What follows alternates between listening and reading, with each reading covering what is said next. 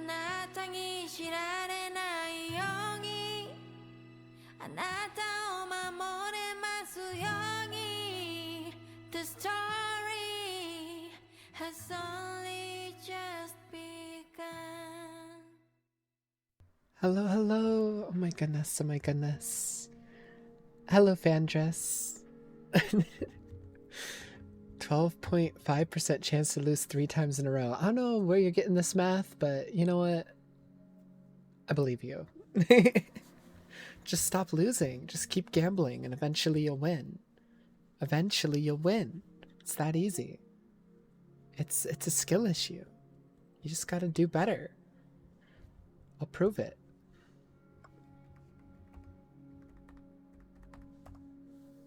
Never mind, I lost. See, it's also a skill issue for me. I also suck at gambling, apparently. I'm also terrible.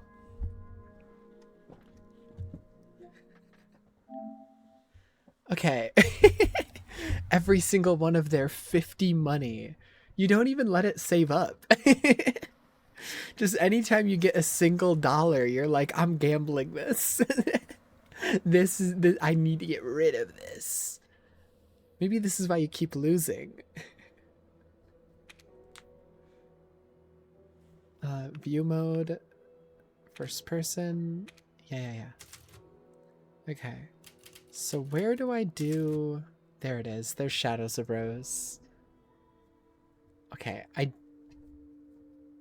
Statistics are on your side. I'm sure they are. You'll get there eventually.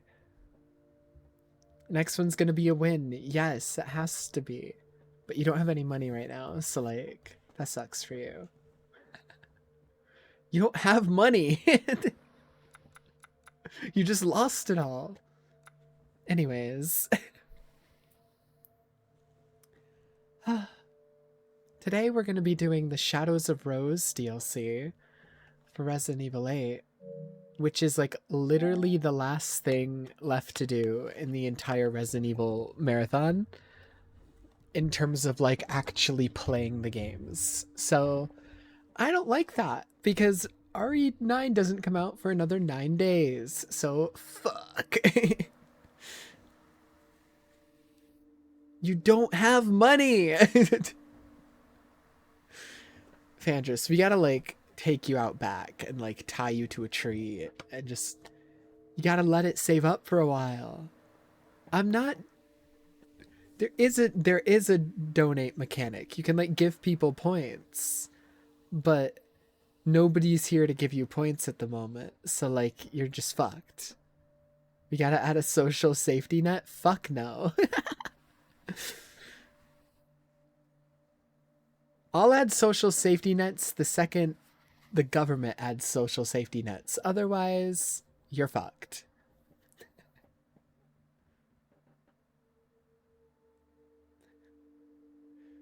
Stop trying to... You gotta wait. You gotta wait until you get money. Anyways. Shadows of Rose. Fandress, you got a problem. I'm gonna like ban you and only you from participating in the gambling. You're not allowed to anymore. Okay. Let's just start this fucking DLC. Hey, Kay. Sorry I'm late. It's okay. I'm just enjoying the day. You said you had K9? something important to tell me? I hope it's not about Chris wanting me to join his operation, because I already told him that's not happening. Chris wants her to join So his he little puts you and the group. rest of his Hound Okay. Wolf squad through. No, thank you. Hound Wolf Not Squad. about that. It is about you. Me? I worry about you. How are things at school? Seriously? That's what you wanted to talk to me about? That group of mean girls still hassling you? I mean, are they still treating me like a freak? Hey! Look at me. You are not a freak. I am. She's made out of mold, like her dad. I'm assuming. From everybody at school. She's definitely at least half mold. So, How often does money regenerate? Every 2 years. You're never getting money ever again. friends you can talk to. Talk to? We're gonna cut you About off. What? How I'm hardly even human? How I'm some kind of horrendous monster? But hey, You're it's only okay. half I monster. It hardly was ever only your murder my dad. friends.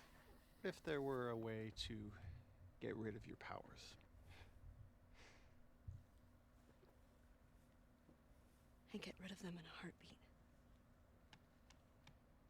All right, well, I think there's something I need to show you. Okay, so that's You her already know goal is about to get rid Miranda of her and the mutamycete, how she researched it mold obsessively, performed powers. experiments on human subject. Like me. Exactly. What you don't know is that we recently found some of her research. Apparently, she discovered a Pangus, purifying. Relax. I'm Remove gonna the get mutamycete you. from its host. We need to like tie you up so you Purifying can't gamble crystal? If we can get our anymore. hands on one of these, we might be able to weaken or remove your powers entirely. Are you kidding me?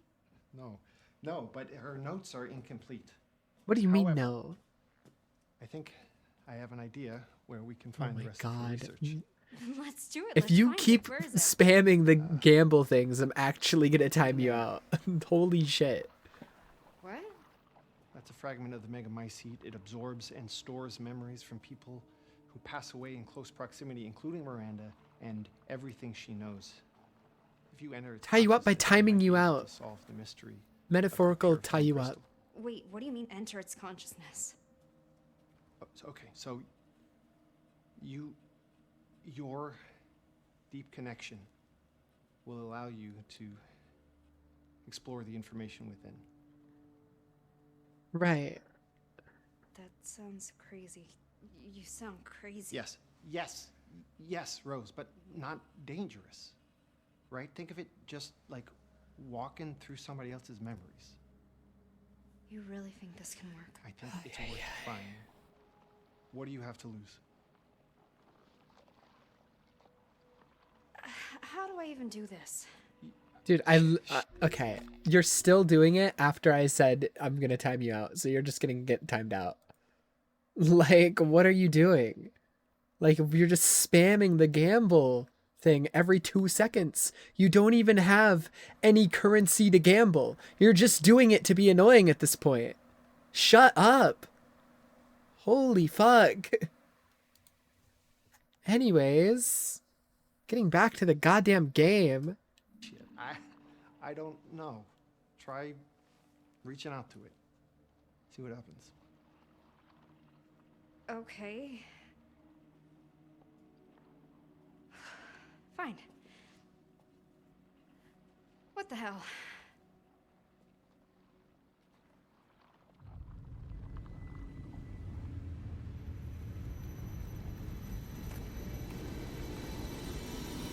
Okay.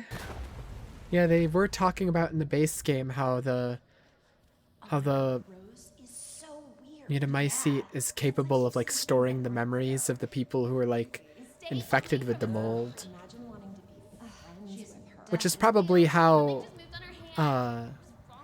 Miranda even found out about Rose in the first place, is through Ethan's memories that was stored inside the mold.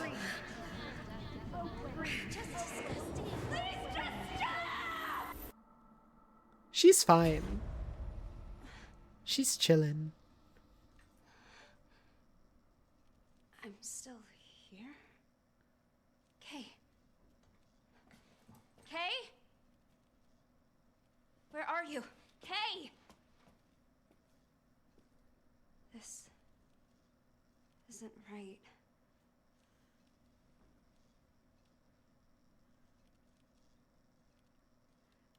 Oh, it's third person.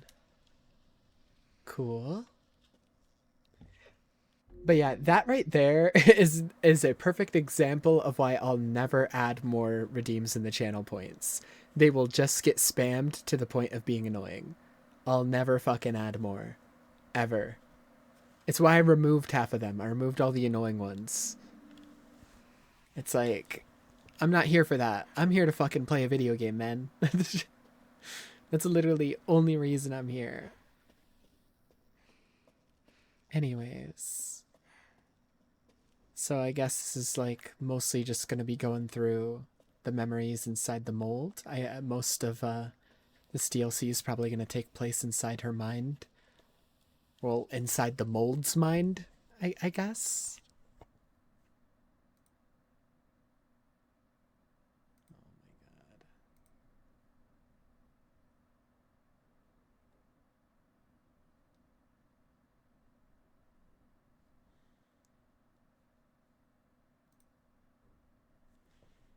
Randa's research claims that the Megamycete preserves the memories of people who passed away within its area of influence, absorbing them into its own vast consciousness. We also know, based on our previous encounters with the mold, people who are contaminated with the Megamycete. Okay, so the Megamycete is like, I guess, the core of the Megamycete. It was that big red glowing like heart, fetus-shaped thing. That was like the core of the Megamycete and where it like originated from. In a kind of mold network. Yeah, it's like a hive mind thing. We can surmise that subjects with a strong affinity to the Megamycete should be able to use the network to connect to the memories of the dead within the Megamycete. Should be possible to verify this theory using the lab's Megamycete sample we collected 16 years ago. They collected it 16 years ago? Oh yeah. No, that makes sense. Because Rose is like a teenager now. Never mind. Yeah, huge time skip. We just need a suitable subject with a proven connection to the mold. Wow.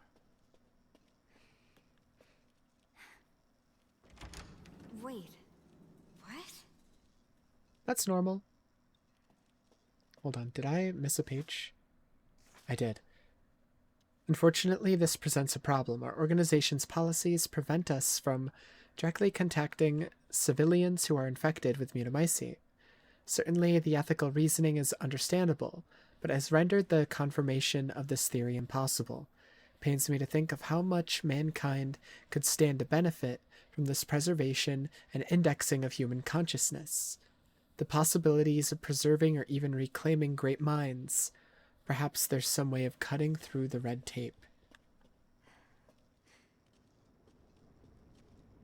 That sounds like playing God, and I don't like the sound of that. How is that any different than what Miranda was doing? Trying to bring back her baby. Gonna try and bring back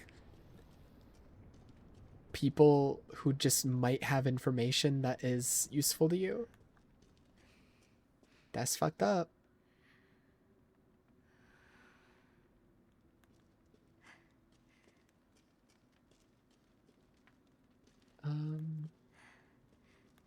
Dude, I'm so slow. Okay, same menu system.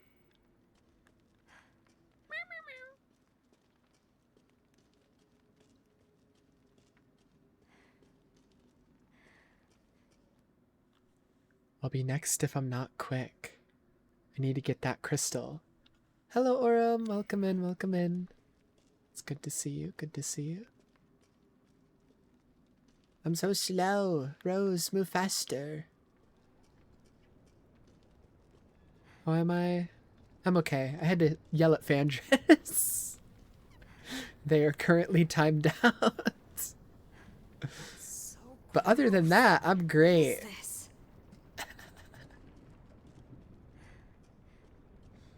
Uh-ohs. They were just spamming the gamble thing like every 2 seconds. Even though they didn't have any money left. They were just like spamming it in chat. It's like, can you relax?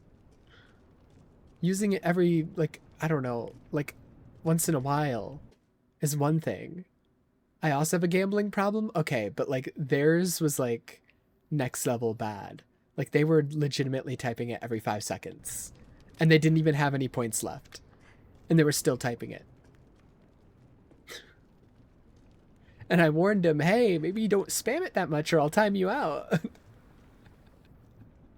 offline gambling problem. Yeah, I saw it.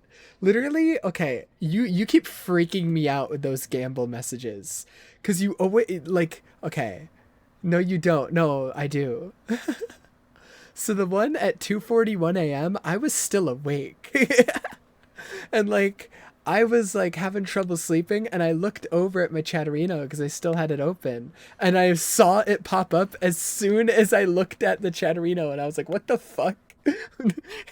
And then I'm like sitting down after I got home from work. I'm getting ready to like set up stream and stuff, and I glance over at Chatterino, and the second I look at it, another gamble thing pops up.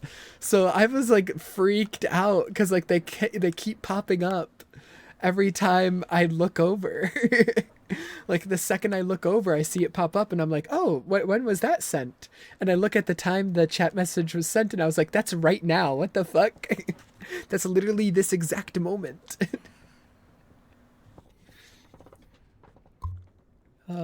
So that's, you keep freaking me out with that because I'm like, what the hell? Every time I look. I couldn't sleep. I have trouble sleeping sometimes. I have trouble sleeping every night. Unless I'm really exhausted. Let you out? Okay. I'm sure you're nice. Is someone there? Dangerous here. What is? Why? Hang tight. I'm gonna see if I can find a key.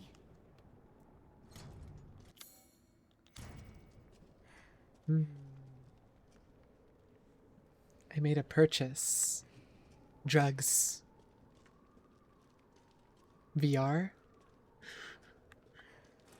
Did you finally get the VR headset that you were talking about? Maybe. To which one? The drugs? Yes, yes. Hardcore. Hardcore drugs. All of them.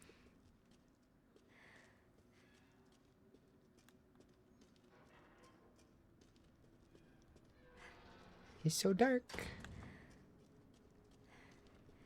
Was just setting it up. W. Okay. That's my name. You think? First thing I did was install Twitch. Twitch in VR. I've never done that. Only thing I've ever used VR for is VR chat. That's it. Well, I went in Roblox VR one time, but it was dog shit. Oh my god! That cannot be the first thing you type when you get back. That's crazy.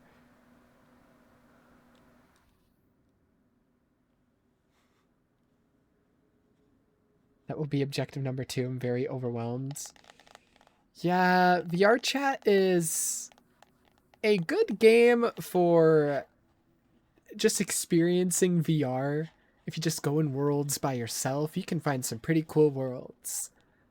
It is a terrible game to actually play and try to socialize with people because it has all the same problems and like nightmare stories about Roblox, but like amplified because there's no censorship on that platform. And the only reason it doesn't get talked about more is because it's just not popular like Roblox is. But all the problems Roblox has, VR chat has those same ones amplified times like 100 because there's just no censorship on that platform. So it's really bad. If you're in public lobbies in that game, it's really bad.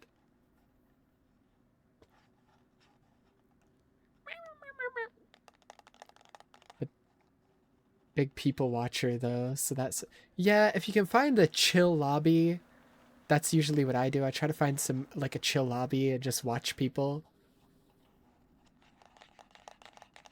And mutes are like a super common thing on there. So it's not even like people will be, there will once in a while be some people that are like, why don't you talk? And will be like weirded out about it. But like, because mutes are so common, if it's someone who's played VR chat for any amount of time, they won't really question if you don't talk. But how do avatars even work? That's a whole can of worms. That's a whole can of worms. You can find good public avatars. So all the complicated stuff to do with avatars you won't need to worry about. But like if you want your own unique avatar, like technically this one I have in VR chat, you have to like figure out how to upload them. And I uploaded this one technically that I'm using right now. The VR chat version of this is like I uploaded it wrong and it doesn't even have a proper walking animation. So the character just kind of floats. I need a guide, help me sometime. I can go on a little tangent about this right now. It's just so the way VR chat works is when things are uploaded, depending on like their file size. Don't want to interrupt the game. Nah, this is a quick thing. Depending on their file size or like what shaders they're using or the level of detail or if they have like physics on them, when a world or an avatar is uploaded, the creator, if they made a, depending on all those things I listed, the world or avatar can either be compatible with just PC, so like either just playing on desktop or playing on a VR headset hooked up to a desktop, or it'll be compatible with Android and PC. And if you're playing VR directly off of the Quest, because I'm assuming you got a Quest 2 or 3, if you're playing VR directly off of the Quest, you'll only be able to see Android compatible stuff. So any PC only worlds you won't be able to go to, any PC only avatars you won't be able to see. But if you plug your headset into a PC and use the PC link, then you'll be able to see all the PC stuff. The problem with doing that, though, is if you're just playing directly on the headset, you can have it plugged into a wall and charging. But if you're plugged into your PC, unless you have like a very certain thing in your PC that like allows unless you have like a really good high-end PC that is able to output enough wattage into the headset while it's plugged in, even though it's plugged in, your headset will still slowly die. It won't charge fast enough to just keep playing forever by doing that. I don't got that. Me neither. So my headset, whenever I do VR, because I hook it up to my PC because I want to see all the PC worlds and stuff, because that's all the coolest shit. The game kind of looks terrible if you don't. I don't like the Android version that like the Quest runs without being plugged into the PC at all. So that's what I've always had to do, is I just have to like put up with the fact that I still have limited battery even though I'm plugged in, because I don't have like enough wattage coming out of my USB ports. So there are ways around it, but I've never been able to get them to work. There are these cords that claim that they're able to charge your headset and plug into the PC at the same time, and it's essentially just like a really long link cable like you would normally get, which is a really long USB-C cord. But like it has like a box midway through the cord that then branches off so you can plug the thing into your PC and an outlet at the same time. I've tried using that before. It didn't work. It just still died.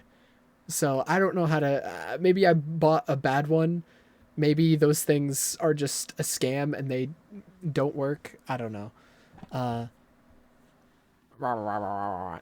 I've just kind of accepted that even though I'm plugged into a PC when I'm in VR, I still only have a few hours until it dies. And oh well. Oh well, I don't need to be in VR for my whole life. But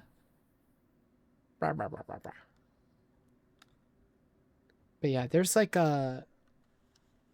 Let me bring this up real quick. It's easier to show. Let Let me actually hide screen for a second.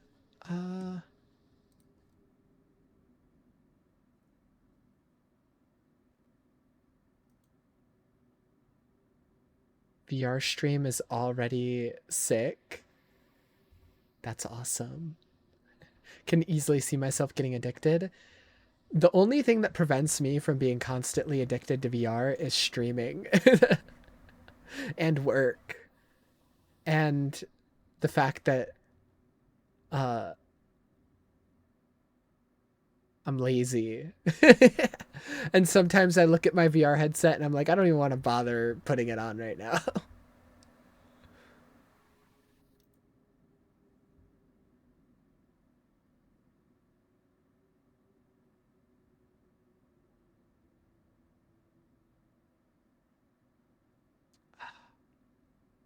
This might even be easier to just show. I don't know.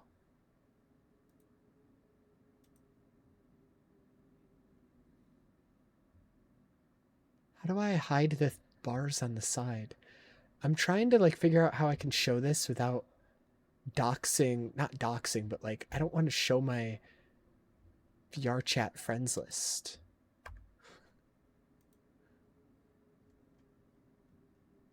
I don't want to show anybody on here. I don't want to show my VR chat information. Can I add you? Should be easy. I don't know how. Well, step one would be getting VR chat. That's step one. You don't have money, Fandris. You're broke forever.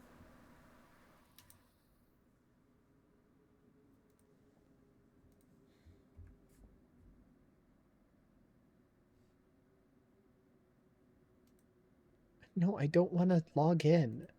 Okay. I have to do it in my Opera tab because I'm not logged in on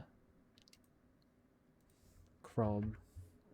I don't want to deal with that right now because I have to get sent a confirmation password and shit. Okay. Oh, I can hide my friends list. There we go. Okay, I just don't want to like show everybody I've added because some of these people I don't talk to anymore or just haven't for a long time. Okay. So then if I go here, not here, here, I'm gonna go here, here. Okay.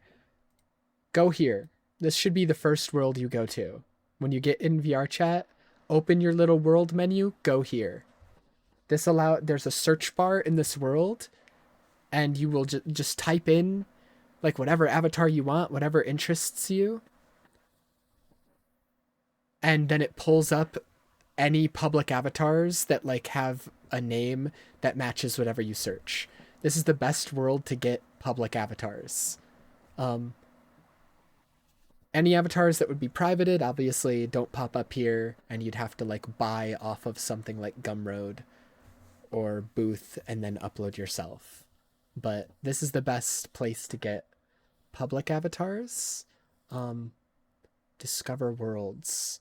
There's other avatar worlds as well. If you go here to like the avatar world section, some of these thumbnails can get kind of crazy. But like if you're in the actual game itself, there's an avatar world section in the worlds menu, and there's some like worlds that like avatar creators will make for like their public avatars. And yeah. Most avatars I get are just from scrolling through avatar worlds right here.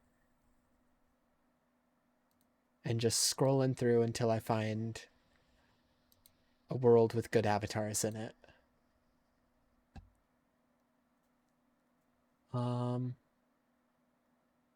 Yeah. That's about it.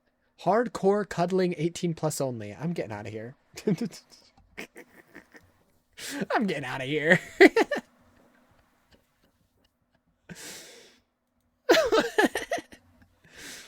Wow, I love VR chat. Let me favorite that world for later.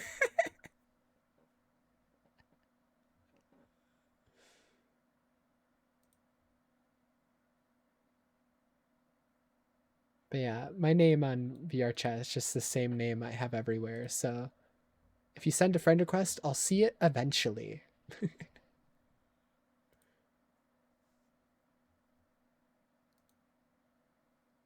Eventually. Dude, what the hell? I just saw this.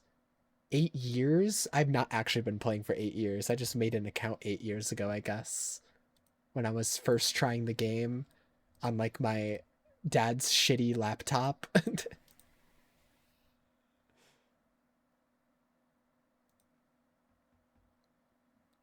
Meta profile friends not even worth messing with? No, because none of that shit you can really even access if you're going to do PC linking. So if you're going to play directly on the Quest, maybe, but I don't do that, so I wouldn't know. I just use PC Link. And then PC Link, you just play through Steam anyways, so. At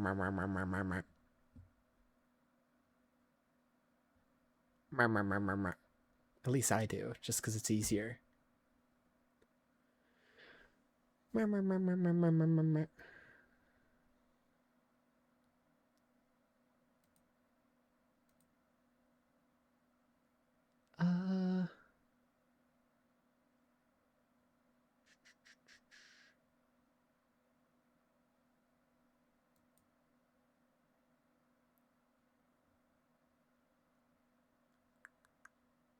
Anything else worth mentioning? I don't know.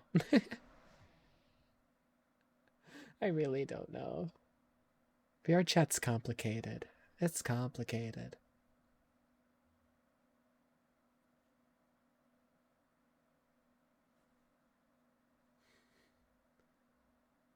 Also, you'll probably, after like you make a VR chat account, I'm trying to find somebody. How do I find just a random person so I don't have to use one of my friends as an example? Here, I can just search my own username. Then that'll give me an example. Yeah, of course. Of course, of course. So you'll notice if you search my name in VR chat, this pops up. So when you first open VR chat and first make an account, you'll have a name like this. That'll be whatever username you put and then random numbers and letters. In order to get just normal username, you then have to go to like the actual VR chat website that I'm on right now and like verify your account. So if you don't want this ugly shit on your name, you got to verify your account on the actual website.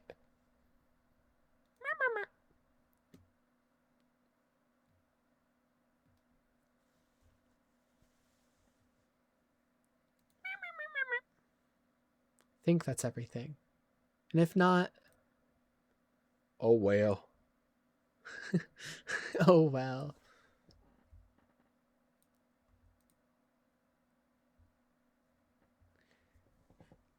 VR chat's complicated. Thank you, tax refund.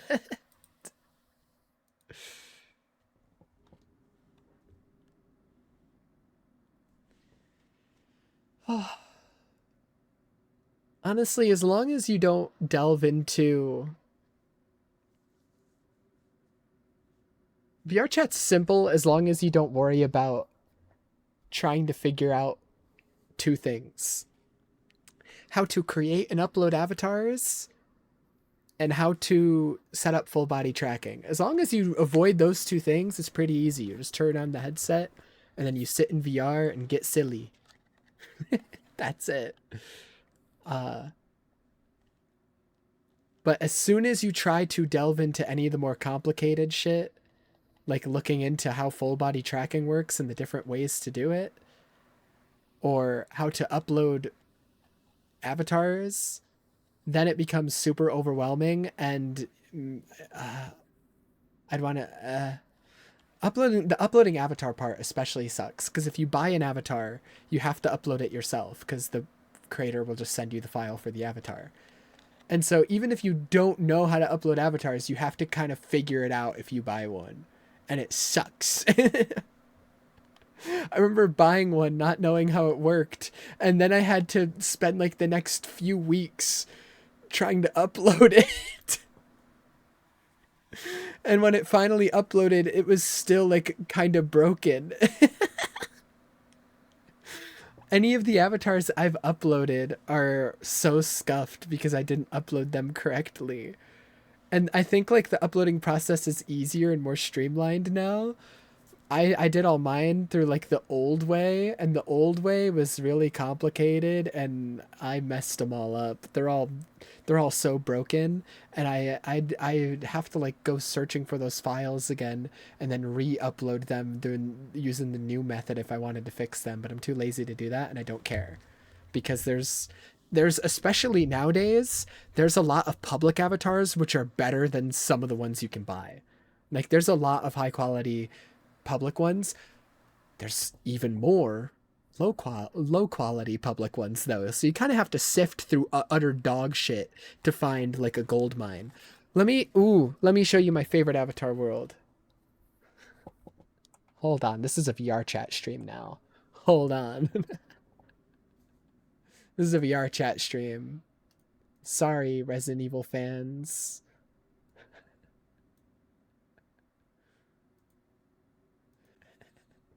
Hijacked.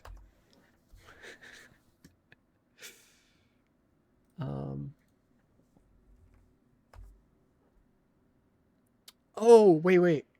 I don't know if their world is up anymore. Yeah, okay. I'll show you the creator. Because in the world I showed before, the avatar search world, you can search by creator name. So you don't necessarily, so you can still search this creator's name in that world and their avatars will still pop up. But it looks like if I go to their profile, their avatar world was sadly removed, unfortunately. But if you go to an avatar search world and search their username, then their avatars will still pop up.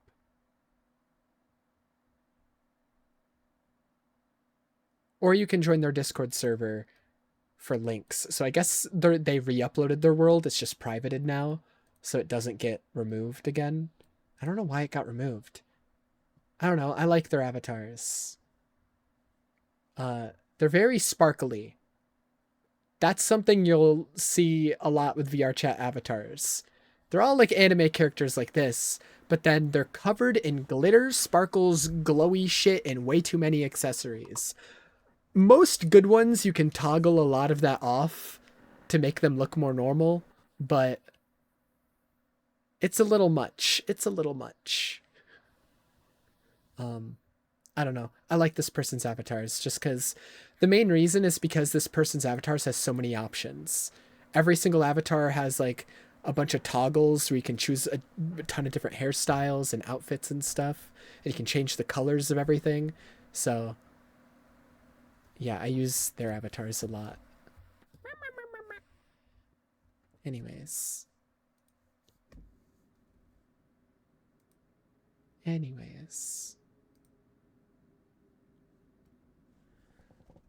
Okay. Resident Evil fans, we're back.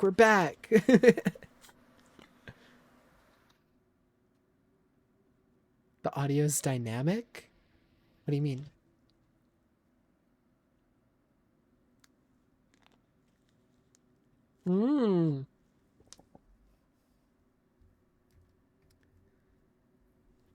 Yeah, I used to like there's some VR, not some, like most worlds actually in VR chat now, but it used to be less common. Most worlds will have somewhere in the world where there will be a giant screen and you can put links in underneath the screen to play YouTube videos, or like I think it also works with Twitch streams. Maybe I think it might just be YouTube videos and YouTube streams though. I might be wrong. I've only ever done it with YouTube ones because I think the one time I tried to do a Twitch stream, it didn't work. but maybe you can do Twitch streams. But you can put like a link in like the bar if you're the owner of the instance, and then you can just watch like YouTube and stuff in VR. And so I would like find like a cool looking world and just sit down in front of the screen and like watch YouTube videos and shit in VR. And yeah, it's similar whenever you're in a world like that where if like, well, some of them, no, in some of them you can hear the video wherever you are, but then in other worlds, if you're further away from the screen, it's quieter. Depends on the world that you're in. And then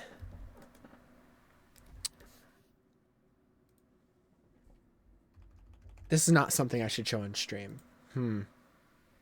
It has to do with legally watching everything you could ever imagine in a certain world on VR chat. All movies, all shows, all anime, just they're all there. And it's legal. It's legal. But you can't just like join the world and have access to it. There's like something you have to do, like insert a certain link and then they pop up. And it's legal. And it's allowed. I don't know if I could show that on stream though. I don't think giving tutorials on how to do that stuff on a Twitch stream is a wise idea.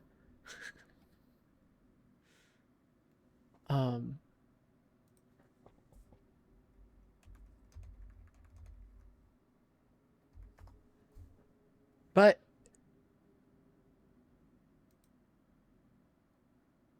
if I were to theoretically say there was a world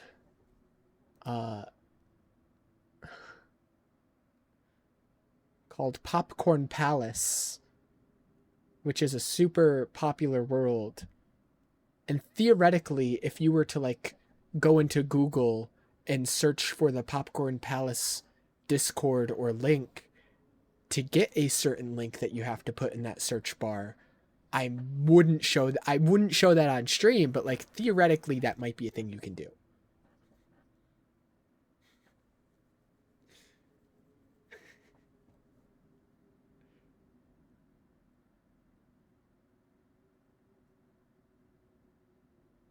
I think that's how you still do it. I haven't watched a movie in VR chat in a long time.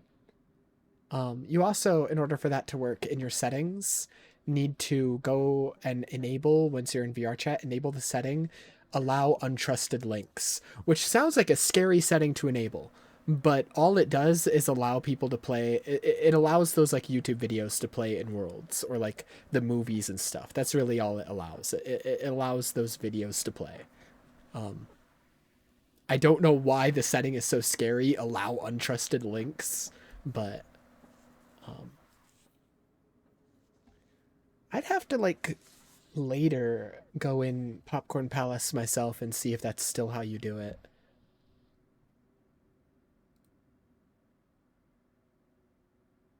I don't know. Old link doesn't work anymore. Never mind, ignore me. Okay, that person's stupid. Okay, so maybe the original link will still work then? I don't know. I haven't used the link in like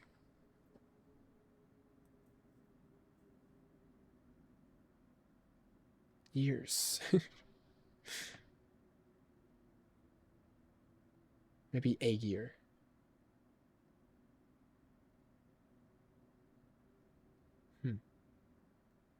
But those worlds are pretty cool, because like Popcorn Palace especially has like a ton of different rooms with like a ton of different size screens. So like there's a room with a lot of blankets on the floor and you can just lay on the blankets and watch one. There's a room that is just a giant theater with like a ton of seats, so you can like pretend you're in a movie theater watching one. There's like small screens and like these little nooks and crannies. You can have like a more cozy experience. And like there's a ton of settings in that world too. So you can like lower the lighting to make it like pitch black where literally all you can see is the screen. Or like you could, yeah, there's a lot of settings in that world you can mess with. It's pretty great. Pretty great. Anyways. I could yap about this more in like, I don't know. Place the order like right before the 2 a.m. gamble. Let's go, let's go. I could talk about this more in like maybe another stream because there's a lot of days between now and when RE9 comes out, and I can't imagine this DLC is gonna be that long. I'll probably finish it today. So, you know, if there's another streamer you're here, I guess maybe I can do like a VR chat stream, as scary as that is. I don't know if that would even work, because I'm not gonna lie, every time I've been streaming a PC game lately, it's not been going well. I don't know if my PC's slowing down. I have had it for a few years or what, but I can't afford a new PC, so it's as long as it allows me to stream. That's all that matters. I don't need to be able to stream PC games as long as it allows me to do what I need to do. The next day off after this is Tuesday. Unlucky, unlucky.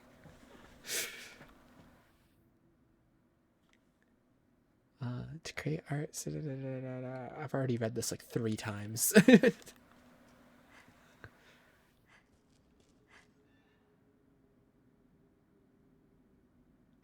But what does it mean?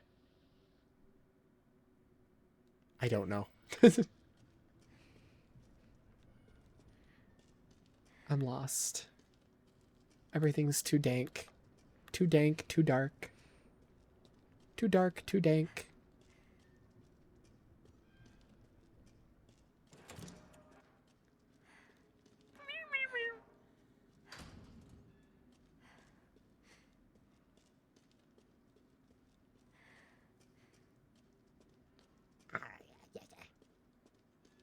I don't know if this is where I came from or it is. Wrong way! Rose, why are you so slow? You're a teenager. You're supposed to be full of energy.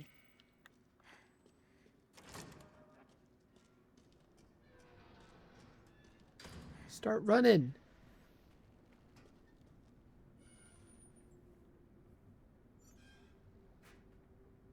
What are you doing?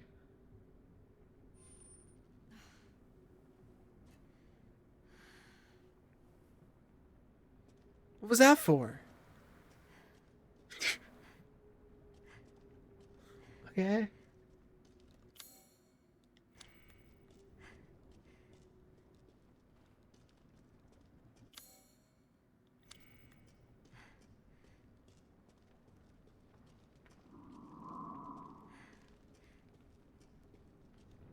Where am I?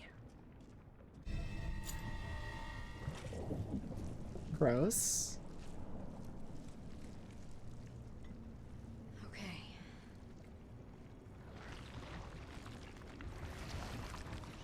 Where am I?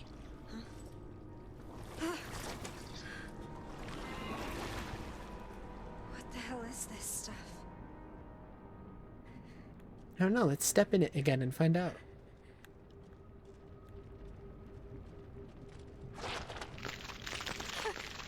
Gross. Where am I?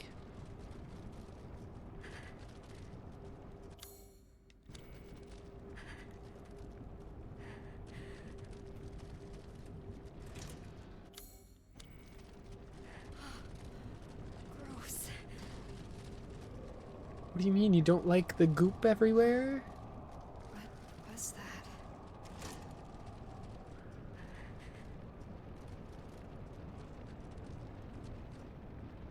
I'm here to free you.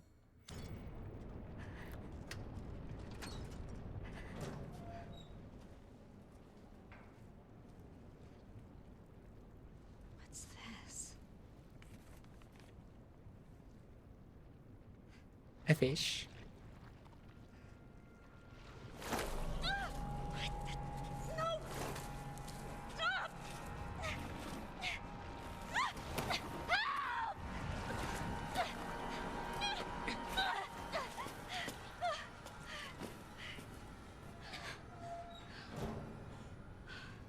Who the helly? Thank you. That wasn't. You look just like me. What the hell? Who are you? I'm Rose. No, I'm Rose. What's going on here? Must keep moving. Who the fuck? But too dangerous here. Okay, this is normal. I'm used to this. I'm a Kingdom Hearts fan. I'm used to this shit. This happens all the time. Wait up! Oh, another version of Sora. Who could have guessed?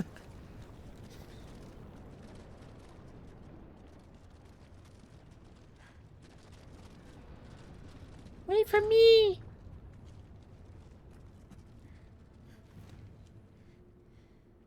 Help me lift. Okay.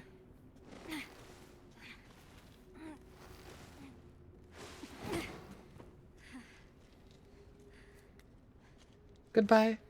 Hey, wait, where are you going?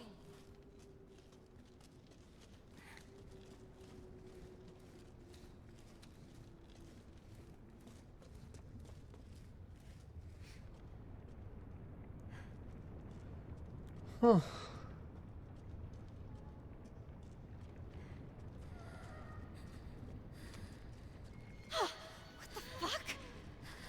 Dude, that's me! Get out! What the hell?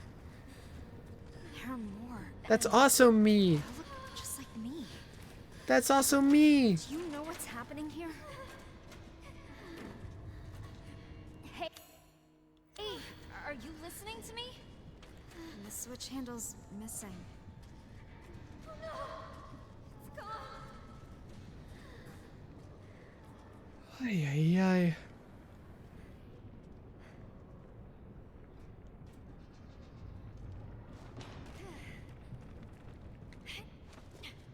This is weird. This is weird. Where am I?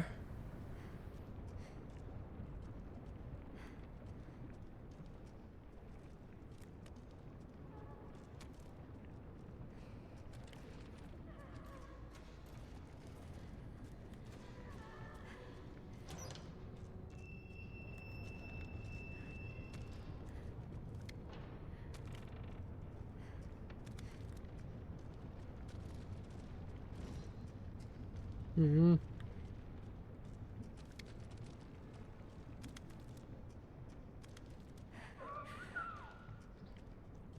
These are some lovely noises. I'm sure whatever it was is very friendly.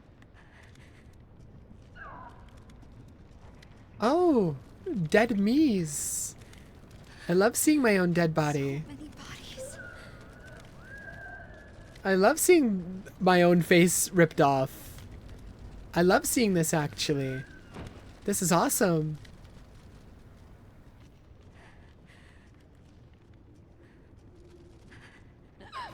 Holy moly. I love seeing myself with a melted face. Did that really? Oh god. Holy shit.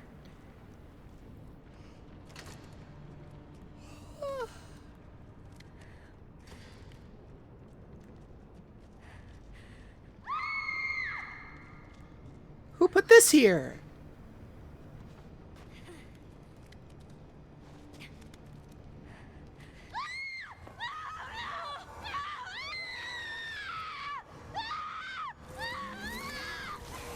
Dude, what the hell? They're fucking dementors?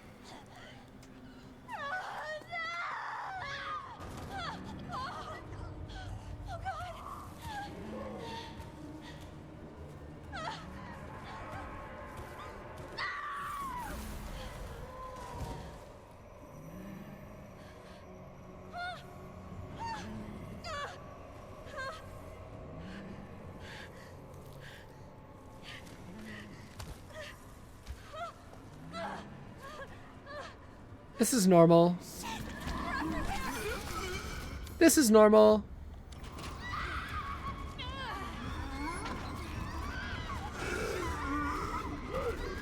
This is normal. This is normal. Let me go!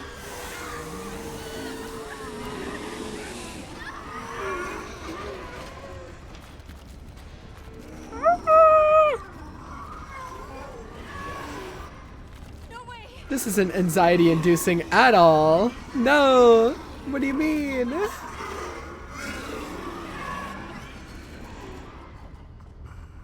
Holy moly.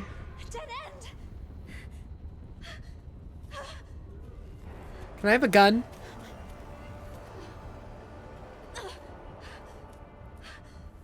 No! Stay back!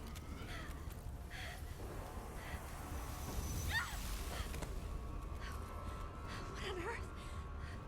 Okay then. What the fuck? What the fuck? What the fuck? This way. Dude, God is helping me. Let's go. Thank you, Jesus.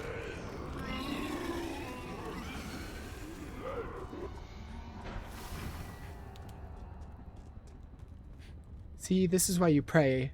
This is why you pray to God. So you can avoid these situations.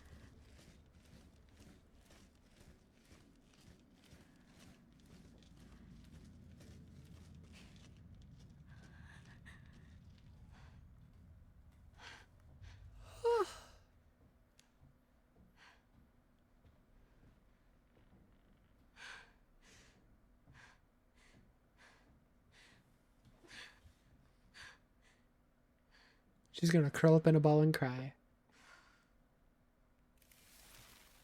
You okay? No. What are you? Not enemy. Oh, okay. Okay. I believe you. What were those things? What is happening here? How? What is this? I'd leave if I could.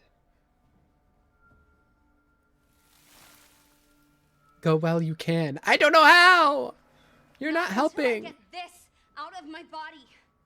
There's a crystal here that will remove the mold. I need to find it. And I'm not leaving until I do. Too dangerous. Who are you? My guardian angel? Yeah. Sure. Do you have a name? If you're an angel, then Gabriel? Michael? Michael. Okay. Michael? Okay, Michael. What now? Dangerous here. Move. Nah, I'm looking around. I'm exploring.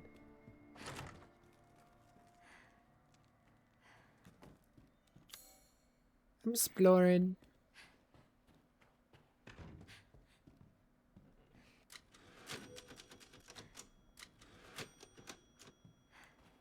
I'm exploring.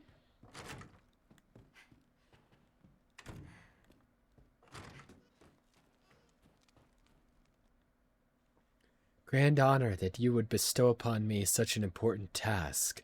I can report the liquid void you provided has some splendid properties. Its most obvious use is for my dogs on their hunt, aiding them as they pursue our quarry. It also does wonders for slowing down and corralling the rabbits. Some have even been foolish enough to stumble into it and been completely engulfed. With this, I am certain I will be able to fulfill your expectations and get you the results you so desire. No idea what they're talking about.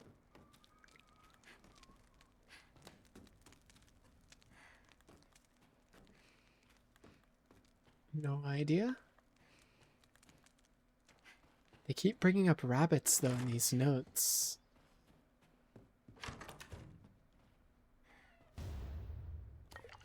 Awesome. These poor things. That's me.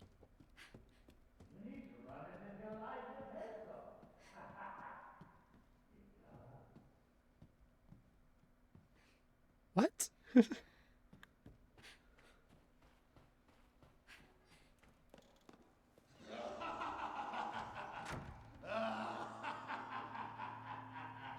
What the fuck? Is that the Duke? That sounds like the Duke.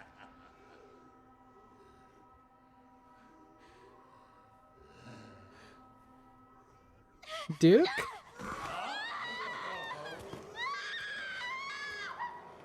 Looks like we caught another.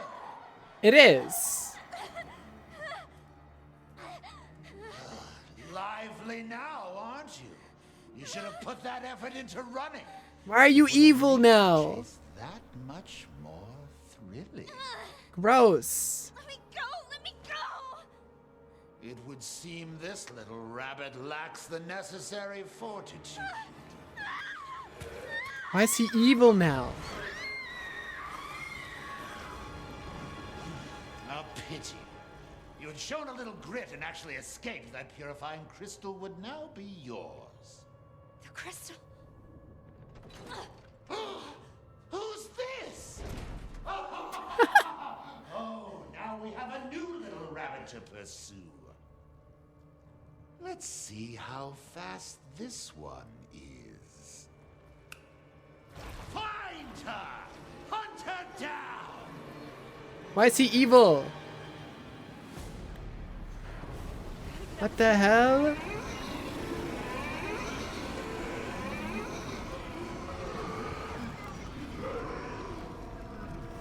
Excuse me. I said excuse me! What the hell? You don't just get to grab me like that.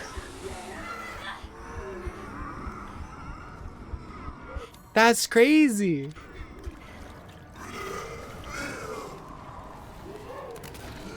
Excuse me. Thank God. A way out. Shit! What the hell? That's cheating.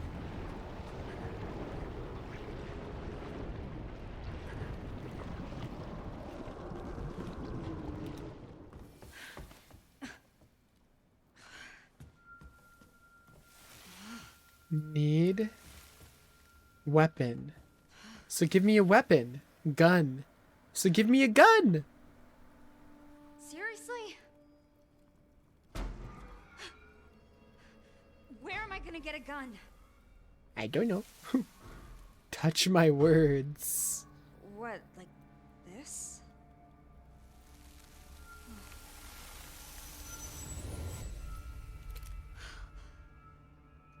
Thanks.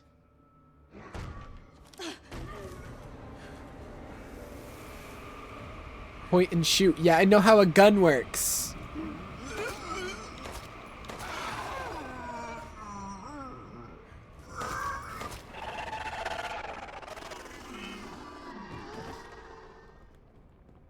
Mole, mole.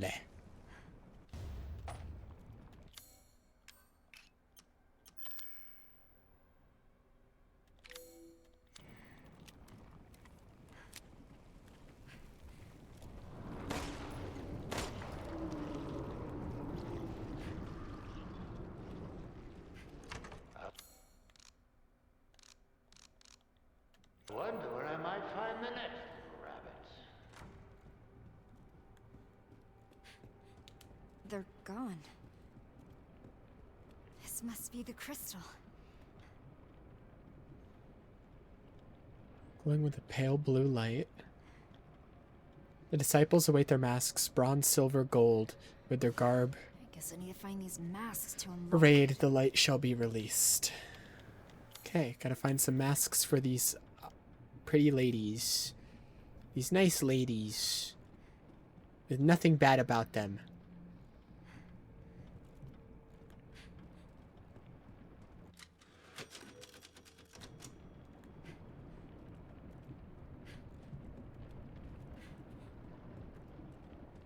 Okay, can't go this way anymore. I'm going up here. Never mind. We're not going up there.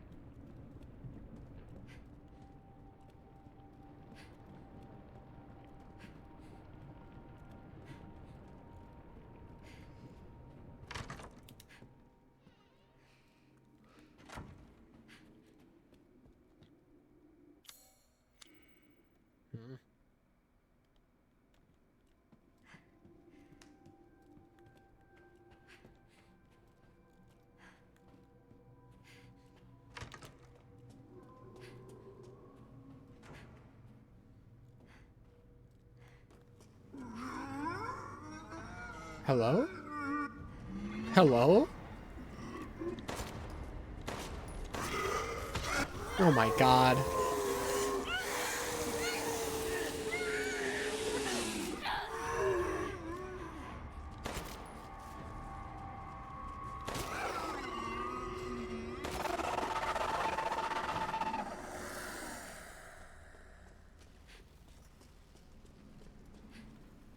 Give me more ammo. I got one bullet. That doesn't help.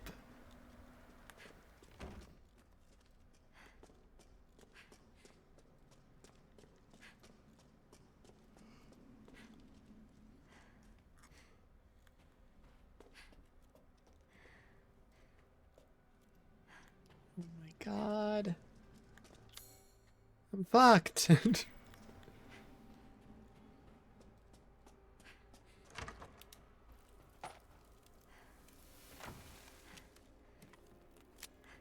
Over here? What? Should help. If you really want to help, you could back me up against those things. I can't. What? So I'm on my own? Great.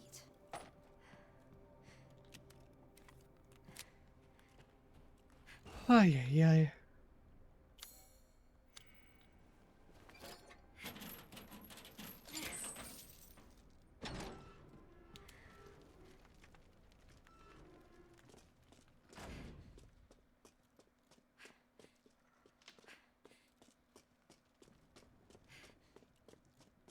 A herb? Where?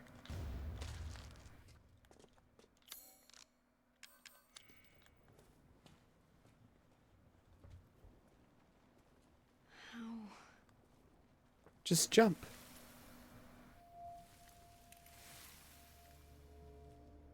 Core.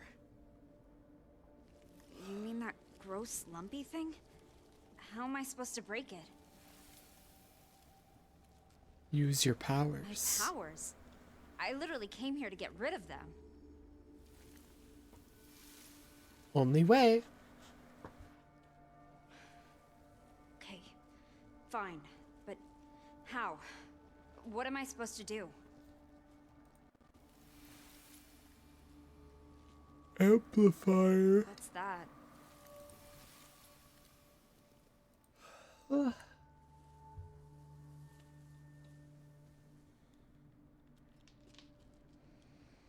What the hell?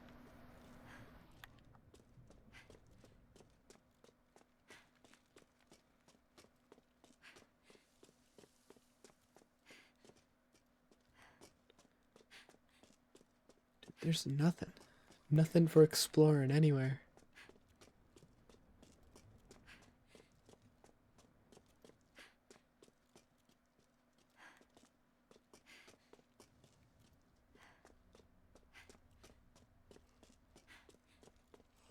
I just want I just want more ammo or something, man.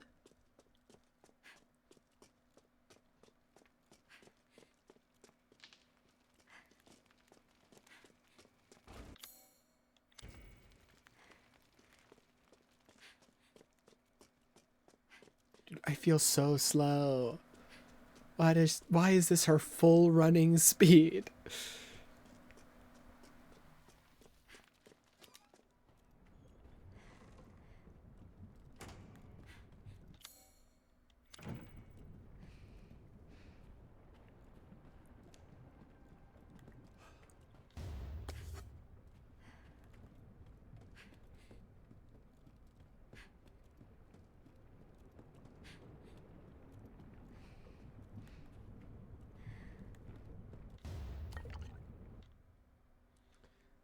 Yeah, okay.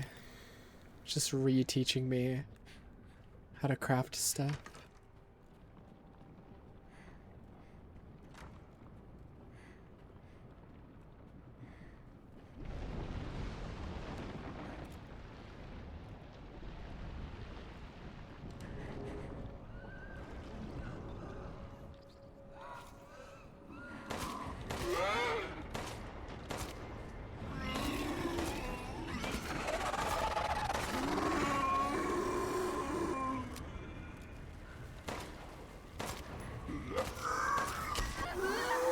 God damn, don't touch me!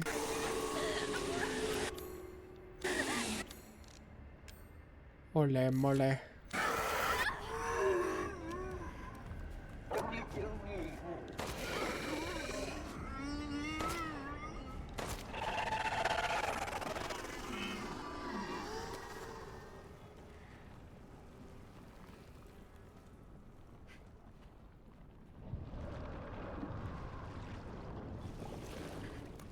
Holy moly.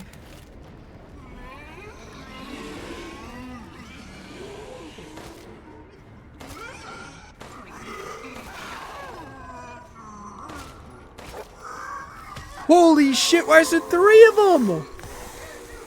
This is stupid.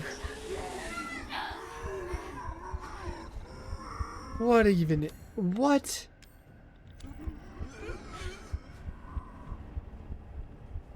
This is dumb as fuck.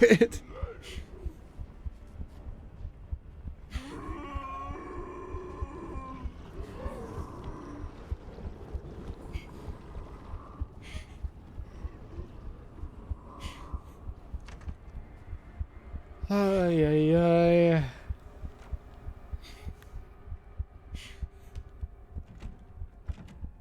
So I have to go that way. This is so fucked.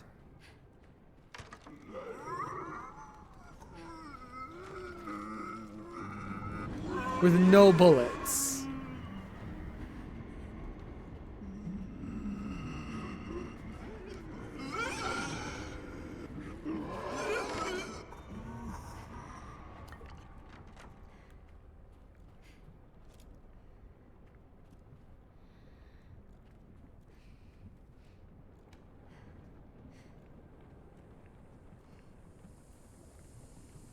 Oh my god.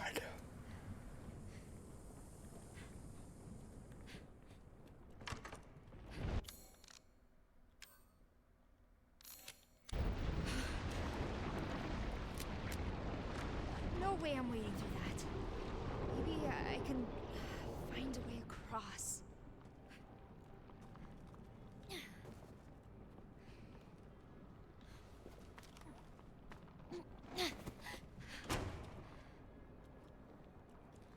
Yeah, that seems very safe.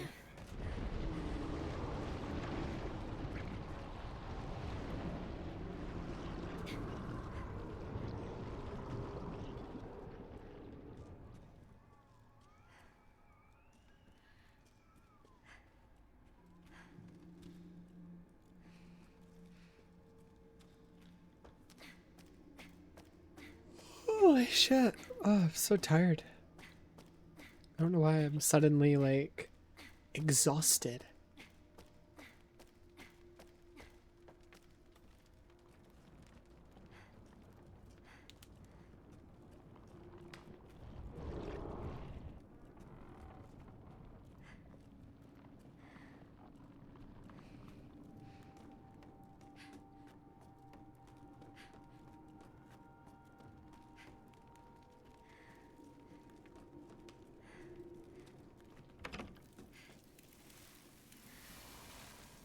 This RW variant flask 1. So, what am I supposed to do with this thing? Focus. Focus? Alright.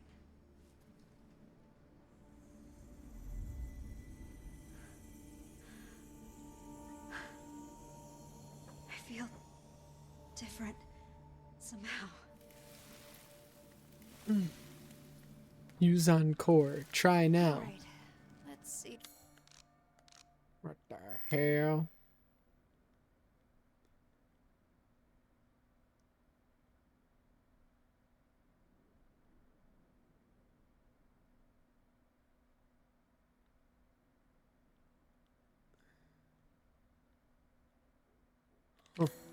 If this works.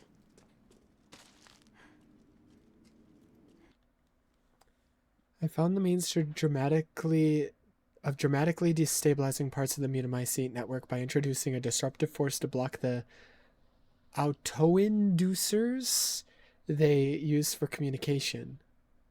For example, the hard-packed cores of mold, known as sclerotia, begin to break down on a cellular level and disintegrate when thus disrupted. Sclerotia form when the Mutamycete develops in new locations, serving as a sort of anchor point or foothold, often associated with a patch of liquid void through which the mold has spread. Then the autoinducers of the Sclerotia are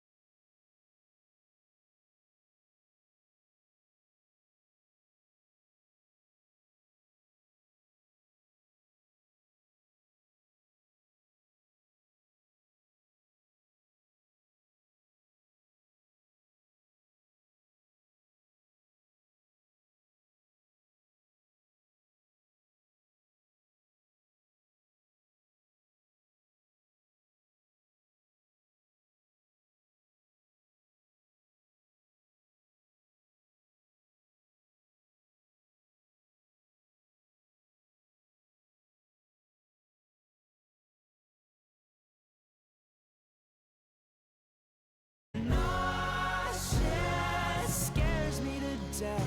How I want it, not common sense, but I'm haunted by people who've left. So you scare me to death, yeah, you scare me.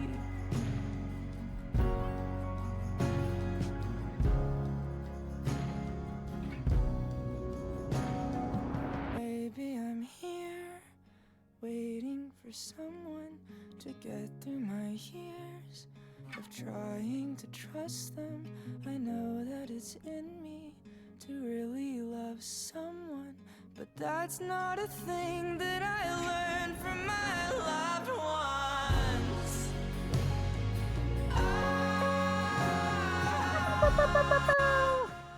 All right, I'm back. Sorry.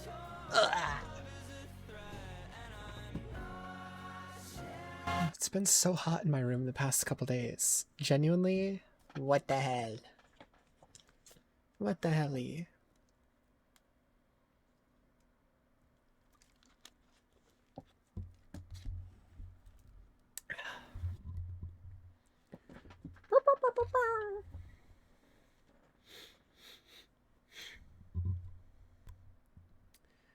It's supposed to snow again this weekend or something? Maybe.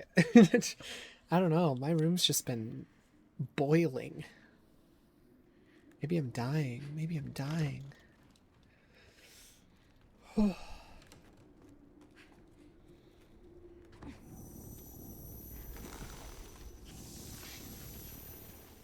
Okay.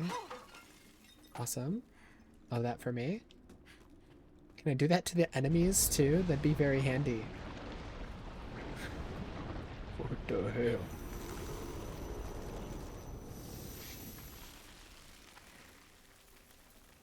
Sick.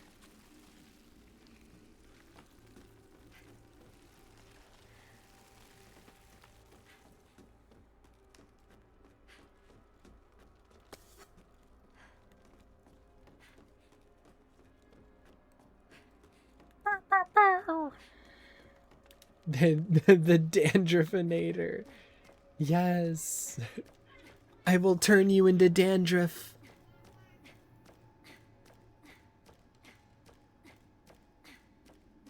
I don't remember the ladder being this long when I went up it. What the fuck?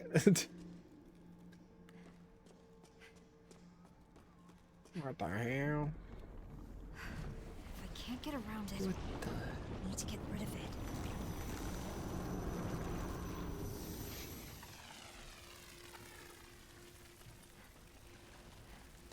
Where? Hello? God? Who just tried to attack me? Also...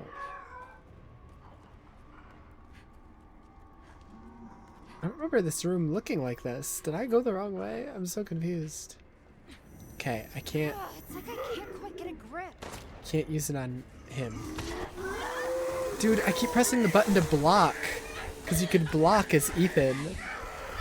But you can't block as Rose.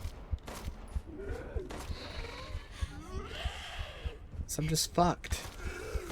Like, I don't know what I'm supposed to do, man. Like, what do you want from me? I have no method of defense as Rose. There's no blocking.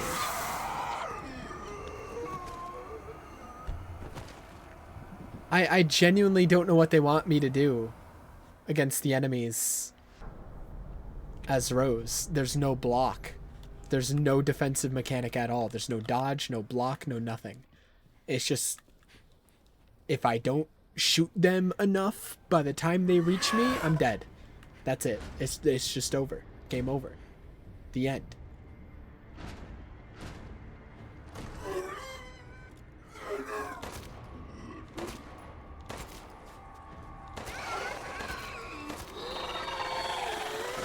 Like, there's no defensive mechanic as her. There's no, like, dodge like in other RE games, and there's no block like there is with Ethan. You just get grabbed, and that's it. Guaranteed damage. Which is very annoying.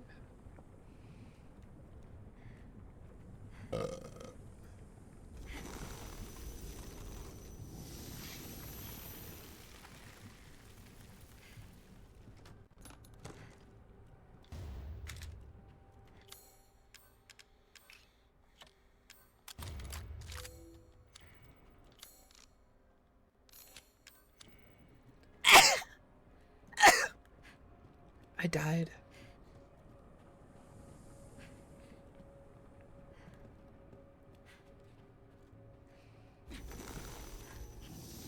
Please don't. It's too late. I turned into dandruff. I am dust.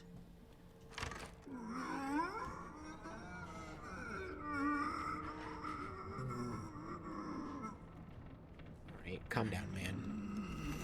It's not that big of a deal.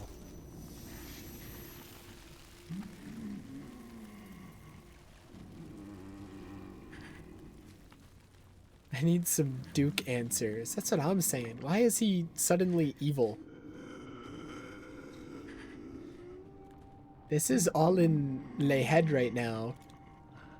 Well, not even in my head, in the head of the moss. Why does the moss remember the Duke is evil? Not moss, mold. Why does the mold remember the Duke is evil?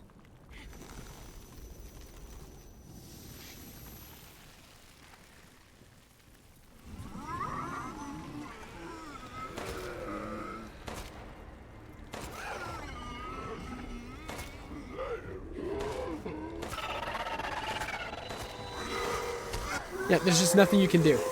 There's just nothing you can do. They just tank all your bullets, walk towards you, guaranteed damage you. It fucking sucks. Having no defensive options. It's just like, okay, fucking kill me then. Just fucking shoot me with a gun.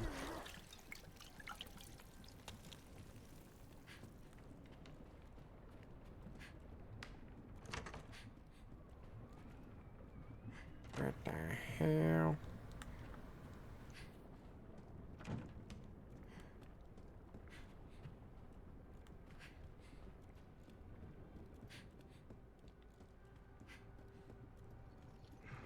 What? Sounds like a big guy. Why is there a big guy?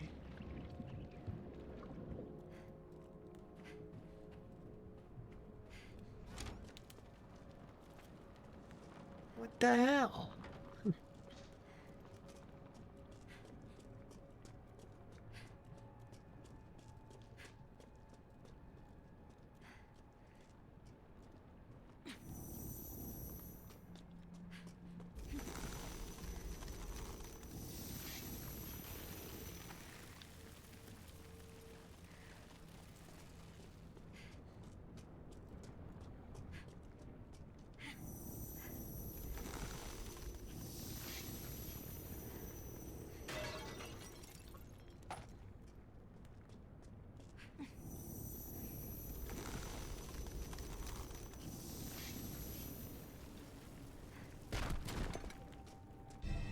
Okay, we got one of the masks. I finally got it.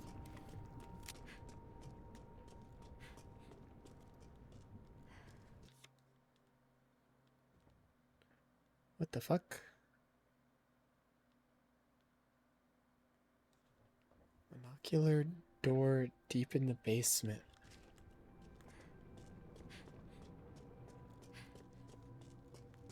Hello.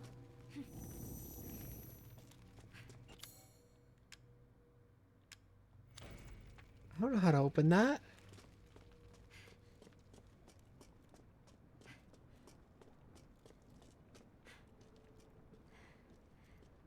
What is that?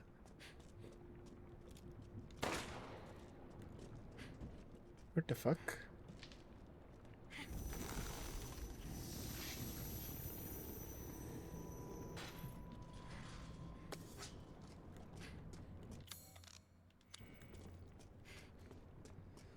Holy moly.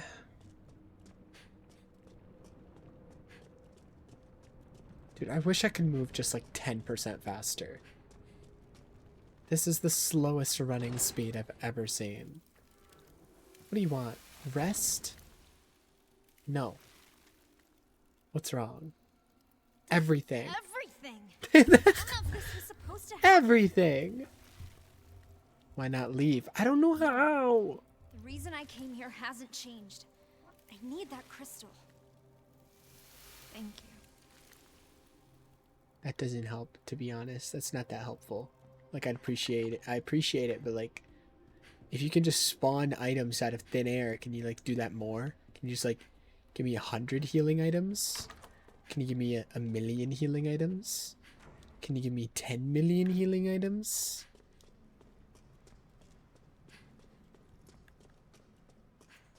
Could you give me a rocket launcher? Can you just spawn in like a second crystal? Like, give me a new one.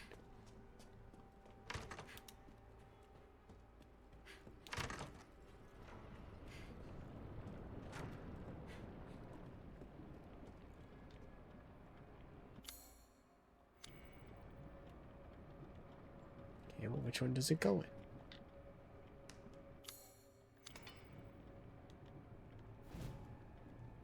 W.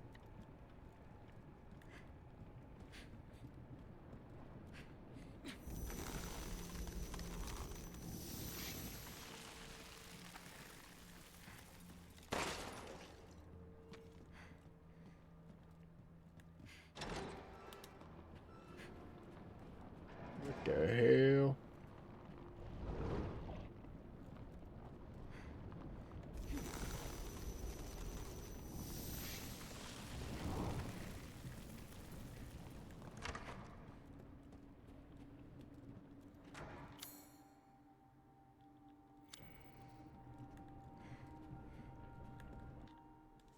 Do not recall a single thing, not who I am, nor how I came to be. I know nothing.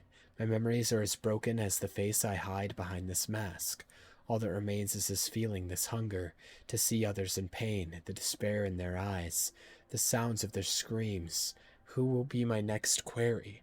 I have my minion to do my bidding. He has many faces, but no brains within those skulls. He is my best hound. He will chase those rabbits down. What? What? That doesn't tell me shit. You're not helpful. What the hell? What the hell?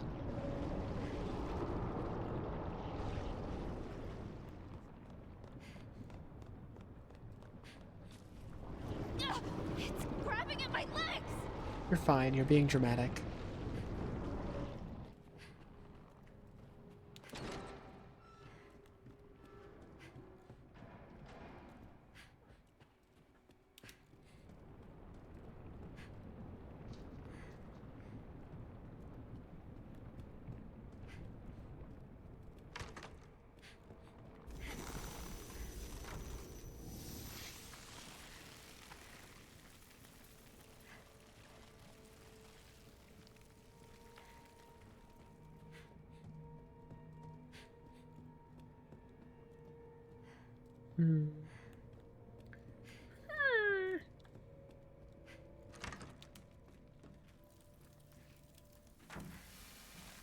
Safe here? Tired? I'm fine, but what about you? Is Weak that why your here. words are fading? Yes. Try not to overdo it then.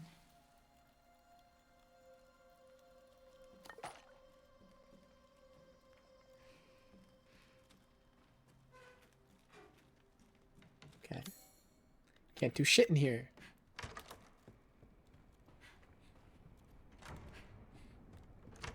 Went in there for no reason.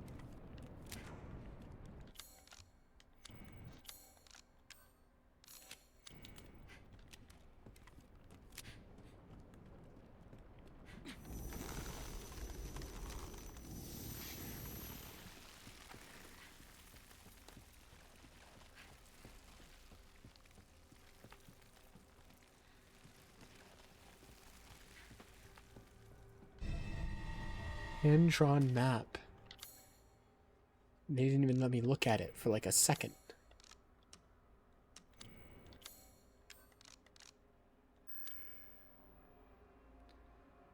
In the dressing room is the key. Okay.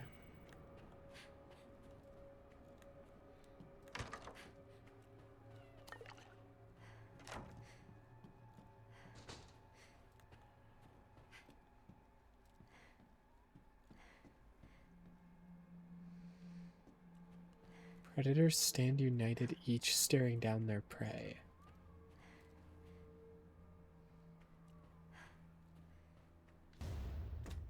Mine. Mine.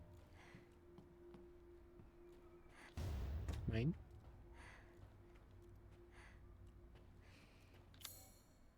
Spider.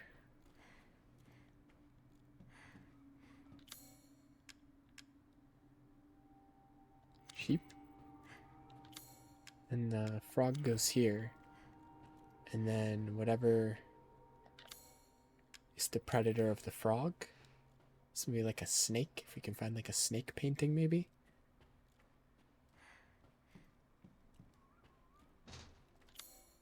I don't know.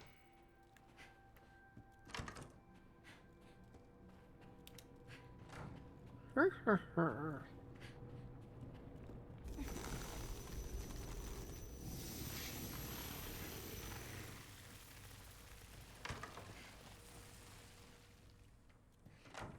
the? Been here? Been here. Get me out!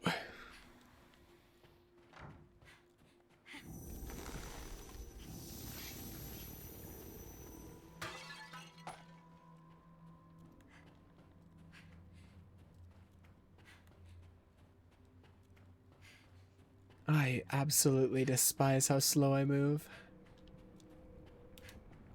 This shit pisses me off. Alright, buddy.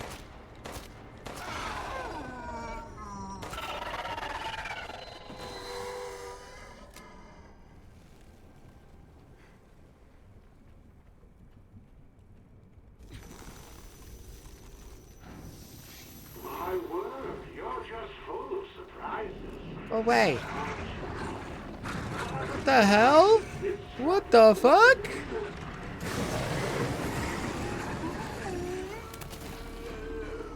Excuse me. This way? Okay, on it. Hold on, what does that say? Those things chased me in here. Where is it? The monocular key was supposed to be here somewhere. It's not in this room, must be close by. Yeah, it's over here. But I can't go back out that way. Don't go, too weak. What the hell? And then he put a cage up. Fuck you, Michael. Behind fireplace. Oh, and then he pushed that for me. Thank you, Michael.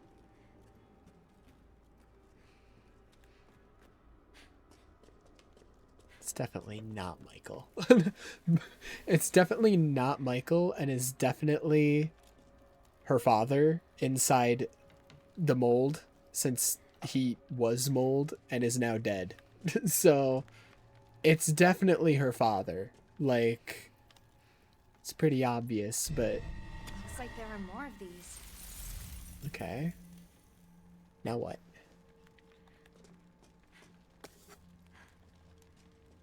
For some reason, he's claiming to be Michael. Stronger now. Thanks, Michael. Focus on enemy. Oh, hell yeah. I can use it on enemies. W.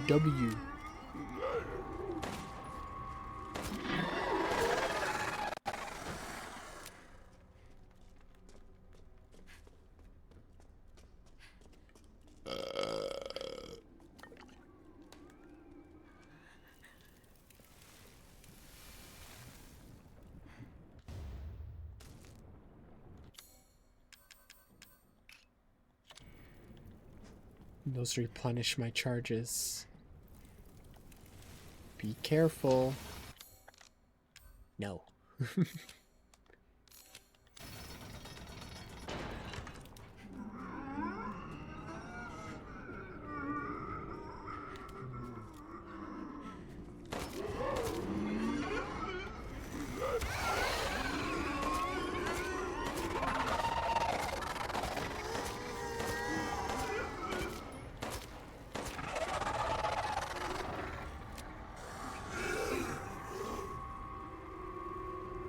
trying to get me. Previously discussed, disrupting the autoinducers within immunomycete network can have destabilizing effects on the mold. These effects can also be observed in beings formed of mold, rather than the cellular disintegration observed in sclerotia. However, this instead presents dramatic slowing of movement, practically freezing the being in place. Okay, that's just describing the power I just got. Hey now.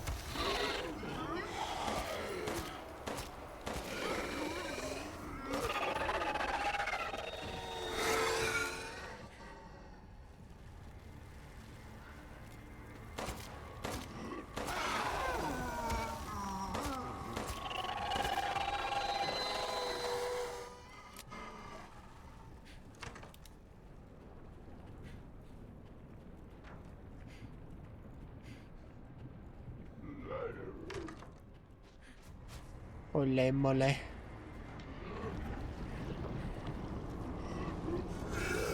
Sick from school, unlucky. I'm getting fucked in my face right now. Don't mind me.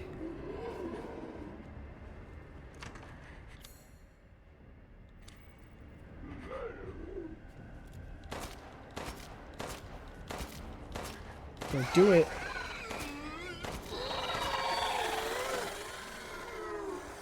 Dude, these guys take so many shots. They're so annoying.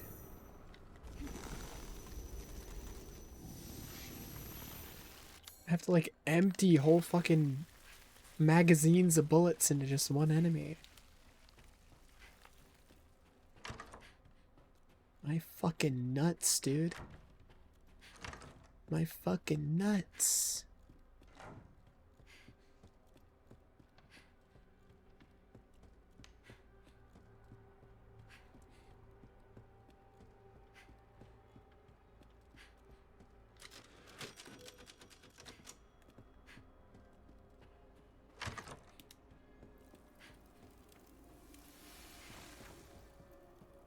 Stay safe. It's a little fucking hard. I'm trying, but it's hard when I'm being hunted by demented That's what I giant just and its said. baby minions. Yeah, I guess I can't. Run. fight them all. I can fight them all. Oh, they didn't give me an item this time? Asshole. Key went in, but nothing happened. They don't like my key. Need the 3-eye one. Fuck you.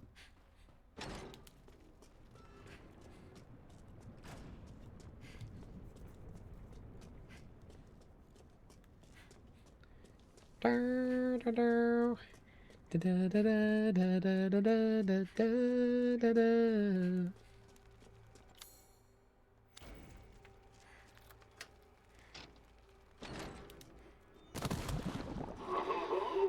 you're quite the tricksy little rabbit to have made it this far. Leave me alone. The next mask, however, won't be nearly as easy to get your grubby paws on. Leave me alone. Oh, what a guy. Oh, he's gone. Thank God.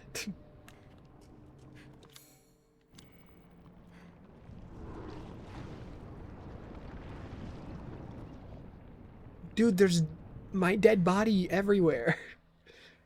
Welcome to the Gallery of Despair, wondrous display of those few who succeeded in obtaining at least one mask. Set your sights upon those chosen few, whose final moments of despair are preserved forever in this gallery. Witness in this collection the light of life from a different perspective. Wow, I get to see all my dead bodies. Let's go. W. That sick bastard. I love seeing my own dead body. Makes me so happy. Give me that.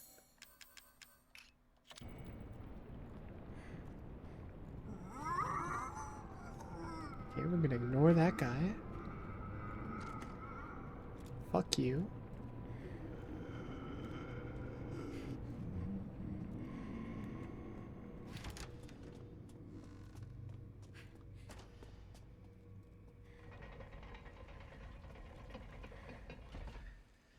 Although I have just drowned, the arrow's bite doth sting. They hanged me long ago, yet I feel everything. But still the worst, not last nor first, the sharpened blade did ring.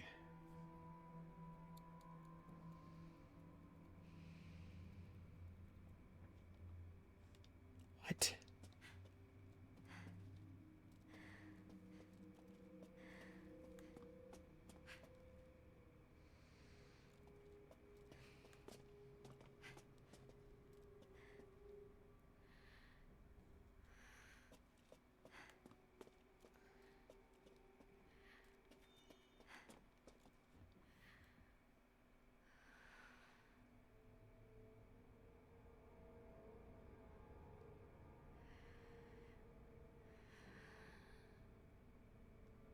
Okay, so this can't be last or first, so it's either second or third.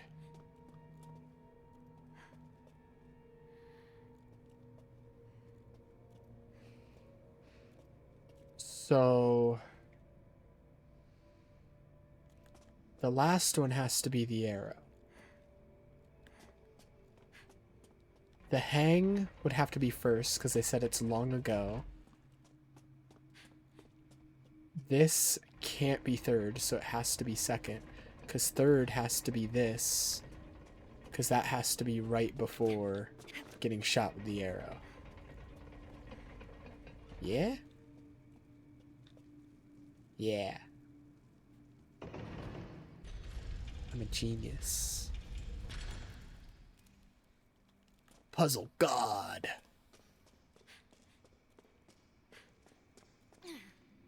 Oh my god, my legs. Holy shit, there's a ladder there, Rose. Why'd you not grab that? What the fuck?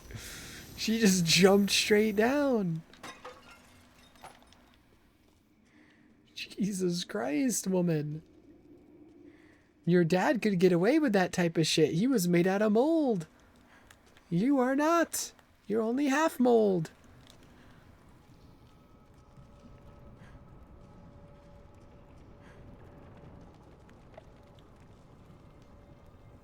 The silver mask is in the small room in the back.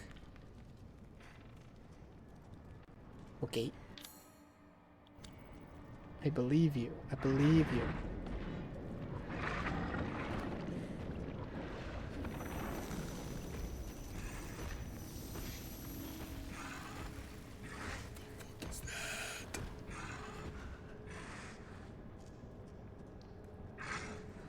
Hello.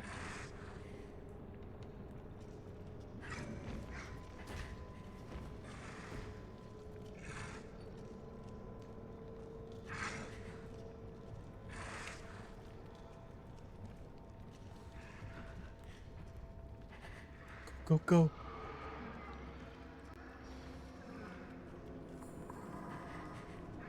Dude, this is a lot scarier than anything I did with Ethan other than maybe the baby area. Definitely the baby area, actually. Why are you sucking my shit? Oh, I can stop him from sucking my shit if I waste a charge.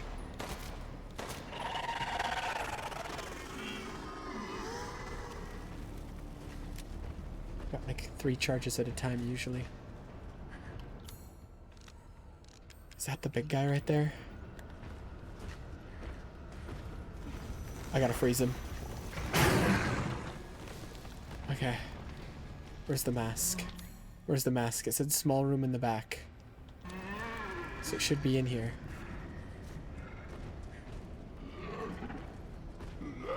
Dude, that did not freeze him for long at all.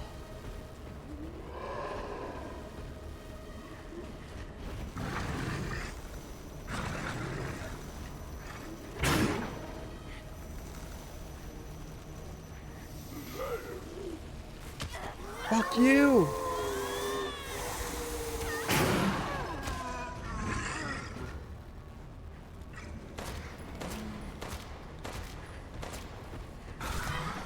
Oh my god, not much I can do right now. I don't got any charges.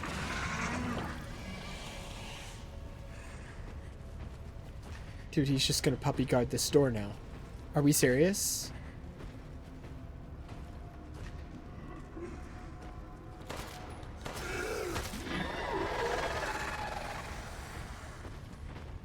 Get in. Oh. Yeah, this is a lot more survival horror focused than Ethan's campaign was. Holy shit.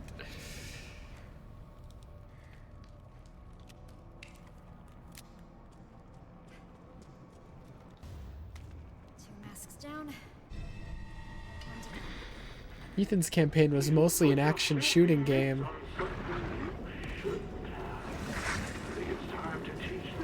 Are we serious? Are we for fucking real right now? Are we for fucking real right now? Are we for fucking real right now?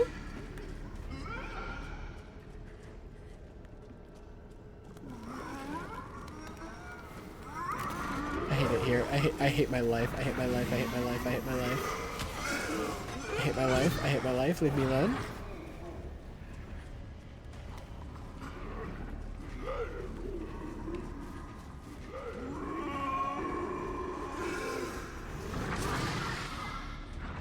Oh my goodness gracious. Oh, I'm fine, I'm fine, I'm fine, I'm chilling, I'm chilling. Mole, mole.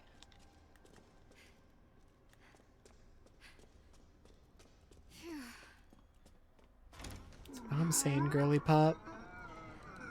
That's what I'm saying.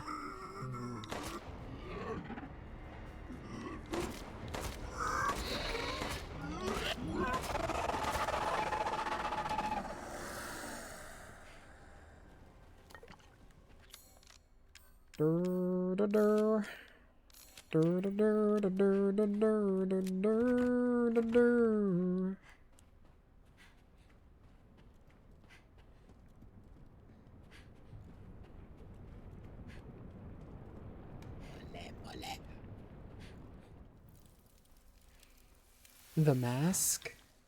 I got the mask. I got it, but just barely. This ugly brute turned up. No Don't shit. fight, run. You That's said what I something did. like that.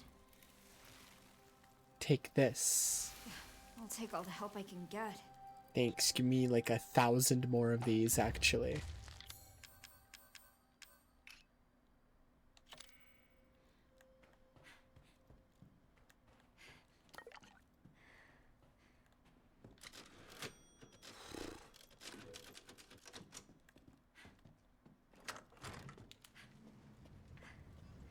What the helly?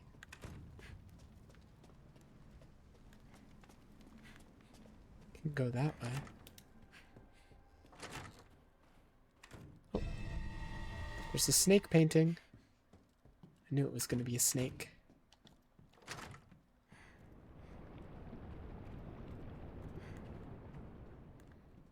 Hold on, I want to go this way.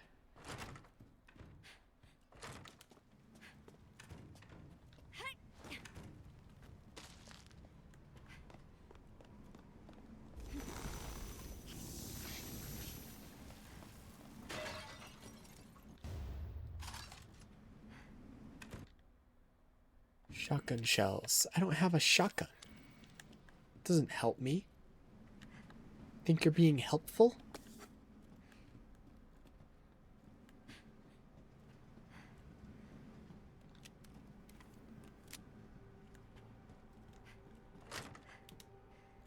Okay, this goes back to there.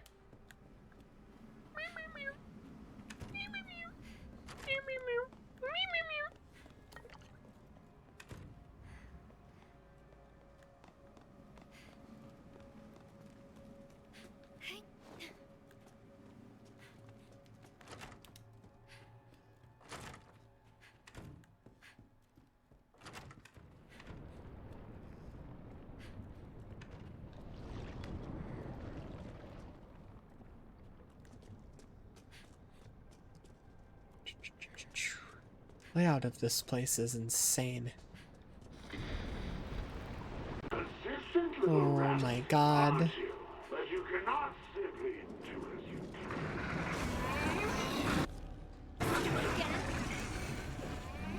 Leave me alone!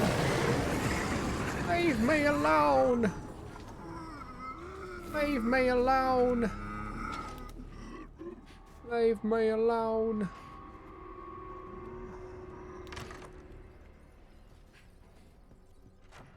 Mole, mole.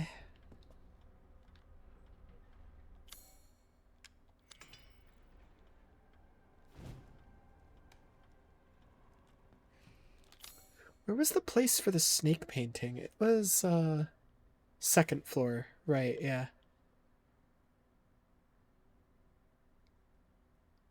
I remember. I remember.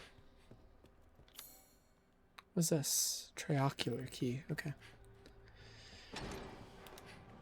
Not out here. Up the stairs.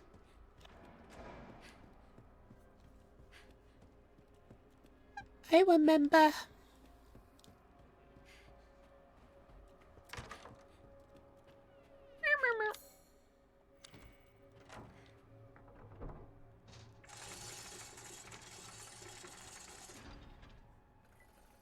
Is this gonna give me the triocular key? Did he make these puzzles to mess with me? Yes.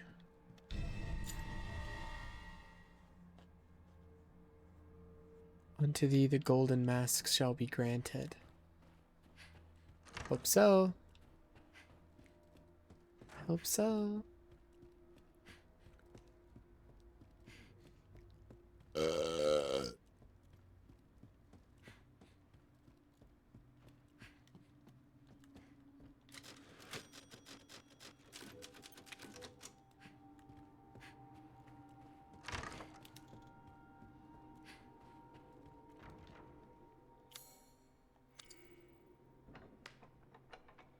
Give me that shotgun.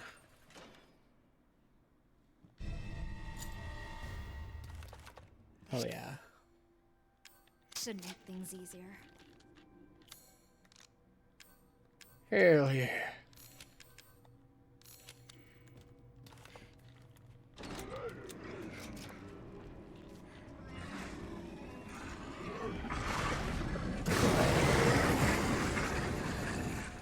No, thank you. No, I'm okay.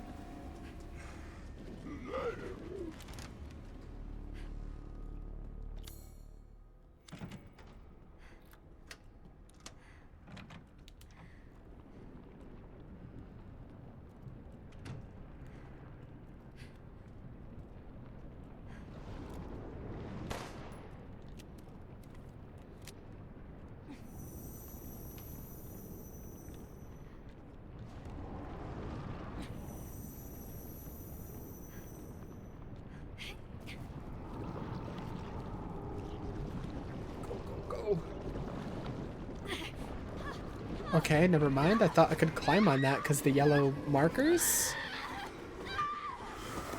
just meant nothing. The yellow markers were there for no reason. This is the longest death animation I've ever seen in my life. Can we just... Alright. That was excessive. Why is it so long? That's what I'm saying.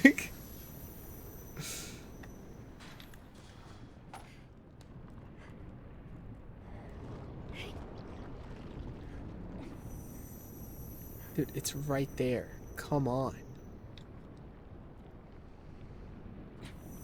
Rose. Oh my god.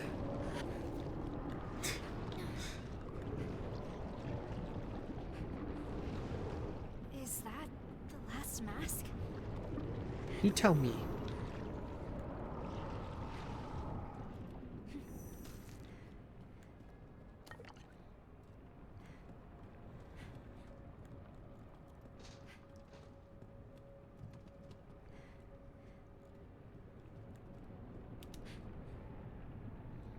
What the hell?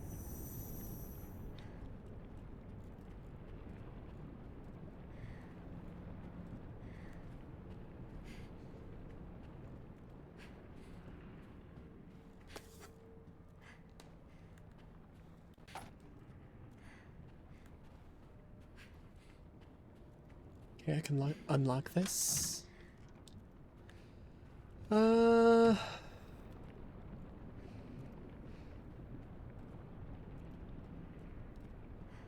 Man, I don't fucking know.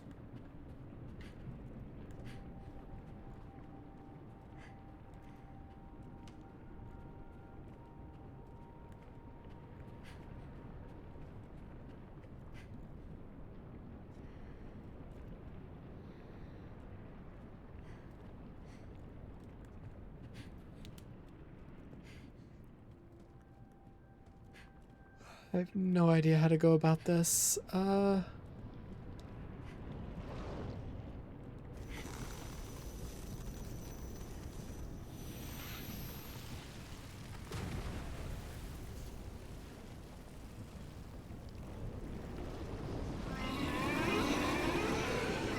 we for fucking real right now?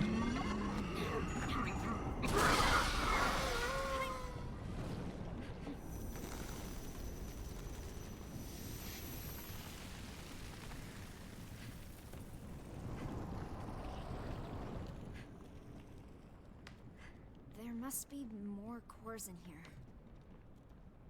Start guzzling all those dudes? What? I don't think you want to guzzle those dudes. What? Wait, so true actually. What?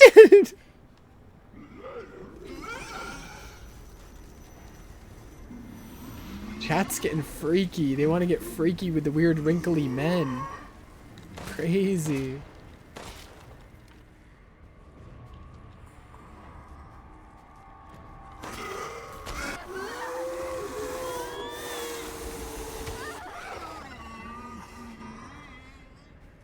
It would make them go away? I don't know if it would. Might make them want to come back for more.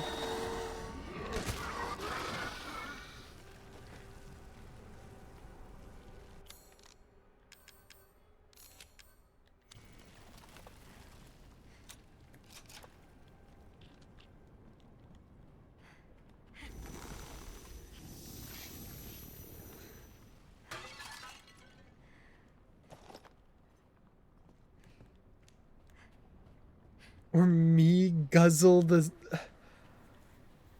Their souls are in peace. Trust that, or you guzzle the soul out of them. They're guzzling the soul out of me. They're guzzling me down. I'm trying to avoid guzzling at all costs. This is a guzzle-free zone.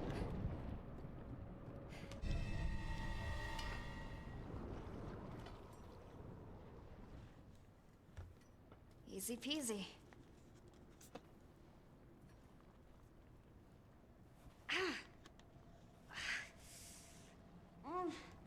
What now?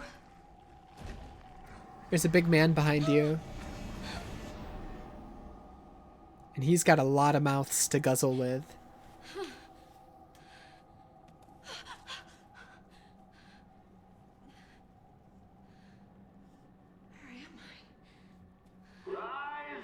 Mutually reciprocated guzzling is accepted.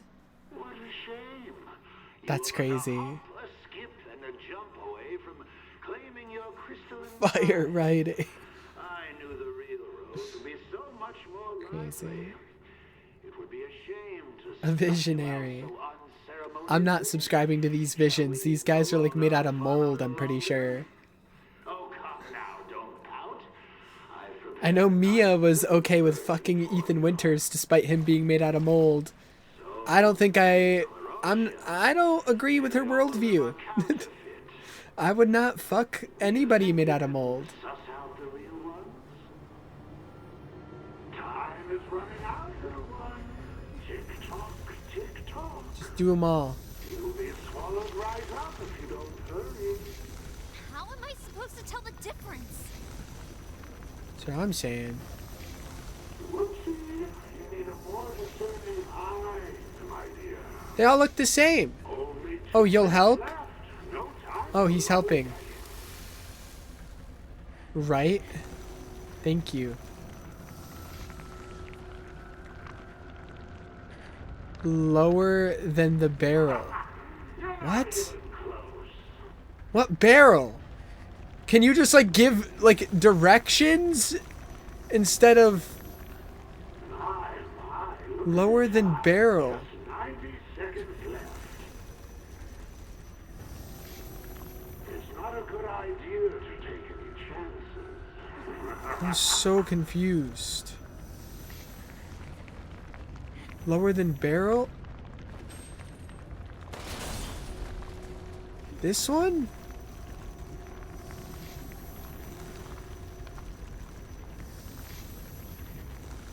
Only 1 minute to go. To pick up the pace.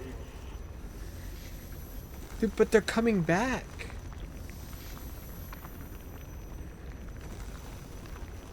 I don't understand this. Yes! I was just literally spamming. Next one.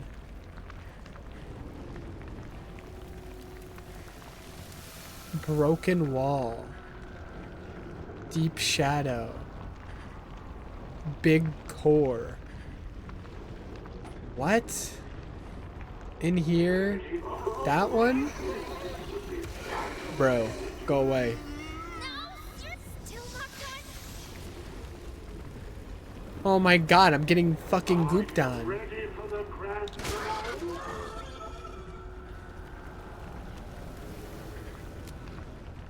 What? Hurry! Follow my words. Here, up.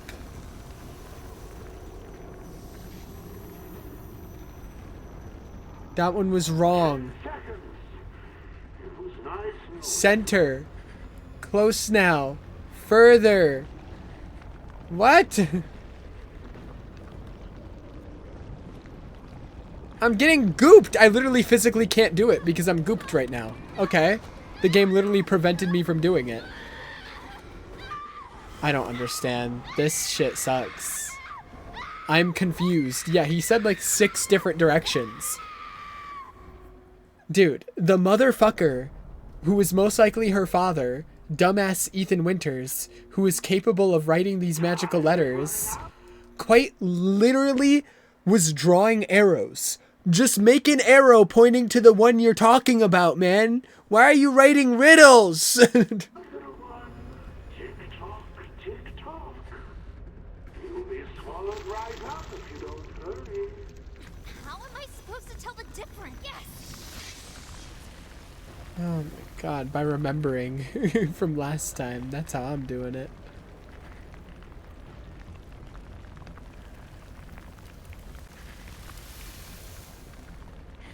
Yeah, no, I know that one because it said center on the roof.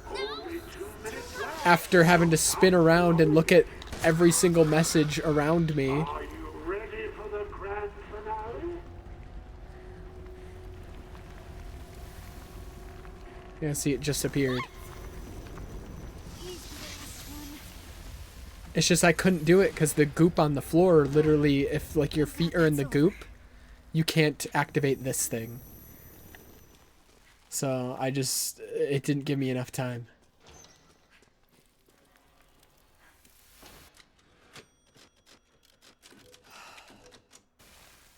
Crazy. You did it. No thanks to you. I couldn't have done it without you. Except I did do it without them. All 3 of those I did before the hints popped up because the hints I was take too hoping long. For a pony, but I guess this'll do. Right. I was not hoping for that. I was hoping for like a bomb. Give me a bomb so I can blow this guy up. Give me a bazooka. Give me a rocket launcher.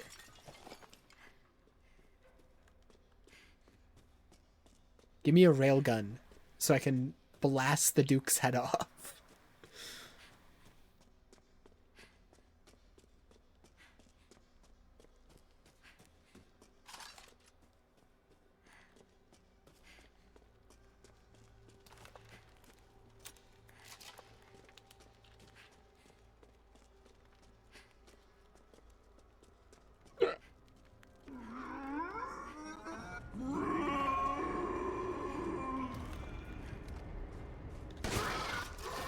Go away.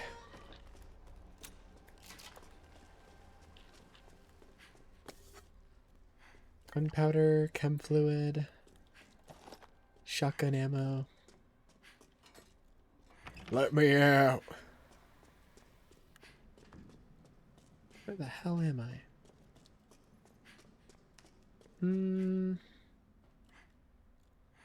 Oh.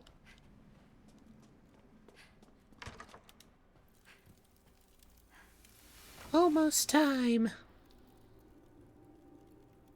Yeah. I can finally get rid of these powers. But I have to admit, I lived with them for so long. It's kind of weird to let them go. Be careful. I know. What's the worst the Duke could do? Sit on me? Yeah, that'd probably be pretty bad. I'd probably die. I'd probably immediately get a game over screen. The insta-kill move, literally.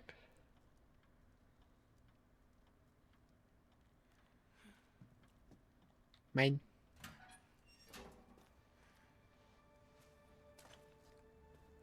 Now what do? Do I eat it? Well done, little one. You've more than earned this reward. Almost looks like the real thing, doesn't it? Oh, it's fake? It's Bruh. a replica, of course. Nothing that valuable could ever manifest on this stratum. Did you really think I'd give away something so precious? I had to bait the trap with something. Hey now.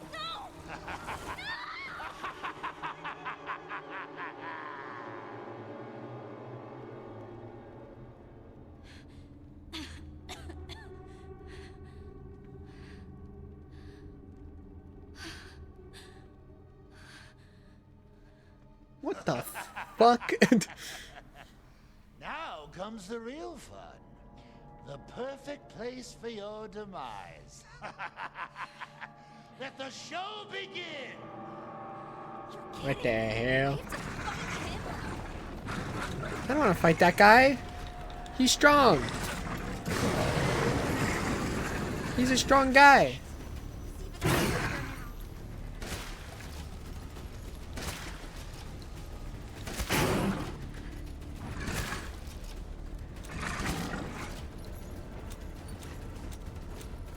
Go away. Go away.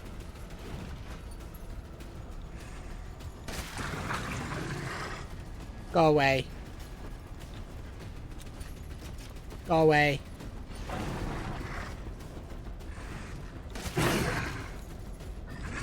That's entertainment!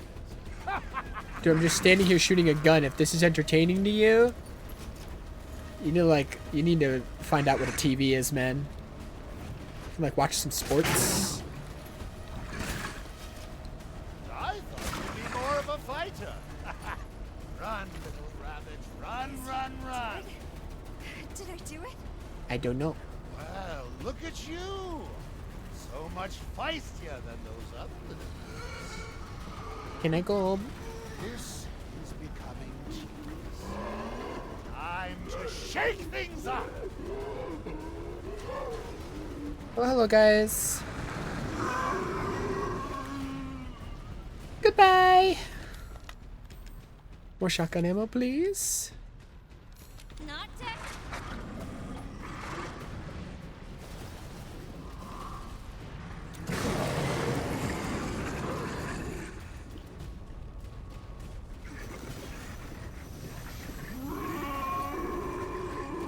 Dude, he's so fast. He's chasing me. You need to let go of me right now before I fucking end my life.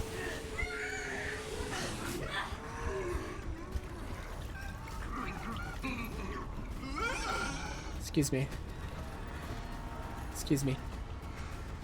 Excuse me, guys.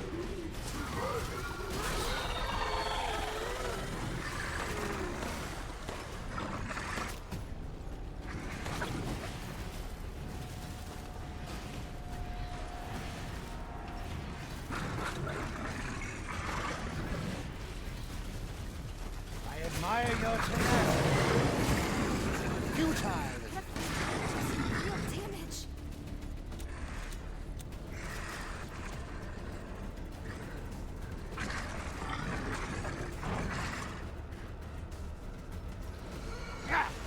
This is the most insipid fight I've ever seen.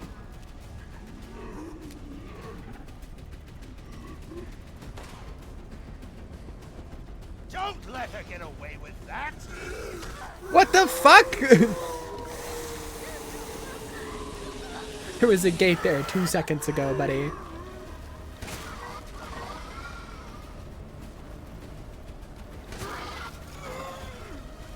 Take this.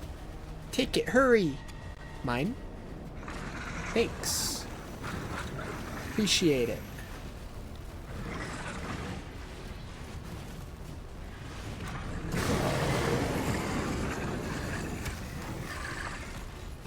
Let me get behind you.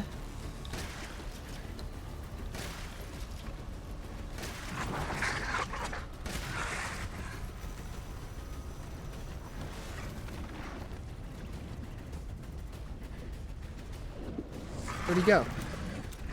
Oh, what the hell? Where'd you come from? Freeze him again. Get behind you. You're bad. You're bad. You're trash. Useless creature. Such a disappointment. All right, buddy. But you fight me yourself No then. matter.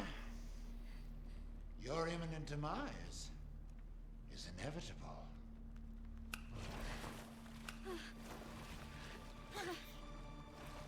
Sassy little snaps.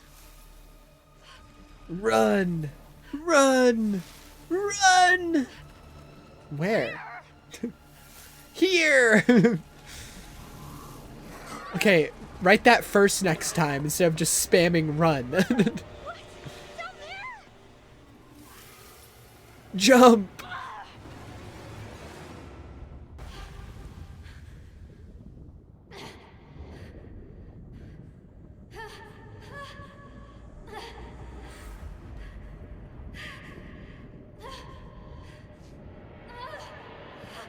This is normal.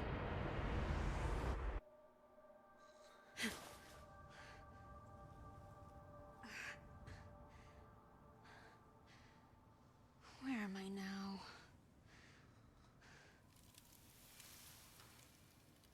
A deeper stratum. Stratum. Deeper you go, harder to escape.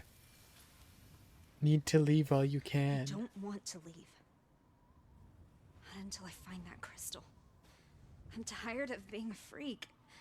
I want to have friends. I want to live a normal life. Without this curse. If that purifying crystal can make that happen, make me normal, then I'm not going back until I find it. Stubborn. Yeah, so?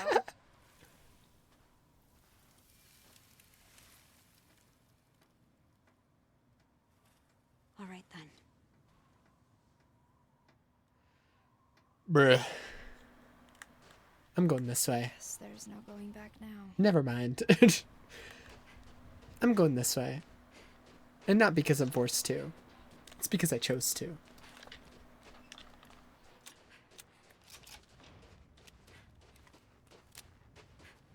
My monkey! I know where the crystal is. This. I don't believe you. I don't believe you.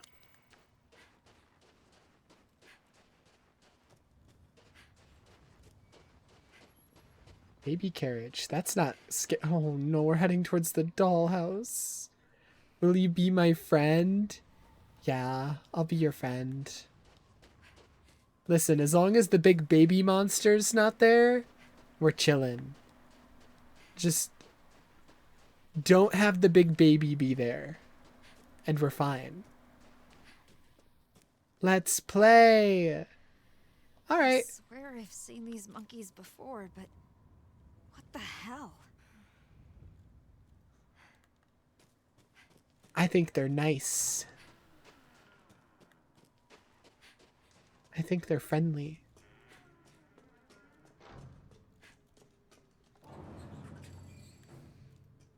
I think they want to be my friends.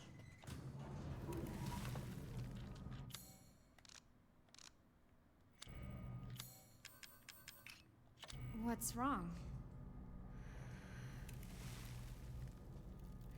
Someone trying to Okay. block me? Oh, Something seems different.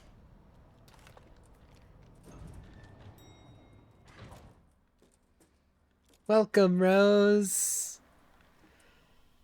Please, no big baby. Please, no This big is baby. weird. Please, no big baby. I'm okay with big monkey. Please, no big baby.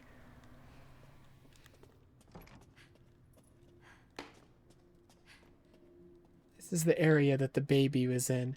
Today was my first day of school. I've always wanted to go. I'm gonna give Chris a big hug. Chris? Next time I see him. There were so many kids my age. It was like I walked into a TV show or something. I was so scared when I had to introduce myself to the class. I was still super duper excited to be there. I'm gonna make so many friends. I'm gonna try and talk to them tomorrow. I tried to be brave and talk to some other kids. No one wants to talk to me. Schoolwork is super easy. It's all stuff I learned with Mommy. But I guess I shouldn't answer all the teacher's questions. The boy behind me said something really mean. My hands go icky with white sweat when I panic. It was really bad today. White sweat is crazy. Today the teacher yelled at me for always carrying my hanky. She says I'm not a baby anymore. The boys at school keep saying I'm icky, but I take a bath every night, always wear clean clothes, and bring a fresh hanky every day. It's 'cause of this stupid white sweat.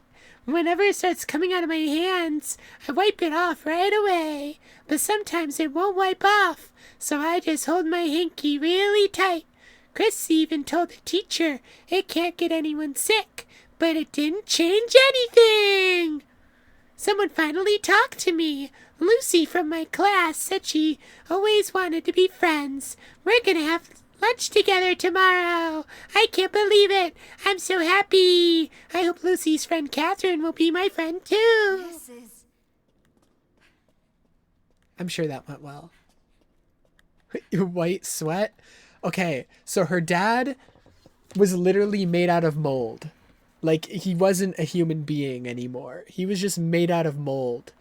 And then he impregnated her mother, and so she's like half mold. Which is what the white powers are. It's mold powers. I don't like that that's a baby. Shooting spores out his penar, pretty much. That's pretty much what happened. Why is there a picture of me? Get it out. I don't want to see my picture in here. Huh? Wow! All this for me? You guys shouldn't have. It's my birthday. This is the worst birthday ever, guys. Why'd you turn off the lights? You don't need that junk. Hey, my stuff. No, I don't have stuff again. No. No. This was the worst part with Ethan's campaign.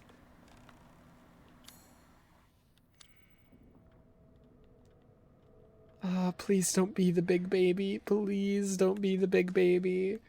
Anything but the big baby. Literally anything. Give me a big monkey. Give me a big, scary, grotesque, mutilated monkey. Just do not give me the baby.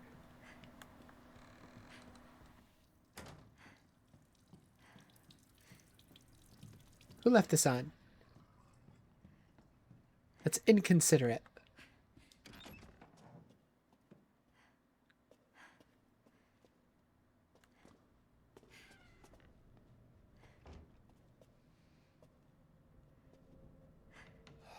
Dude, the kid's drawings on the wall. It's gonna be the big baby again.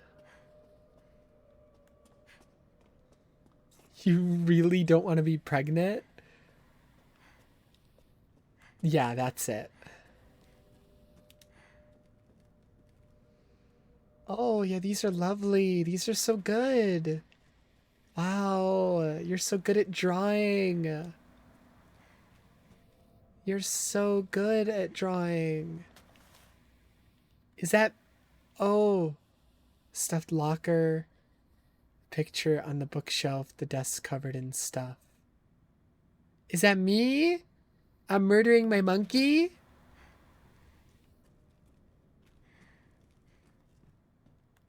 Wow.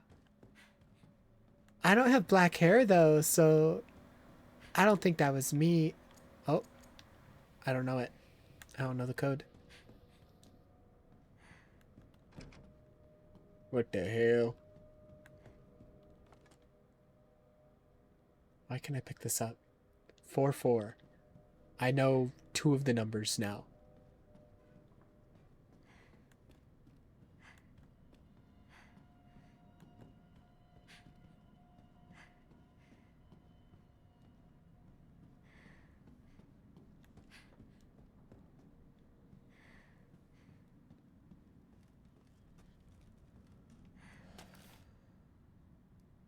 Stuffed locker, picture on the bookshelf, desk covered in stuff.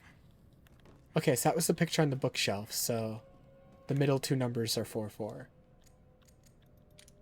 Hopefully it saves the numbers, because I'm just going to put them in right now and then walk away. Okay, it does. So a locker. Locker for the first 2 numbers, the desk for the last 2.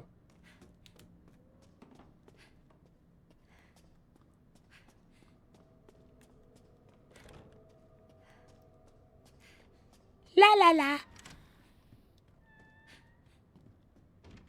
This is a locker? Is it not?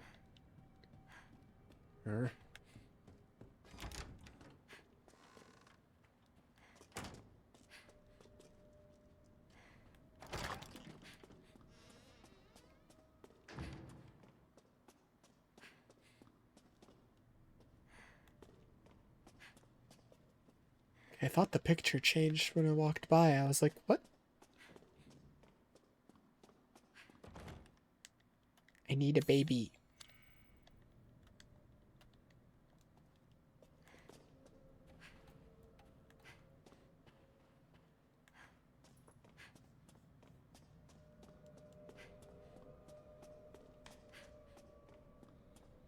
I don't like this. Don't like this. Not one bit. Not one bit. Jimmy? Who the hell is Jimmy? As long as it's not the baby, you know what? Me and Jimmy can be friends. We can hang out. We can get along. What fucking locker? What fucking desk? There's probably all stuff in this room.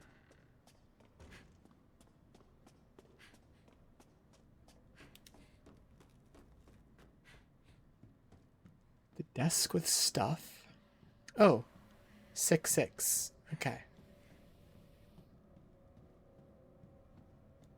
What about a locker? I don't see a locker in here. Oh, here's a locker. 0-2. Okay. Whatever made that noise, can you like shut up for like a second? I'm busy. I'm not home.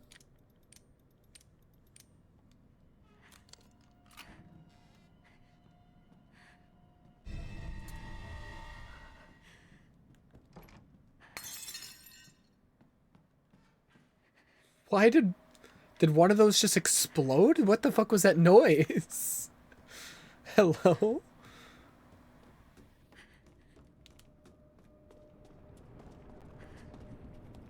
What the hell? Why are there hands?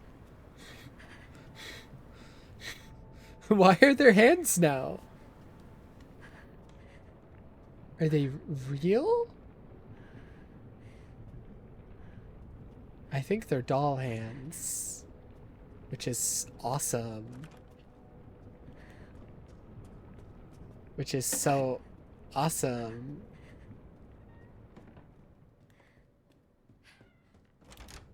Anyways, time to cut open my monkey. Who wants to see my monkey?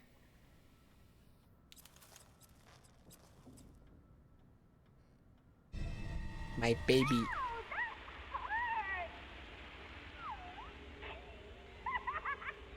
You won't get the crystal by slicing open your friend.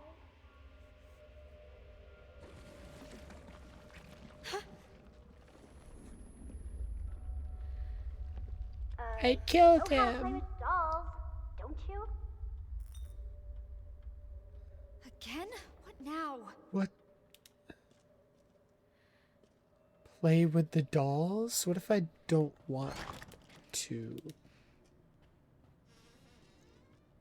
Why is the doll in the middle being crucified? What? Maybe you'll get the crystal once you get the campfire started. I don't want to do that. I think that doll's probably representative of me. And I'd rather not get burned to death. Lucy?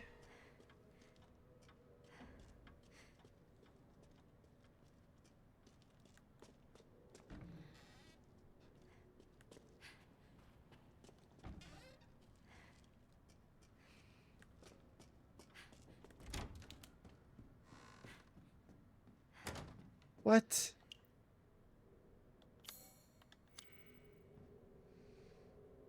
Alright, it said Lucy and Catherine were her friends. Are we just gonna see the different ways that, like, her quote-unquote friends bullied her?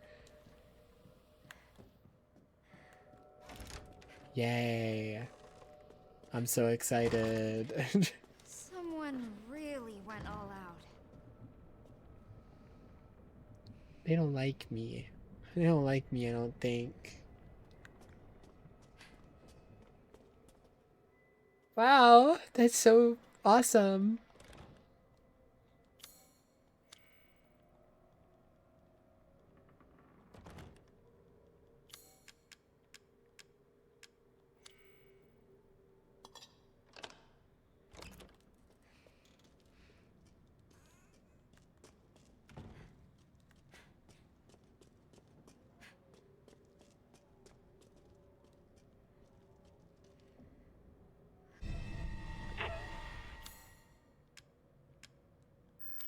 It's Catherine.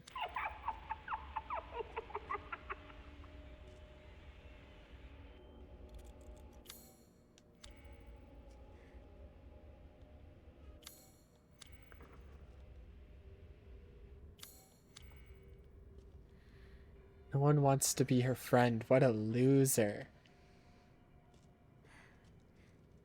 I need 3 for over here. I only got 2 dolls.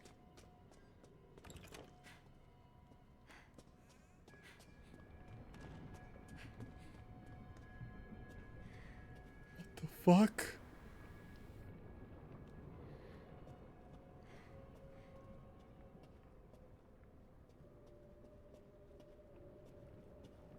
Wow.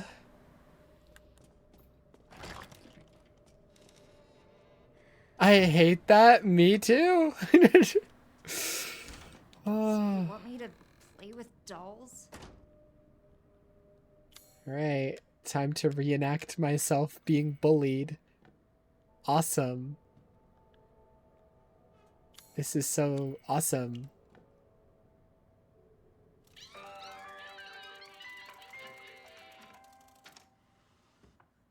Yeah, I get it. Fuck you. Oh, Jimmy's room. I definitely want to go there.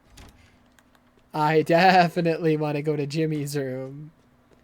That sounds like an awesome place.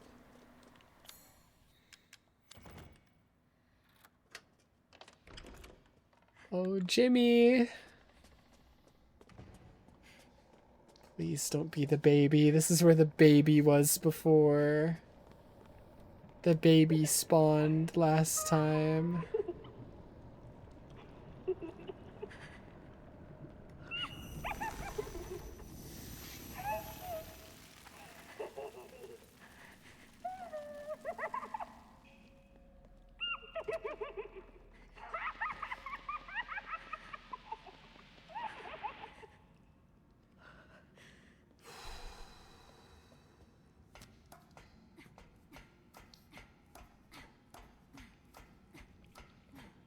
Either way, this can't be good.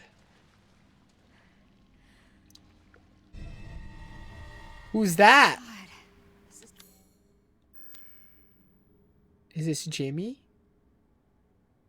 Am I gonna get chased by a clown?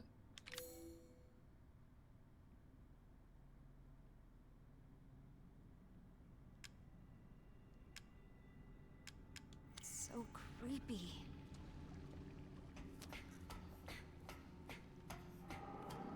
Who the hell is Jimmy?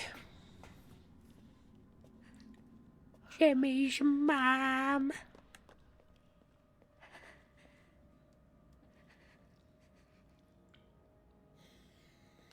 Hello, mother. Stop doing that.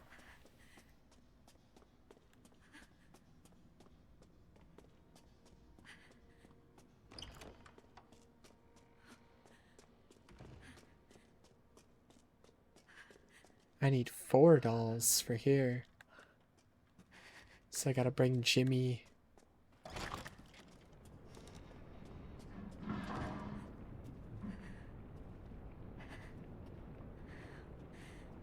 Oh, my picture's gone now.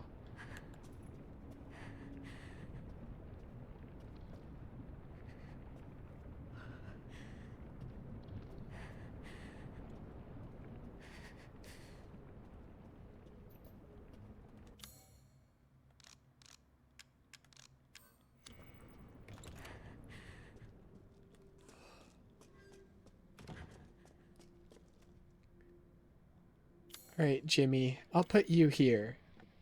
Yeah, that seems like a good spot for you.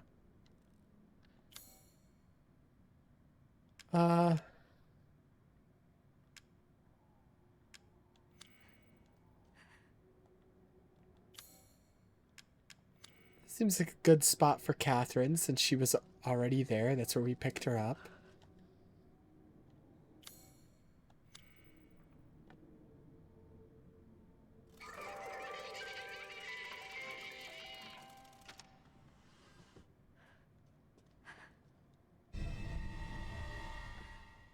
Who the hell is that? Alright, Jimmy, let's go. Black-haired doll. Clearly more cheaply made than the other dolls.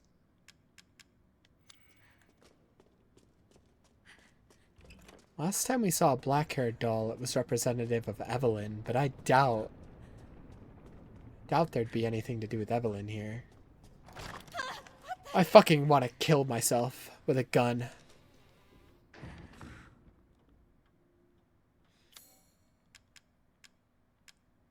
Anyways, Lucy goes here.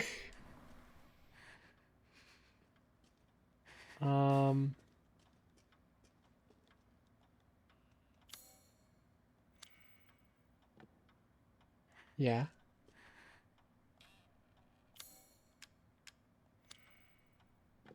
Yeah. And then the weird Evelyn doll over here.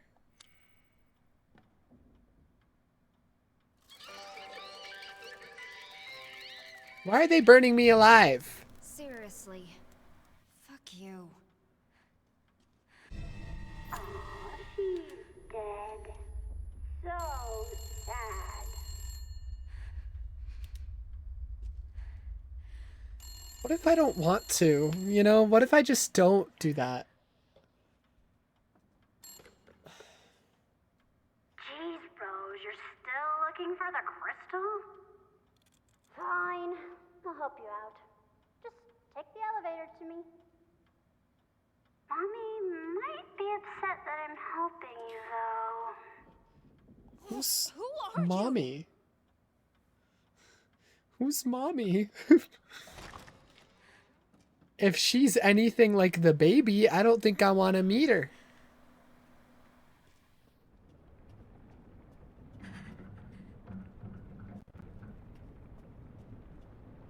Let's play statues.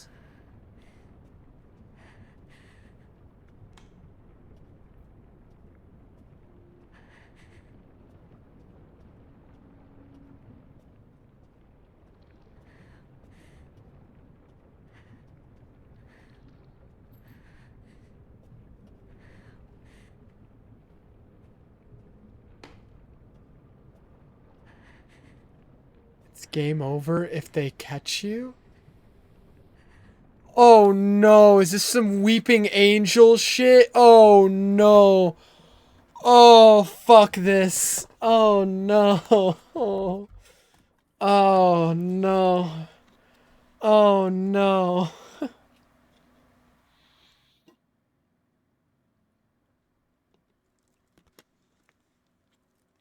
Oh no.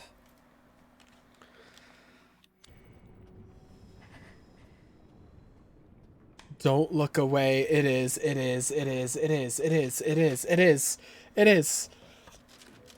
They're literally giving me the don't blink speech right now, man.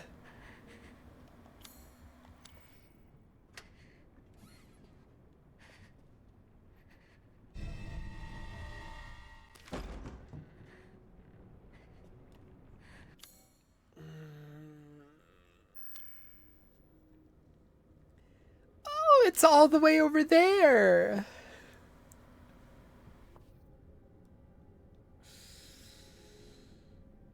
Yay.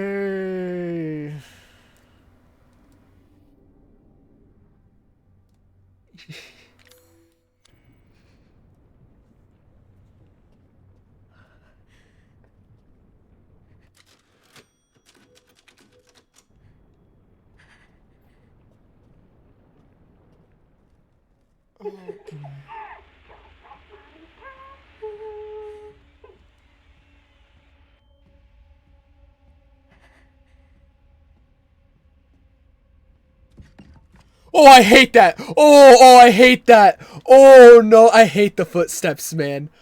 Oh, the like super fast running as soon as I couldn't see her.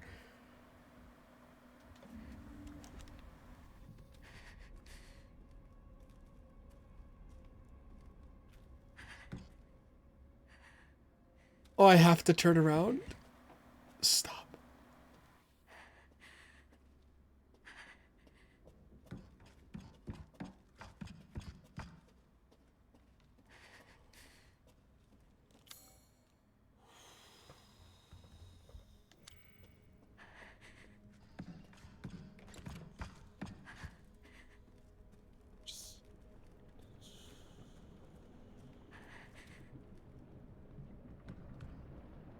I could still see you, bitch.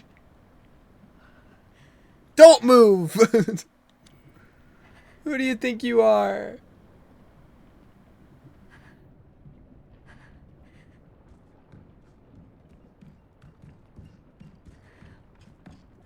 What are you doing?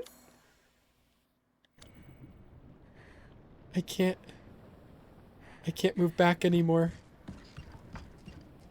Hi.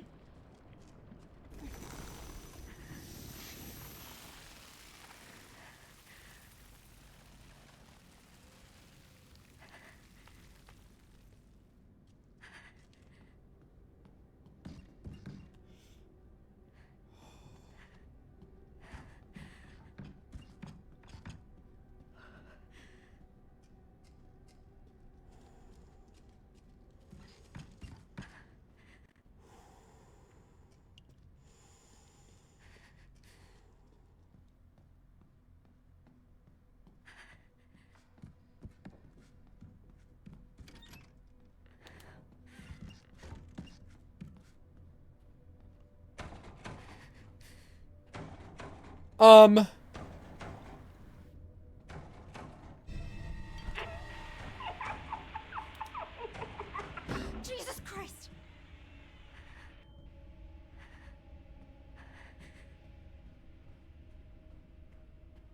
Pardon me? Don't mind me? Pardon me?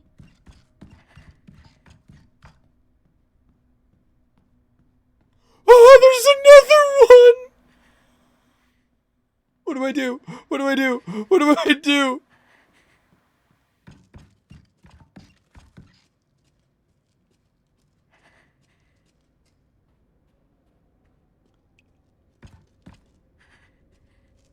Does the other one not move?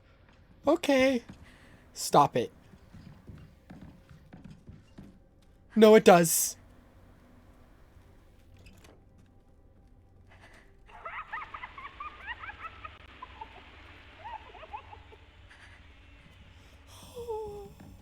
Another one.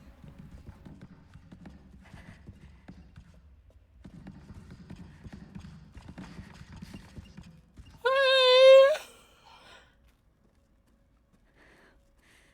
Hey guys.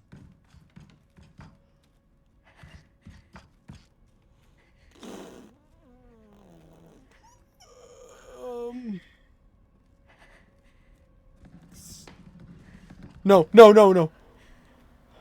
You're in the way! Excuse me.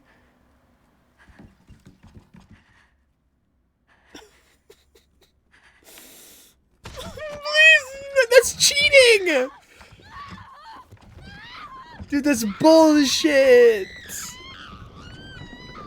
I was blocking the door! So bullshit.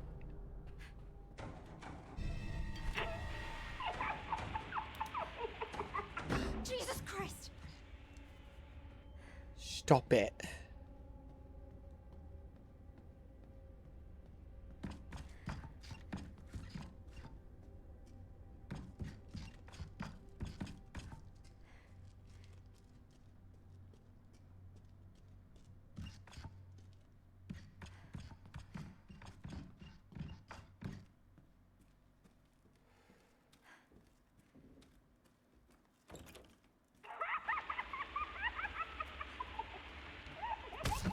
What the hell?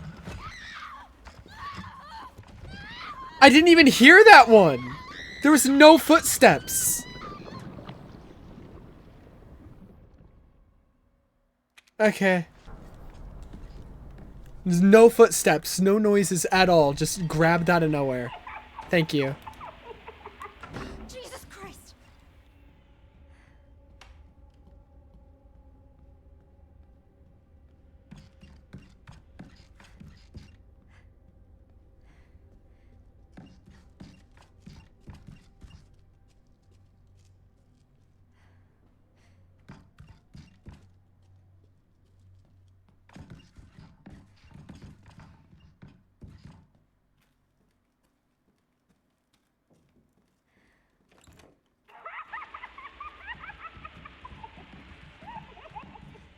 Yeah, it was this one. It somehow moved without making any noise. Like, what the hell?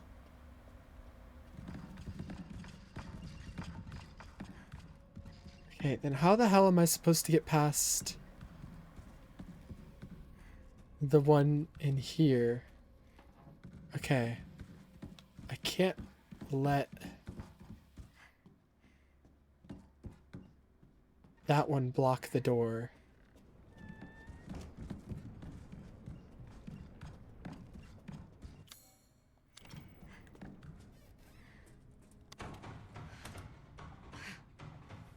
Why won't this thing work?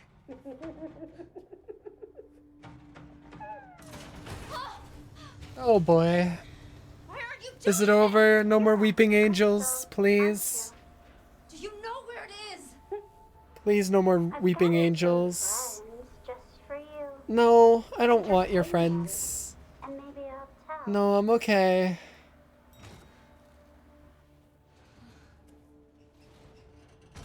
What is going on here?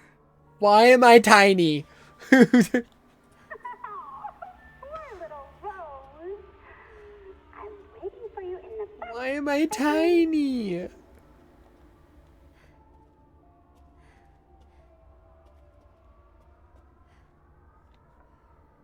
Let's play hide and seek. Can you make it all the way? What? Without getting caught? Without getting caught by what? By what? Run. Your friends want to play hide and seek. Think you can save them on your way?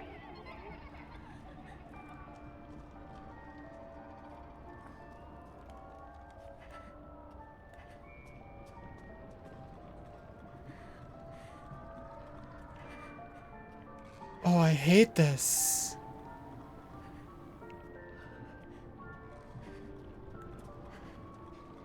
I can't let them see me. This might be one of the worst things ever. Yeah. I guess I should keep heading this way?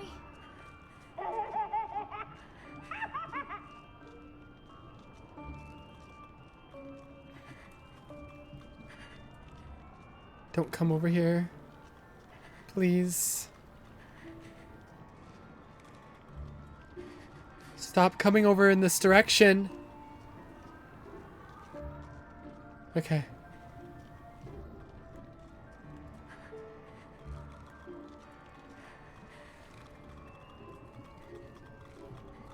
What is this one's pattern? Stays looking this way forever. Wherever could little Rose be?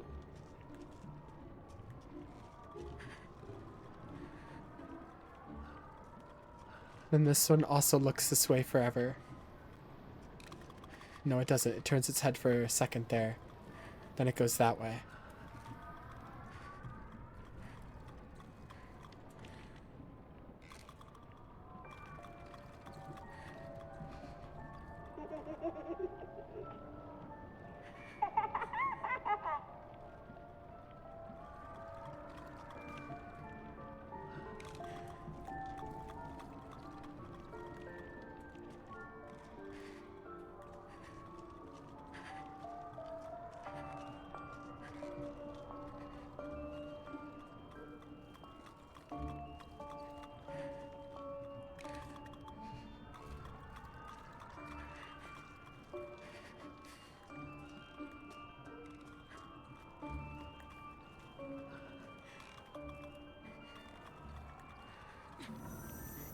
Not close enough.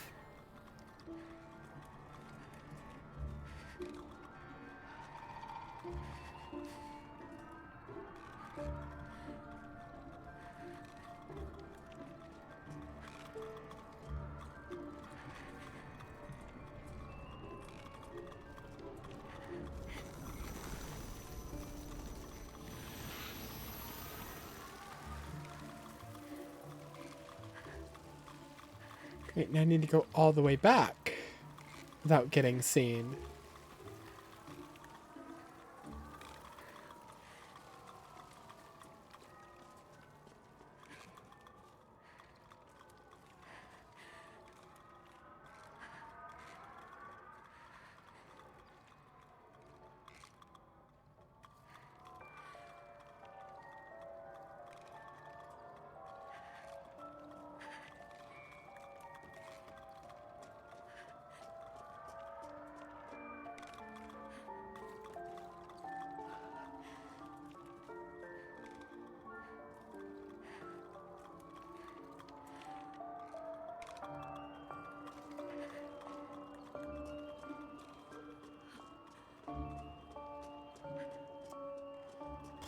You're so stubborn.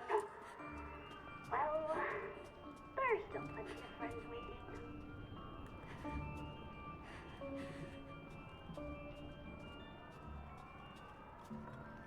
What do I do? Oh, up there.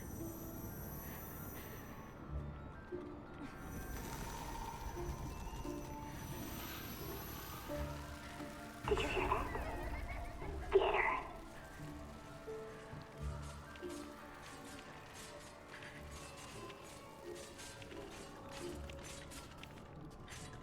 Don't turn around. Don't freak out.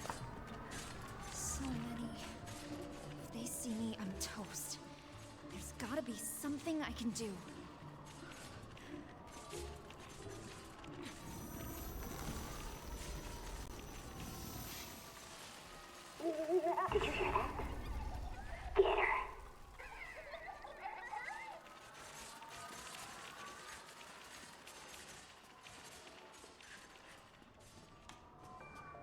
Killing myself.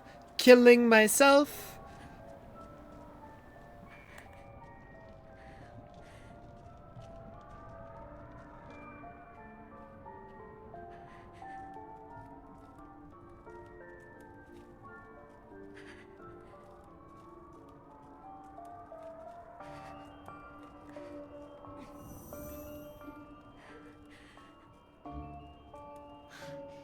Just have to get past them.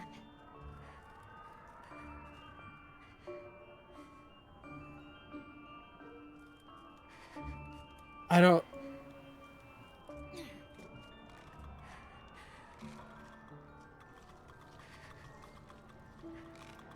Why'd you get up?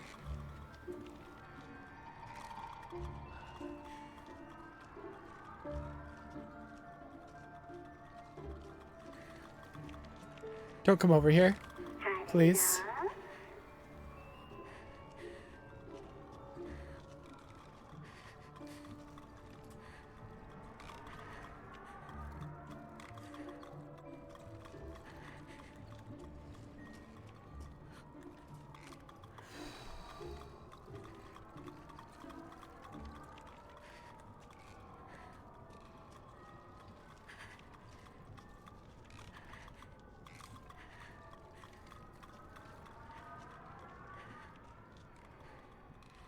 Where am I even trying to get right now, man?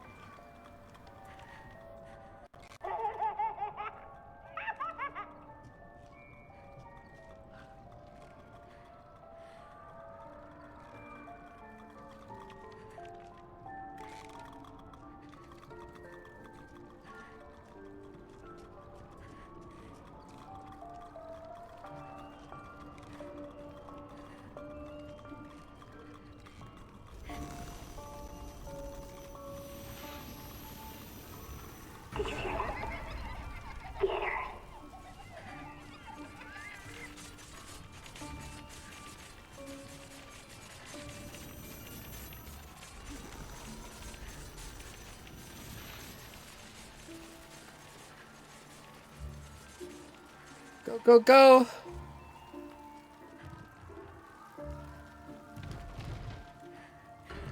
You know what happens to little girls who can't play nice, don't you? They get punished. No way. I'm gonna fucking throw up. I'm gonna fucking vomit.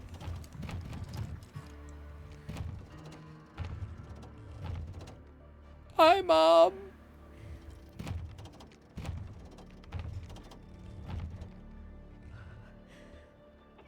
Imagine it was Lady D. So true. So true. I just gotta imagine Lady D chasing me and like she's 100 feet tall.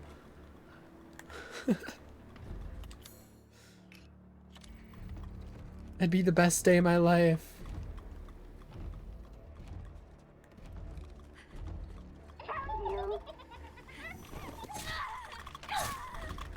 God damn it.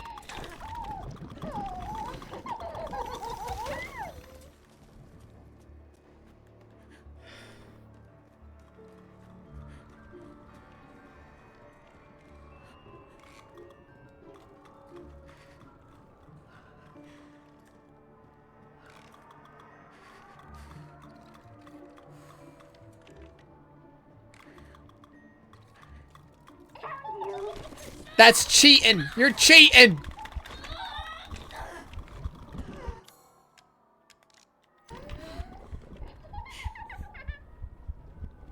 I'm bleeding to death.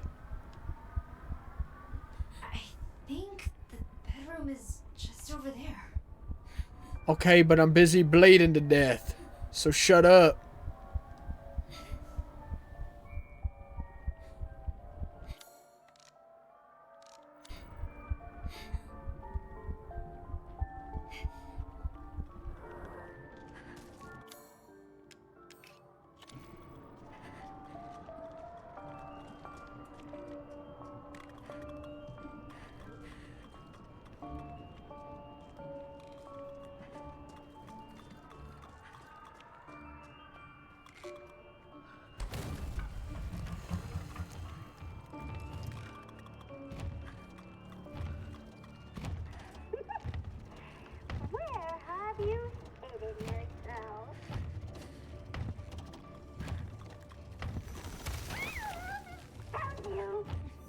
What? It doesn't work?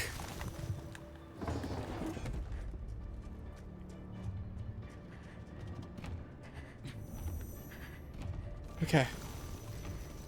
It did work.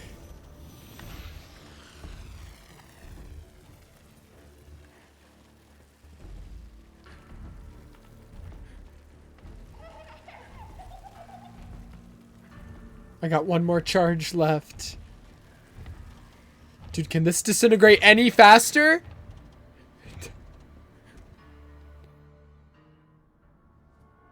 Oh, hello! No one likes Rose. Because That's not nice! she has those creepy powers. Just like her dad.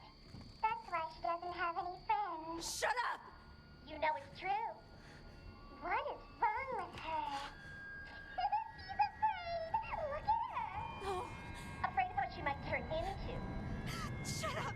Shut up! Shut up! Shut up!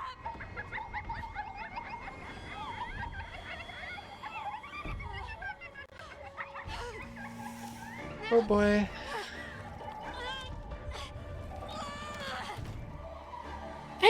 I'm too little. I'm gonna die. I gotta get out of here. Oh, I hate this. I'm being chased now. I'm so happy. Oh, I'm so happy. Oh, this makes me so happy. We want to play with you. Leave me alone! You should be nice to your friends. Rose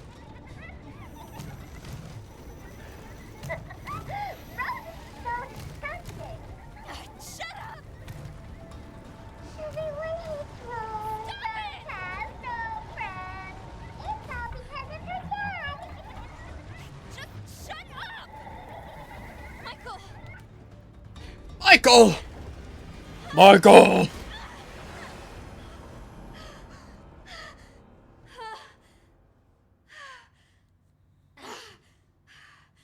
I can't take much more of this. Why are they talking about my dad?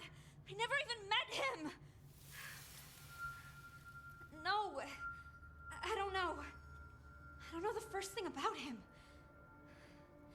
I wish I did. All I know is he died protecting me. Sometimes I try to imagine what my life would have been like if he hadn't died. Would he have taught me to ride a bike? Helped me with my homework? Read me a story every night? Would he have been there for me? Proud of me? Sometimes, when I feel lost or afraid, I try to imagine what he might have said to me.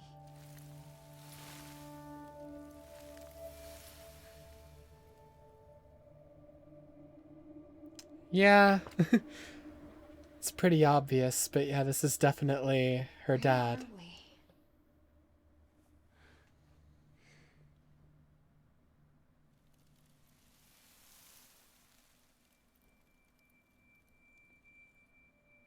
It feels familiar, like I've been here before.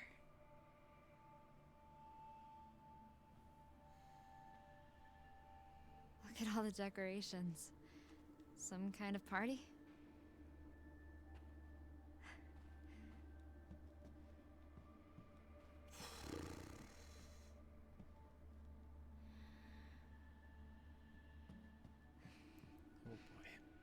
Oh boy. Decorate the living room. Done. Get wine. Put in dining room. Yep. Rose's other present in study. Hidden.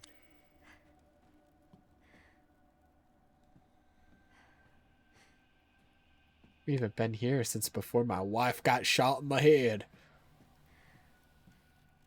She's so little. Hard to believe one day she'll be old enough to share a bottle of wine with her old man. What's that voice? Is that Dad? This must be my parents' house from when I was a baby. I bet other things also have my dad's memories. She bangs her spoon every time I play this. I wonder if she'll be a musician. I wonder if Dad played any instruments.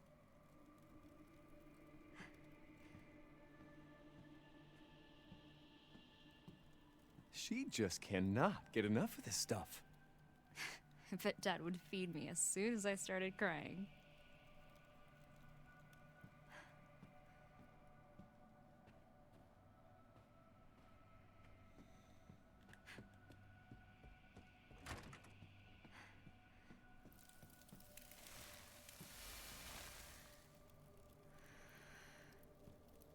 Yeah, quote unquote, Michael. Right, I definitely believe you, Michael. I believe you. Rose is such a picky eater. All she ever wants is fruit puree. I guess I've always loved fruit. That's a lie. That's a lie. He literally said when he interacted with this before that she doesn't eat this shit. She only likes the homemade stuff.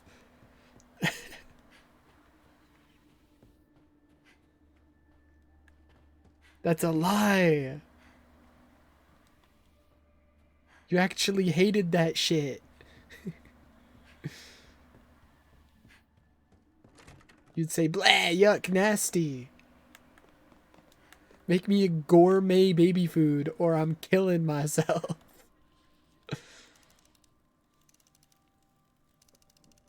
This tune has always been special for our family. I think I've heard this before. It's pretty.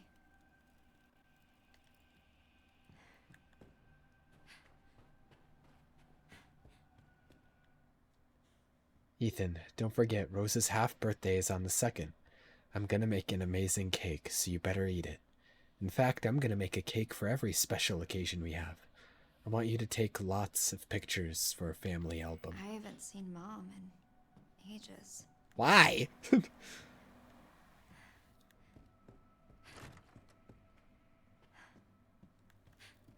What the hell? Did Chris take her away from her mother? What the hell, Chris? We gotta kill that guy.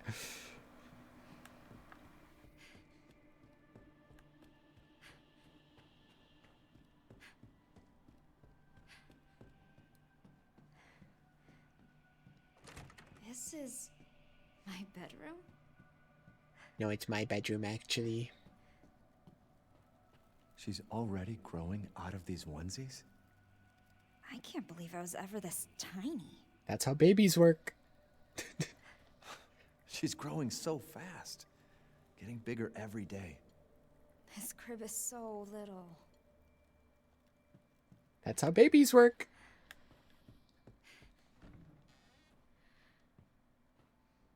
Those aren't baby clothes.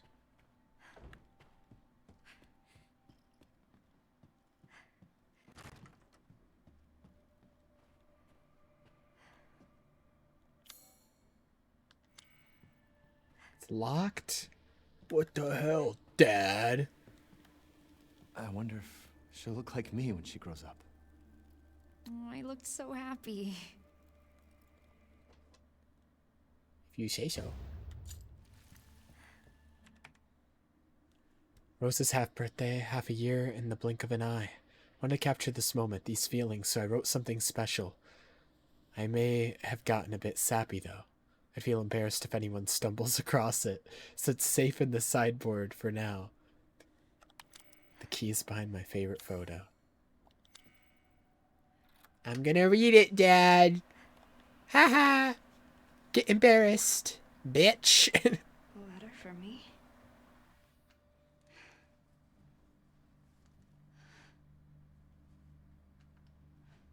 Happy half birthday, Rose. My gift to you is a promise. I'll always be there for you, no matter what. I'll be there every birthday to watch you blow out the candles on your cake.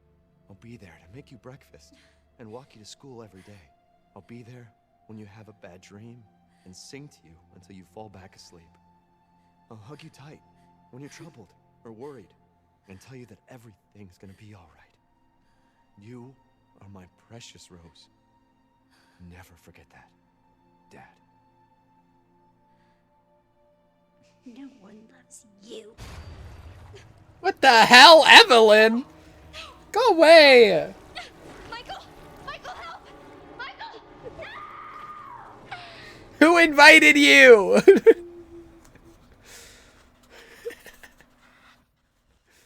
What the hell? Guess what?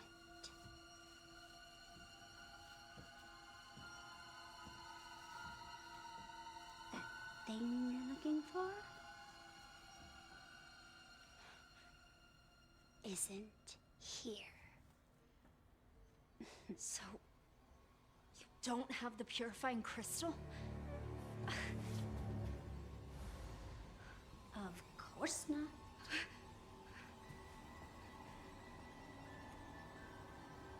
For that, you'll have to go deeper.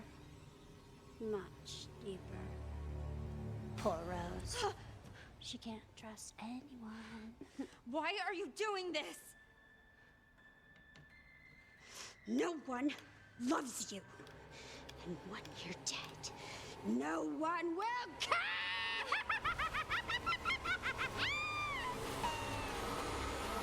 Enough games. Now, What the hell? drown. That's not nice. Team first. Yeah, blah, blah. Yeah, but like, I'm better. Why does she only want you? Because I'm cooler. What are you talking about? What the hell? I literally can't move. It's just like guaranteed death? What's happening? Hello? I opened the door. Why couldn't I walk through it? Okay, that was dog shit. Thank you, game, though. Thank you for that. I'd like rather kill myself than ever go through that again. Team first. First? Like, what the hell? Why does she only want you? I cleared the thing, Talking about? and then as soon as I was able to walk through the door, I started... What am I supposed to do? This game is ass. This game is just bad. It's just a bad game. Like, what the fuck am I supposed to do then?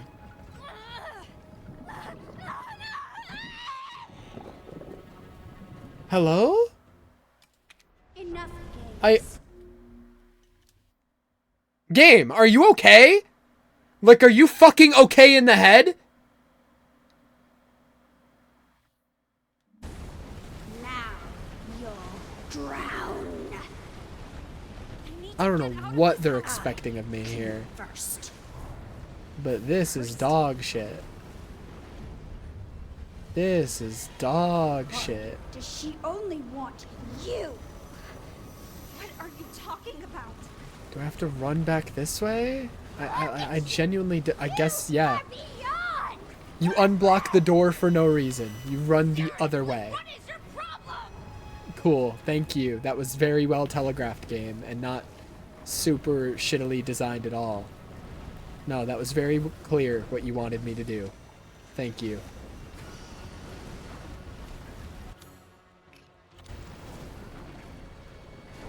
Just so greedy.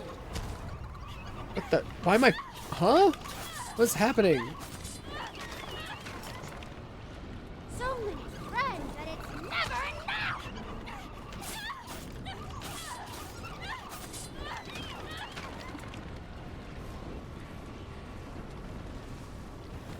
Where do you think you're? Jesus. Your families. Oh, I'm so happy about that. Die! Die! No, thank you.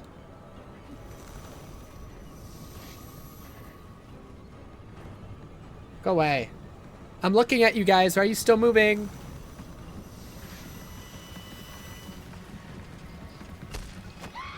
Okay.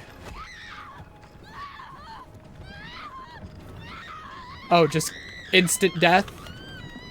Okay. This is... This sure is a video game that exists. This sure is a game that they made and they thought was good. First.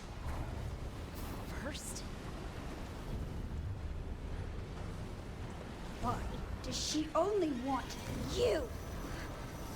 So Evelyn was like one of the reasons she was fixated on having a mother is because Mother Miranda didn't want Evelyn and like cast her out as like a failure for a vessel for Eva.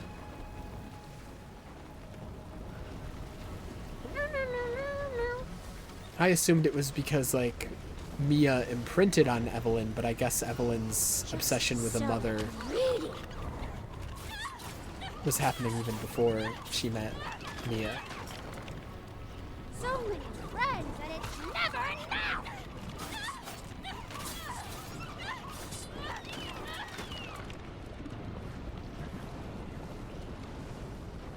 Where do you think you're? Oh look, your family's here. I don't care. Enough of this shit!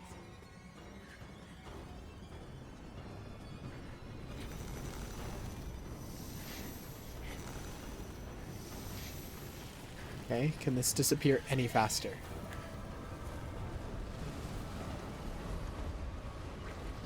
Should chance. They were supposed to die and join me here. Let's go. What? Stop it! How are you even here?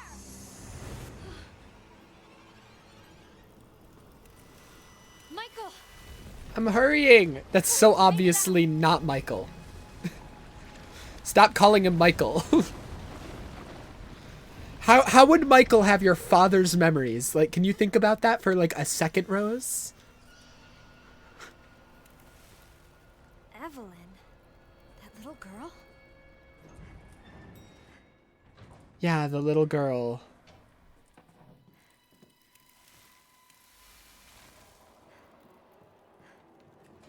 What the fuck was up with that weird evil Duke, though? Is that just like a hallucination made by the mold? Just use your powers on her. I can help once she's weak. Okay, Dad. Thank you.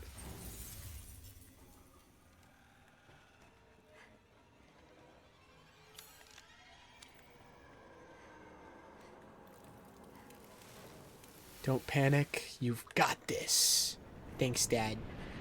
Oh, it's very dark. Never.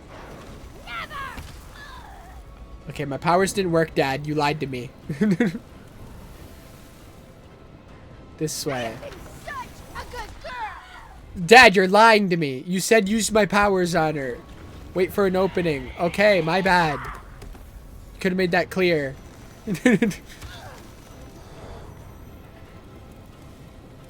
She's not done. Be careful. Okay. Died. We were supposed to be a family. But you're completely obsessed with stupid old Rose. What the? I'm behind the thing. Bruh.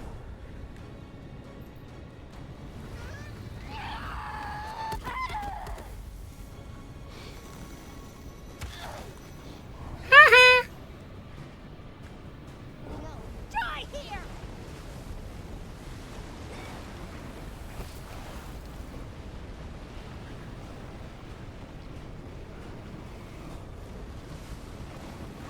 If you'd never been born, it would have been perfect.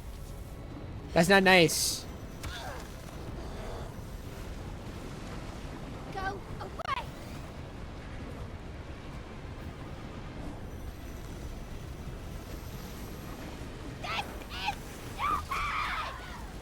This is stupid. So like, relax.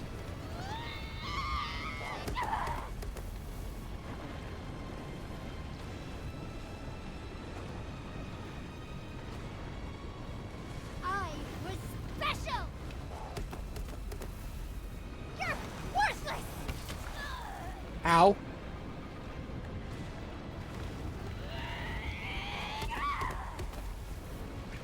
escape. Is there something else I'm supposed to be doing? You're nothing.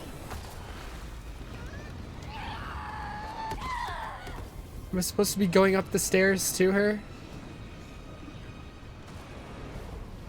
You're worthless. Nothing. A freak with no friends. I think you're projecting.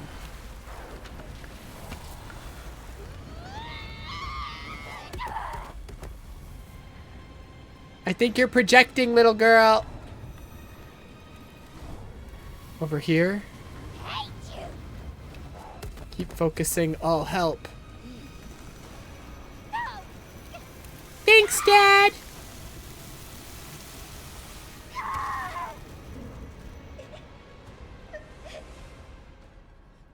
I can't believe how useless I am. L. Loser. Loser. No wonder no one loves me. What now?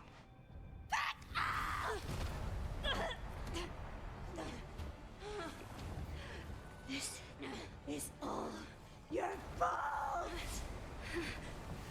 Alright, you can keep crashing out. I'm gonna go. I will never let you have what you want. Rose, look out! He actually, like, manifested as, like, his actual physical body. That's crazy. Find that crystal.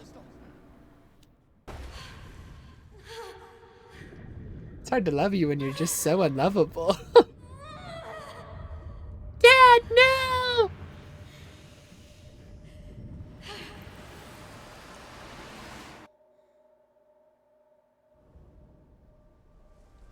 Like, stop being so mean. Yeah. If you were just normal about it. Michael? Like, you're already dead and, like, you're still crashing out over not having a family. Like, you're dead. You're literally inside a hive mind of other mold people. Surely there's someone in here that will be your friend. They're all a bunch of freaks in here. But he didn't make it. That voice. My dad's voice. Yeah, it's not Michael, Is idiot. Michael my dad? Yeah. Don't give up, Rose. Find that crystal. Why did you just now figure that out? Because of him. I can keep going. Is Michael my dad? No, his name is Ethan, actually. I have to find that crystal. Thanks, Dad. I'm on my own, but I have to keep going. Thanks, Dad.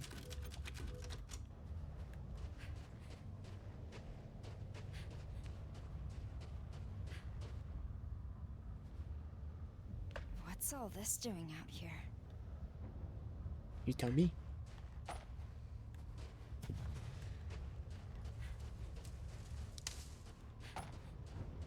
We're inside your little moldy wonderland right now. You tell me what it's doing out here.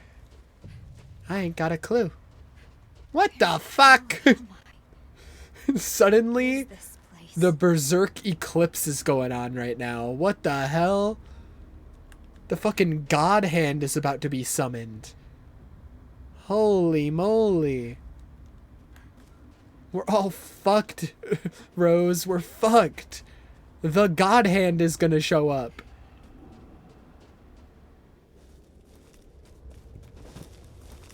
Someone used the fucking bailet.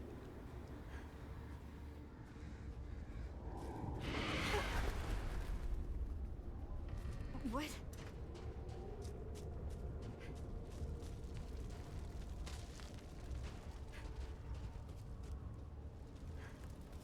They're all just like in the castle.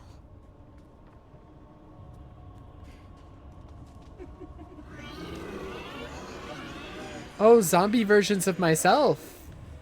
Do I have my guns back? That's good.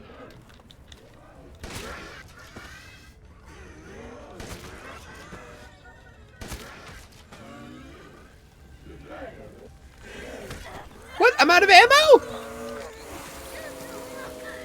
You hate me.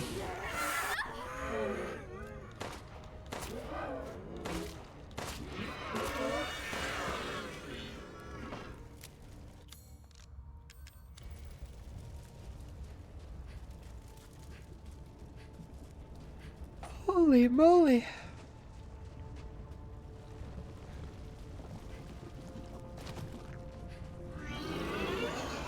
Just keep going. Just keep going. Oh, that laugh. This Rose is definitely Miranda. Okay, well, there's a lot of guys, and I don't remember inviting any of you to my birthday party. So why the hell are you here?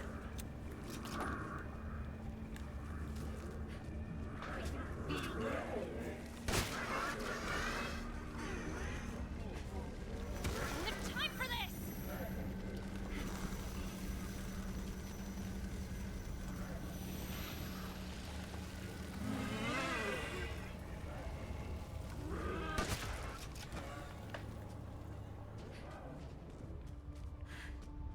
I need to find that crystal.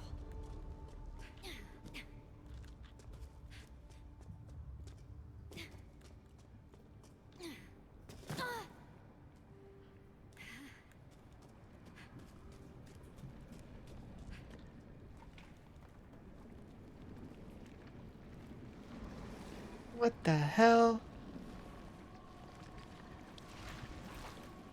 Is this where those Dude, that's copies me. came from?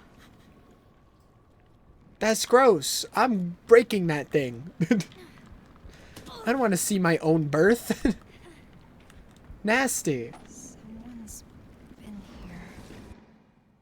The Megamycete absorbs the memories of all life within its reach, but there are laws which govern this world within it. It seems worthwhile to catalog them as they become apparent. The memories that comprise this realm do not strictly reflect reality. Only those who are attuned to the Megamycete in life retain control over their faculties here in this realm. This aligns with my understanding of the Megamycete as revealed to me in its... So the evil Duke... So Duke died. Safe to assume in that giant explosion at the end of the game, Duke fucking died. And, like, the version that's here is just him being controlled by the mold. He's not actually, like, secretly an evil pervert.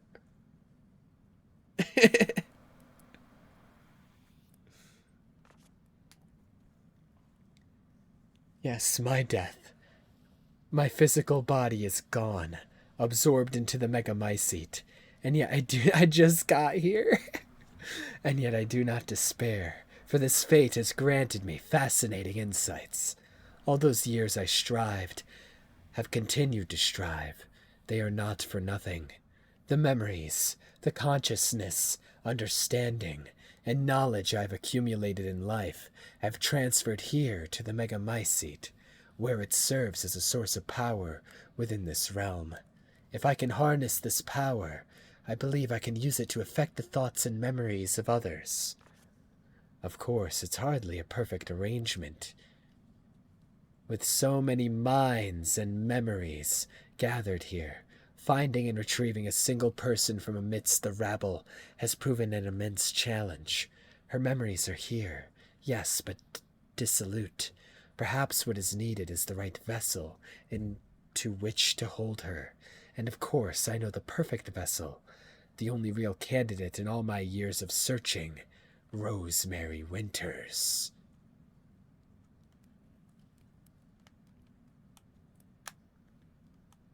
Kristen Bell is voicing Amy in Sonic 4.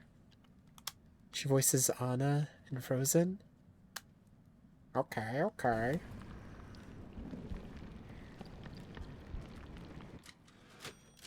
It's probably a good choice, because a lot of Amy voices tend to be very annoying. Anna doesn't really have an annoying voice, so you know what? Probably a good choice. Because with an Amy casting, that could so easily be a very annoying voice actor. Very. Most Amy performances are really really annoying.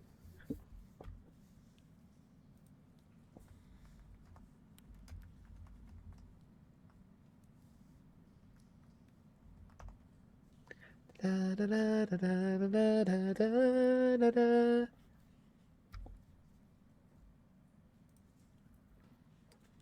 I've been experimenting with the possibilities of manipulating and reviving the consciousnesses stored in the Megamycete. When a person dies, their consciousness is stored and preserved, but over time it becomes diffused and diluted, spread thin throughout the Megamycete and mixed with other consciousnesses and memories.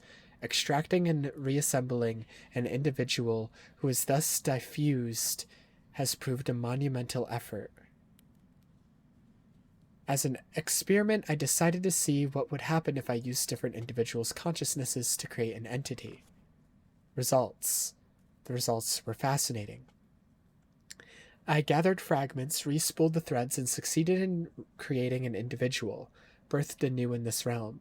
A success, to be sure, but while his unusual physique resembled a man I once knew, he was possessed of a deeply warped psyche and was missing a portion of his face. So that's the Duke. Conclusion. While manipulating memories to create a person is possible, the creations are flawed and unstable. It will not be possible to manufacture a suitable... Okay. So, yeah, that version of the Duke was just made out of the memories that were left of him by Miranda, because Miranda, like Evelyn, was very in tune with the mold, and so she kept her consciousness, and she made like a copy of the Duke, but it was all fucked up.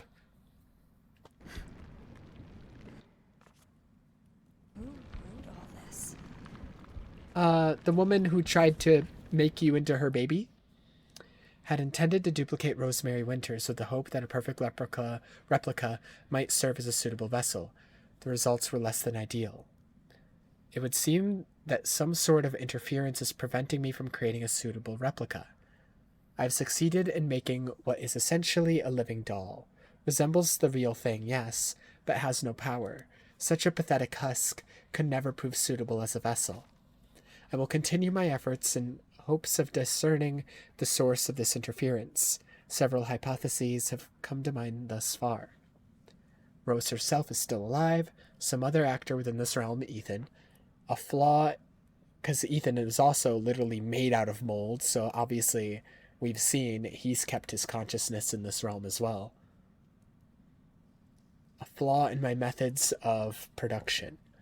None of these seem especially likely to be the sole reason, nor are any of them easy problems to solve. Perhaps my best hope is to somehow bring Rose into this realm. Were she to offer herself as a vessel, it would be so simple.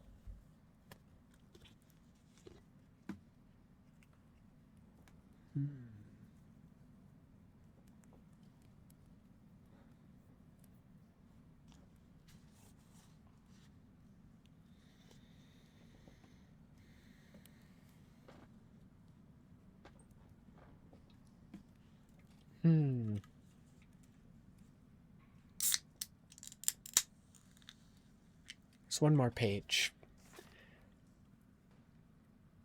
As I have taken to calling, these husks have yielded another interesting wrinkle to pursue. When subjugated to situations evoking extreme terror, they begin to express some semblance of Rose's abilities. This warrants more research. I think that my first creation, the Masked Duke, is just the one to perform the stress test. Okay.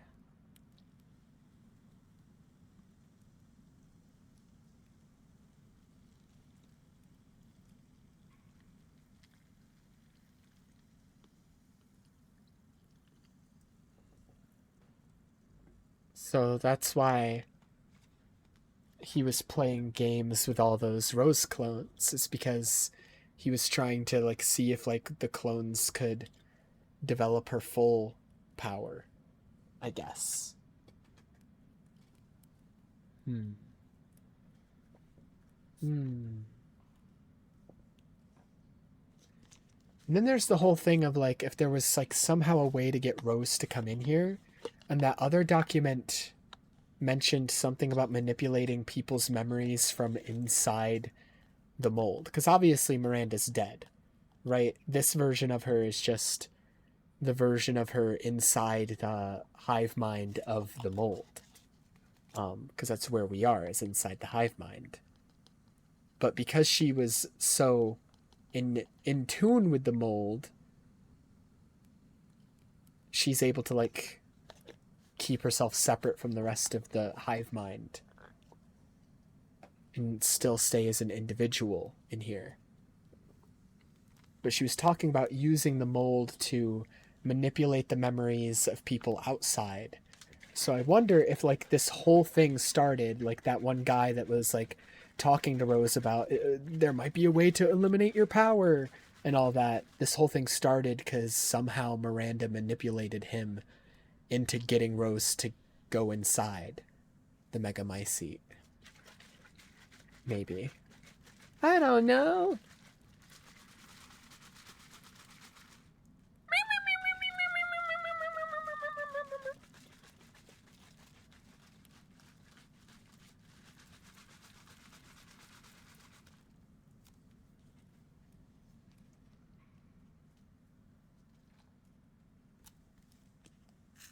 Ole mole.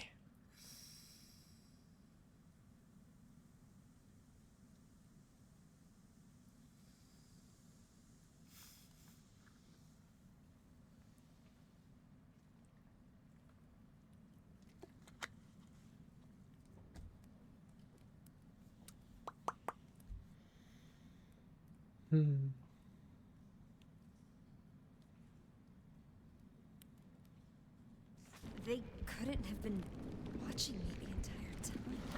Could they? They were. They definitely were. It's fucking Miranda. Some point during my experiments with consciousnesses, an intruder made herself at home in my realm. This intruder was none other than the failure, Evelyn, who has been running about enacting her own pitiful agenda, which has led to a slight disruption in my own plans. Had Evelyn not interfered, Rosemary Winters would have been on the verge of despair, disposed of her will to live and her mutamycete powers. A new passion burns within her. I still have to extinguish it.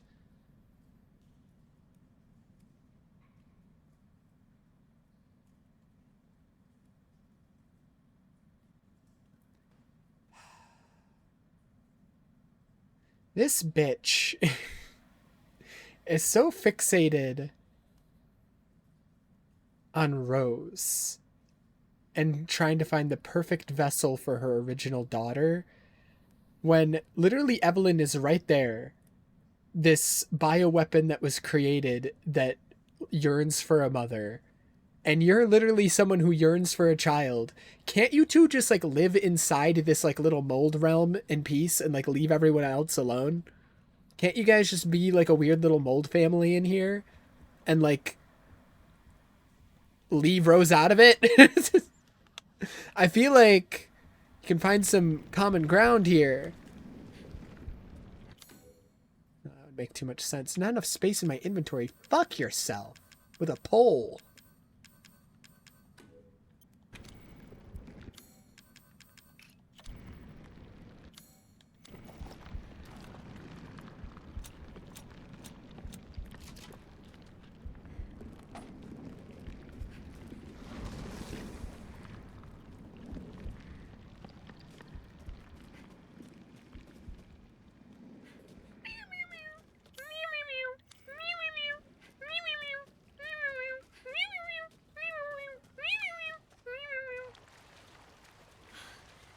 There's that feeling again.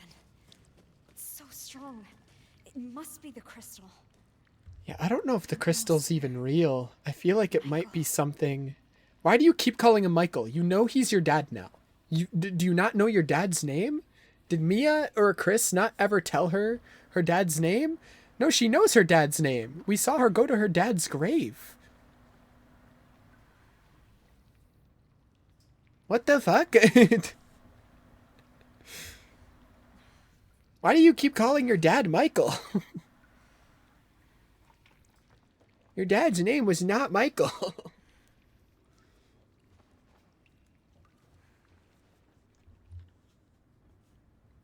That pull I've been feeling is close, but I just can't go any further.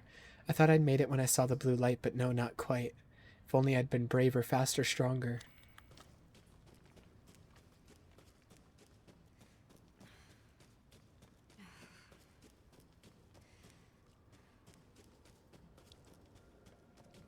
It's through here.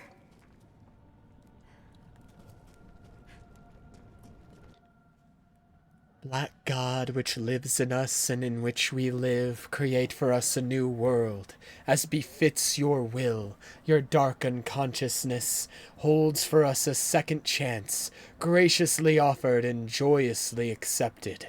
You drink the blood of the lost lamb as it falls upon your darkened earth, not to destroy but to preserve, and once again deliver unto life. This is some twisted shit. Nah, this is normal. That's normal. What do you mean? What, Rose? You're not religious? This one's the real deal. I can feel it. You don't believe in Jesus?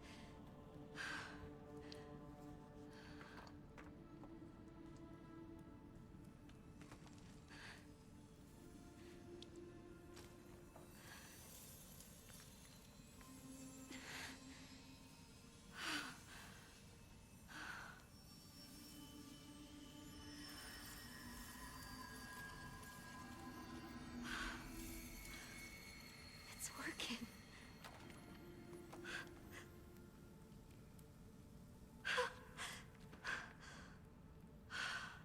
It's most likely exactly what Miranda wants. So now Rose can't fight back.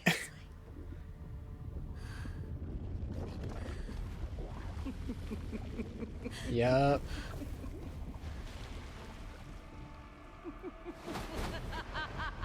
Hi, Miranda. Rose, I've waited so long for you. Who the hell are you? My name is Miranda.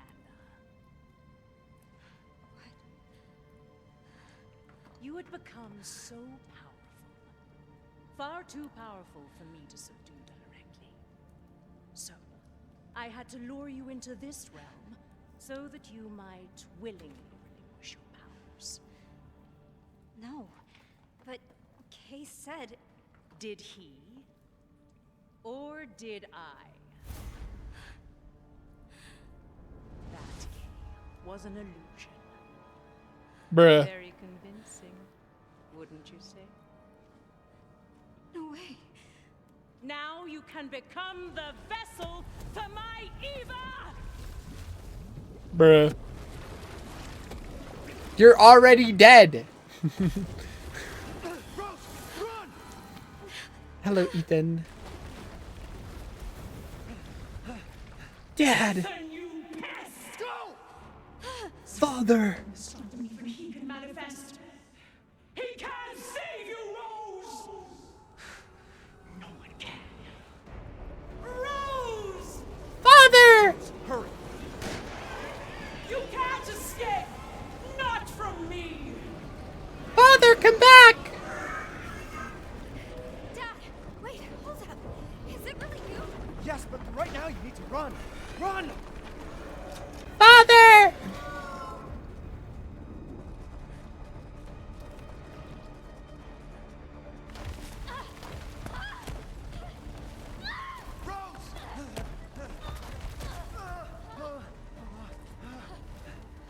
Dude, and that one person tried to tell me that, like, the face model that pops up when you search for Ethan Winters' face Thanks. was fan-made. It's like, brother, I'm getting glimpses of it right now. You really were. Sure, they never show it directly, because it's kind of the point. I didn't want to complicate They things. don't want I to show just his needed face to say it. directly, because he's you place him in first person.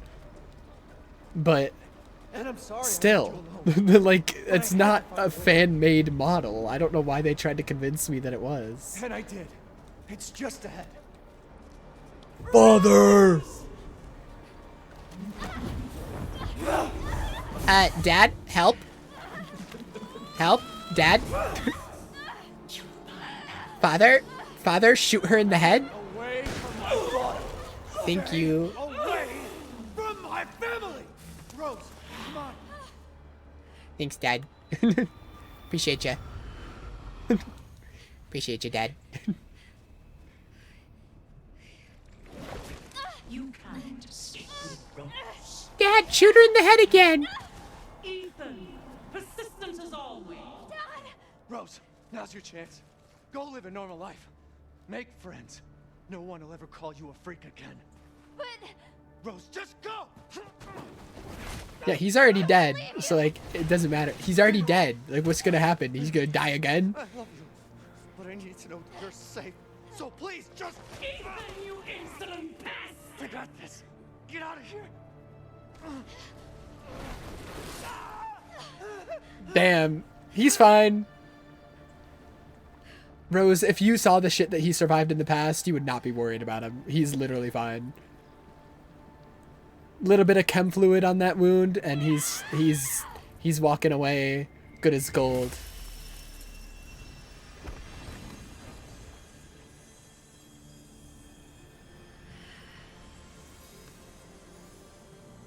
don't worry, Dad. I've got this. You think your powers will allow you to stand against me in the heart of my domain? Yes. Foolish. Oh, what the hell? Dude, they gave me a fucking teleport. I'm a god. I'm so cool. Dude, I'm so This awesome. will all soon be.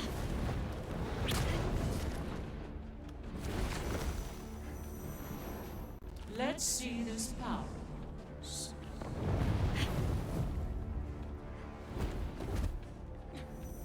There's nothing.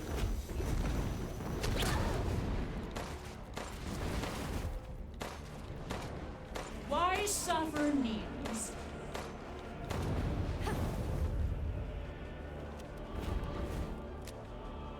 Why do you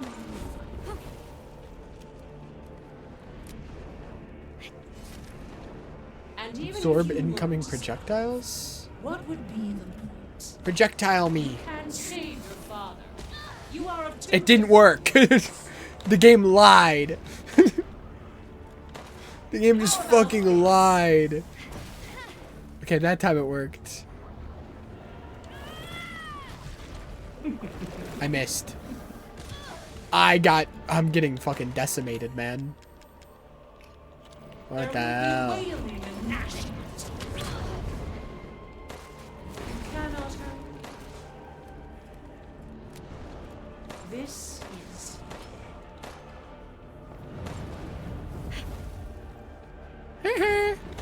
I'm so strong. you are like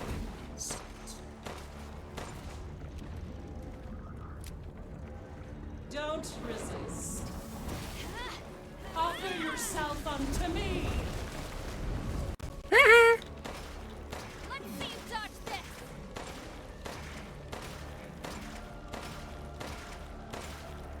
How do you possess such power?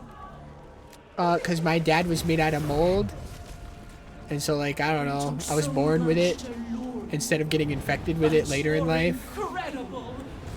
Well, It's most likely why. You might change your mind when I put an end to your plans. you will fall. Don't touch me. Don't touch me. Your time is at an end. Don't touch me. Dude, she's turning into a fish. What the hell? What the hell? She's a fucking fishy. I cultivated this world. Why are you doing fish shit? To resurrect your sweet Why are you pretending to be a fish? no matter how many Is that where your weird ugly son got it from? had the power to enter. That is why it must be. You Ow. are the only one who can bring her back to me. Okay, but like, Whatever it takes.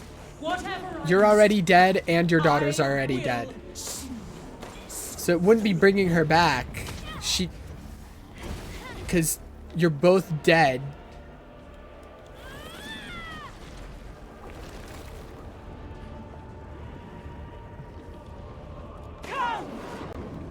by my side.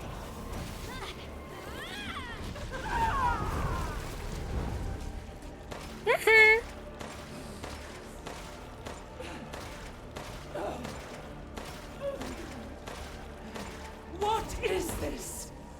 A gun? Bullets? Do you still not see? There is no happy ending. Says the Wicked Witch at the end of her reign. She's farting everywhere. Stop! You will never be normal. Oh, Dude, I'm getting stun locked! This is bullshit! understand how special you are. Yeah, that's what I want to hear from my mother figure. You will never be normal. You just won't give up. You really are. She admitted it. She admitted I'm Ethan's daughter, not her daughter. Haha. Ow.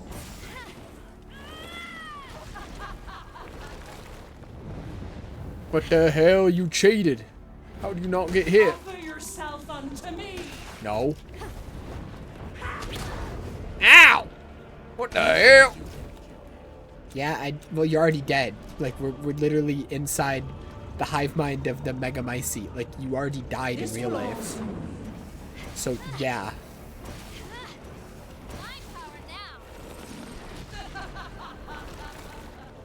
Ooh, stop dodging that shit. That's cheating. You're a cheater, pumpkin eater. I hate cheaters. Don't resist. You. Ow. Where's she? Hello?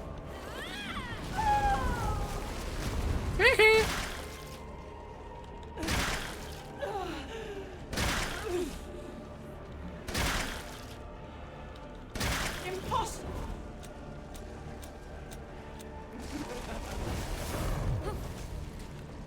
I shall finish this.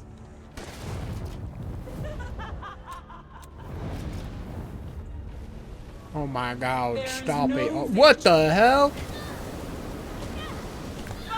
What the fuck? What in the bullshit?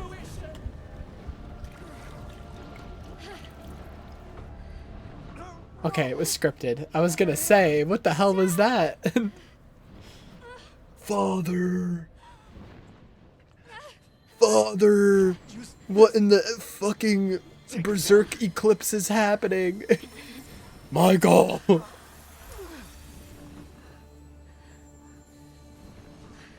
Dude, it literally does look like the eclipse. Also kind of looks like that dark side fight in Kingdom Hearts 0.2 where like there's all the dark sides surrounding Aqua and they all make a giant spirit bomb together. And yield your strength to me. But mostly it looks like the berserk eclipse. So much power. You truly would have been the perfect vessel for my Eva. Eva was just a normal baby who died of the Spanish flu. Not some stupid copy. I'm me, Rose. I'm me!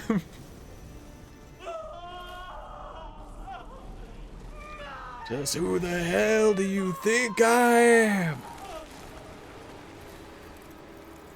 I'm me!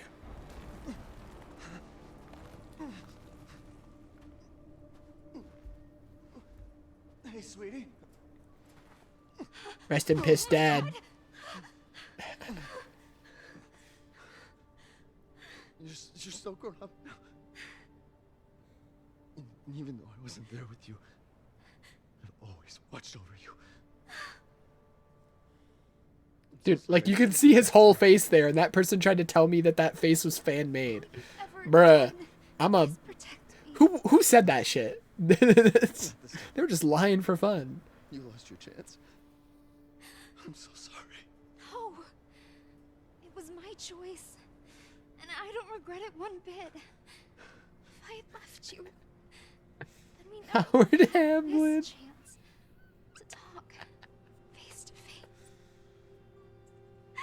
It makes this way funnier picturing his face there. Oh no, he's dying again.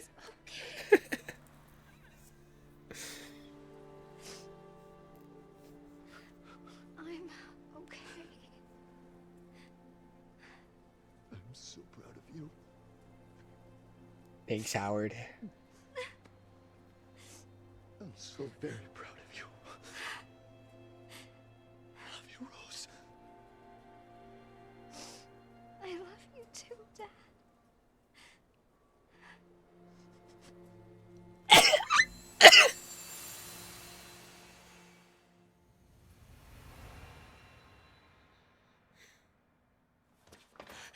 I'm back. Yeah, don't ever touch that thing again. Never touch that thing ever again. Or Chris will be very mad.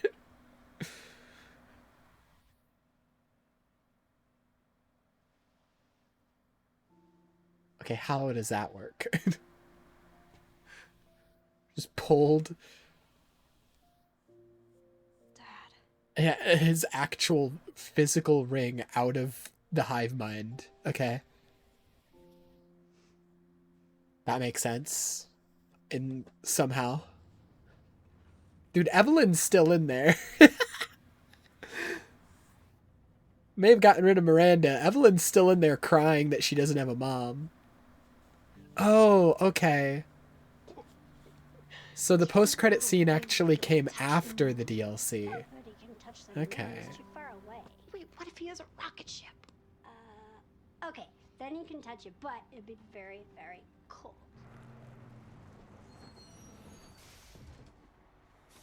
You were being silly. I don't think the moon feels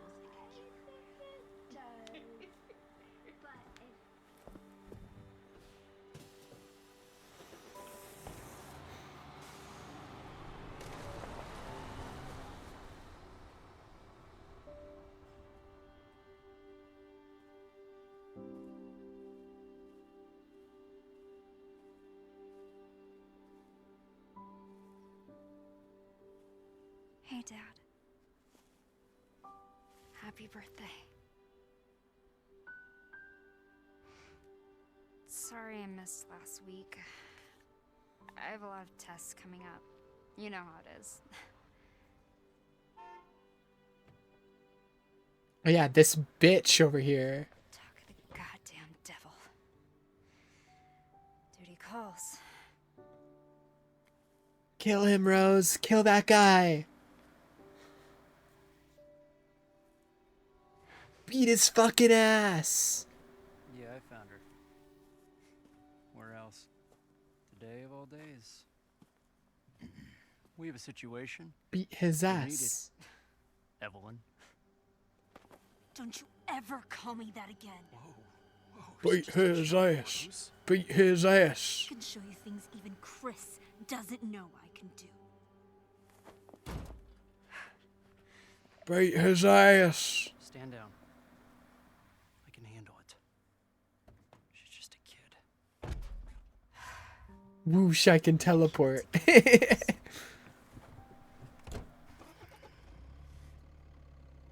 You're a lot like him, you know?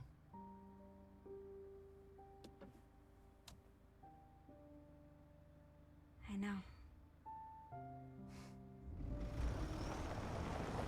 Then there was this weird thing here where there was like someone walking by the car and like the car stopped for them or something. Yeah, who the hell's that?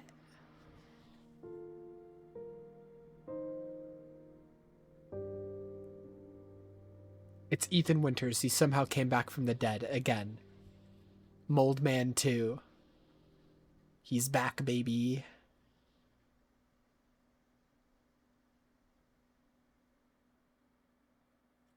Are they not going to show us who it was? And I doubt we're going to find out in RE9, considering it's not about Rose. So we might not even find out who that is until, at the earliest, RE10. Bruh. Whenever they decide to make Rose the main character again, which at the earliest could be 10. Crazy. I am now fully fucking caught up with Resident Evil. That is weird. That is a weird thing to think about as someone who has been watching Maximilian Dude and Yo Video Games for over a decade and who's seen them talk about these games for over a decade and who has avoided these games my entire life. It is weird to now be able to say I've experienced all of Resident Evil, other than the movies and like maybe some other supplemental materials, but in terms of the games, I've either played or watched them all now, which is weird. I am officially a Resident Evil fan, and it only took 21 days.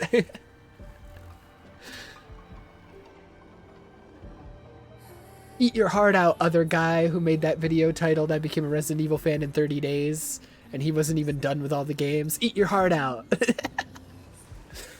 I beat your ass in terms of the amount of days it took me.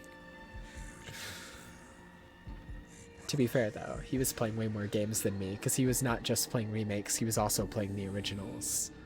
So, like, he's actually playing every single fucking game. He's a little bit more dedicated than me. I just wanted to play the games that interested me. I didn't want to, like, force myself to play all, like, the side games and stuff, because I knew I wouldn't like most of them. And so I didn't want to, like, ruin my experience of playing this series. I wanted to play the ones I thought I would like the most.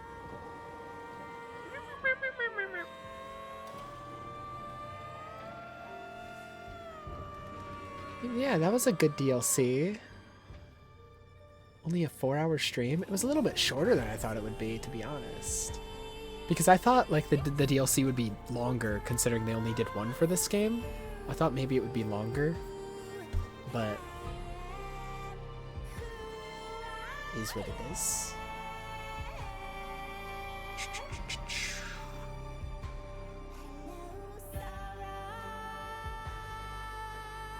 Especially because during the Evelyn part, when we were in the dollhouse, I was like, okay, so they're gonna make me go through each of like the big 4 areas again.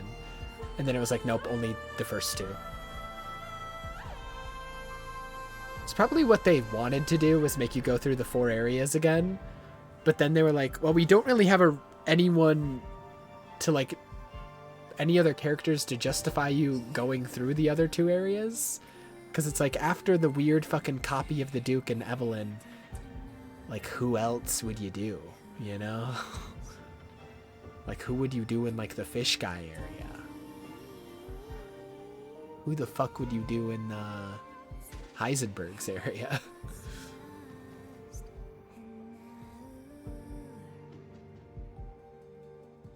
And it'd probably get pretty repetitive at that point, too, so I understand why they didn't.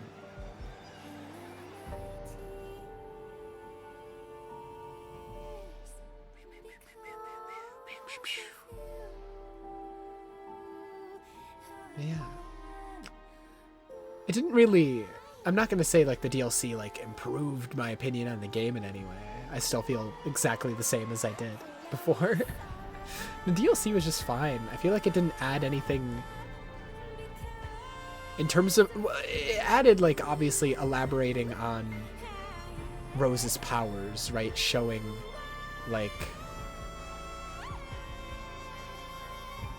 why all these people were saying she's capable of so much and all this. Like, showing what powers she actually does have. And, like, elaborating a bit more on, like, the hive mind inside the mold that they were talking about. But, like, they don't show you who the fuck is walking by the car in that ending scene, which is, like, the main thing I wanted to know.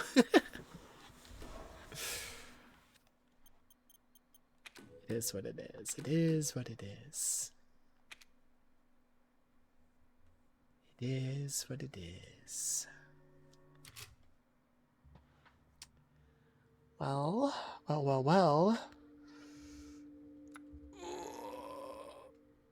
My back.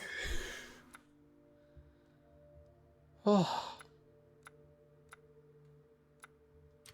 Whale. Concept art. Oh, you need to unlock it? Fuck you. I just wanted to look at it.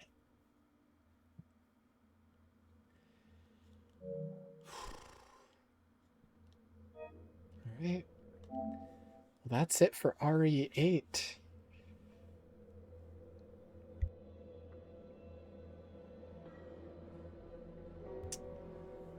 We finished this marathon way faster than I thought I would. Way faster.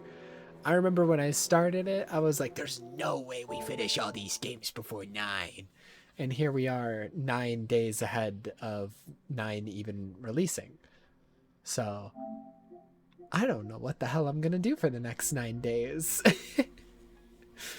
I want to, just throwing stuff out there, re-download 4 and 2 and try out some of the side modes in those. 4 Mercenaries, 2 the Hunk mode. So I'm gonna have to re-download those. That could be its own stream, just for another Resident Evil stream.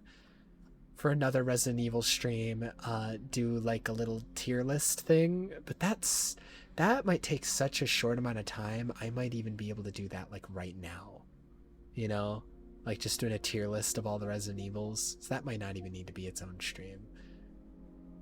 I was trying to find excuses to like fill the days with Resident Evil stuff, because switching to something else in the middle of a marathon would feel weird.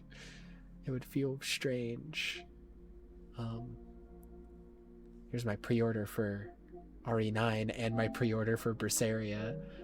Both coming out the same fucking day because the world hates me. Berseria, can you like release like a week early or like a week later or something? God damn it. God damn it, man. I'm very excited for this though, but that won't be until after 9. We've now learned after playing through the entire Resident Evil series, these games are pretty short. These games only take a few days each, so I'm not that worried about, you know, waiting a few days to play Berseria. 9, I imagine, won't take that long. I imagine it'll probably be a similar length to 4, you know, because there's 2 characters and 4 had Leon and then the Ada campaign, so similar length to 4, I'd imagine.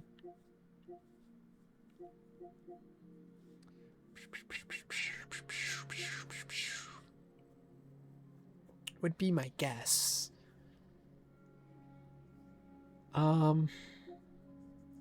If I really hated myself, I could try out this Resident Evil. This is like a free game you get for buying RE3. It's like a shitty online game. I'm not going to, but if I hated myself, I could.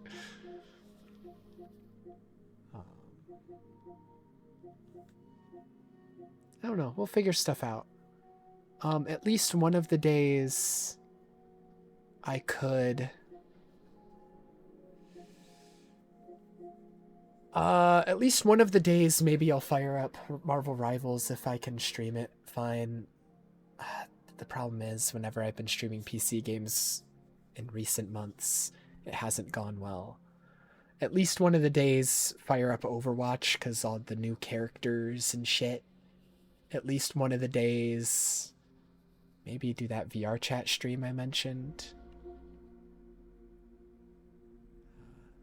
That would probably be Tuesday, since that would be the next time you'd be able to be here, Orem. I'm just trying to think of stuff to fill the days. I really am. I haven't played Sonic Racing in a long time. I never played Minecraft Steve or Joker when they were released. Just because so many games were coming out in like fall, which is when this game came out. So I just wasn't able to go back to it. Devastating news today? About what?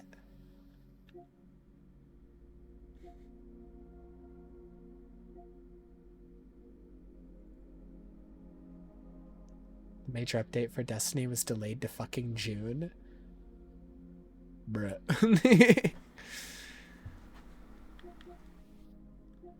I wonder if it has anything to do with them just wanting to focus on Marathon at the moment. I don't know, since that's releasing soon. I'm gonna try it during that free weekend.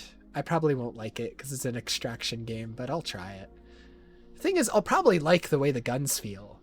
Bungie has like the best feeling guns in like anything. But I probably just won't want to ever play it again after that. All it will make me do is wish that the game just had a story mode, like a campaign. I'll play it, I'll be like, man, this world seems so cool, these guns feel so nice, but I don't like extraction shooters. I wish there was a campaign, and then I'll just not buy the game.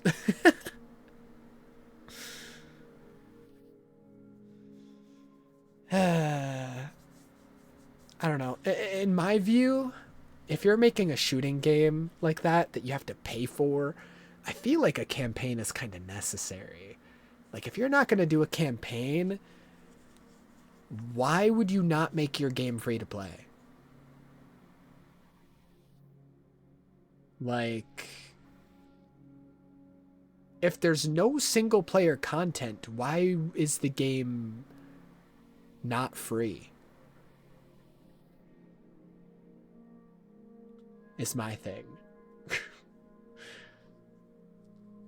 I don't know. I feel like it should be a free to play game, and like there's nothing in the game to warrant it being the price it is.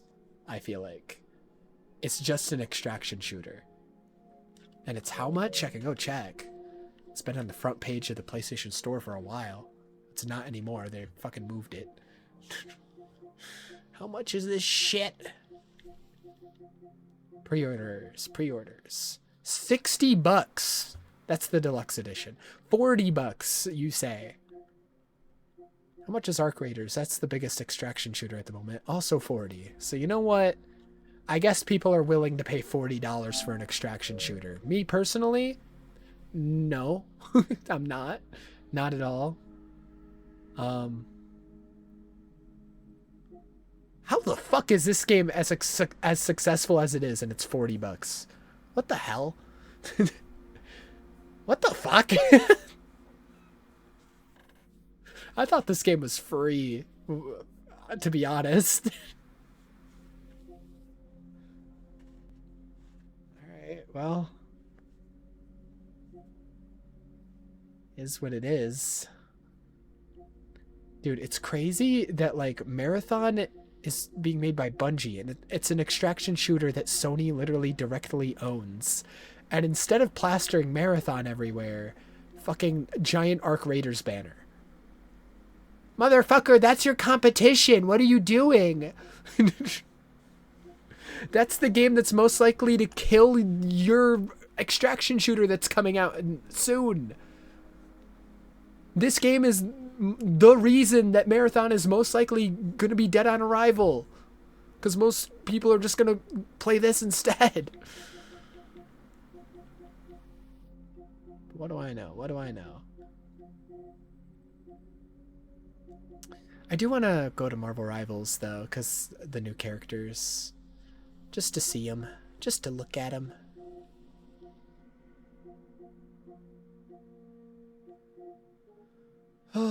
Deals you might like. Returnal's on sale right now. I might pick that up because I do plan on playing this sometime this year before the second game comes out. I say the second game. It's not a sequel. It's just... It's like a spiritual sequel. The same way like Dark Souls is a spiritual sequel to Demon Souls. But they're not actually like connected story-wise.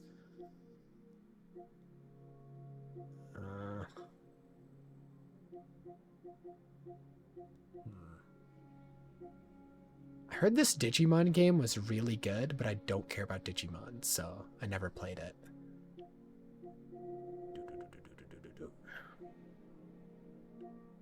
I hear Neo 3 is really good as well, but I didn't play the first two, so I don't care. Then I hear this is really bad. It's like a remake of one of the older Yakuzas, and it's really bad.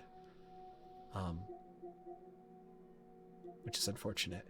Yakuza is another series similar to Resident Evil that I've always heard about, I've always wanted to get into, but I've just never bothered. Maybe someday. I feel like they make a new one every single fucking year though, so that shit's daunting. That shit is daunting as hell.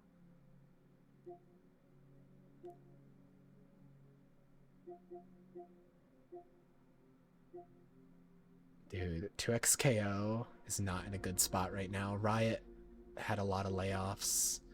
Dude, Romeo's a Dead Man is out? What? I didn't know this game was out.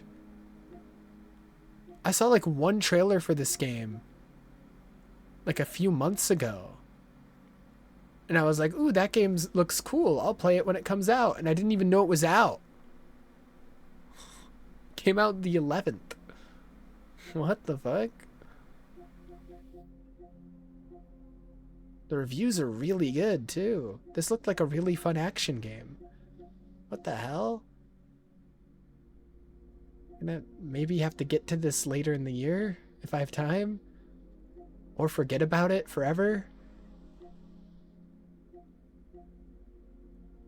I thought it was like coming out like next year. I did not know it was already out. The marketing for this game kind of fell off. They had like a really good first trailer and then nothing else. What the fuck? What the hell?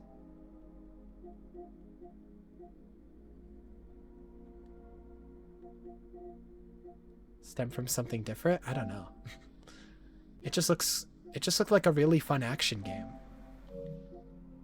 Like here, let me play this. It might be really loud.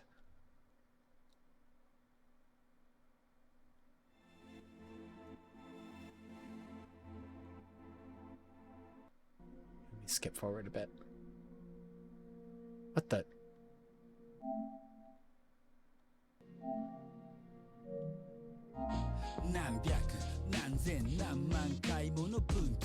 Like, this game seems weird, dude.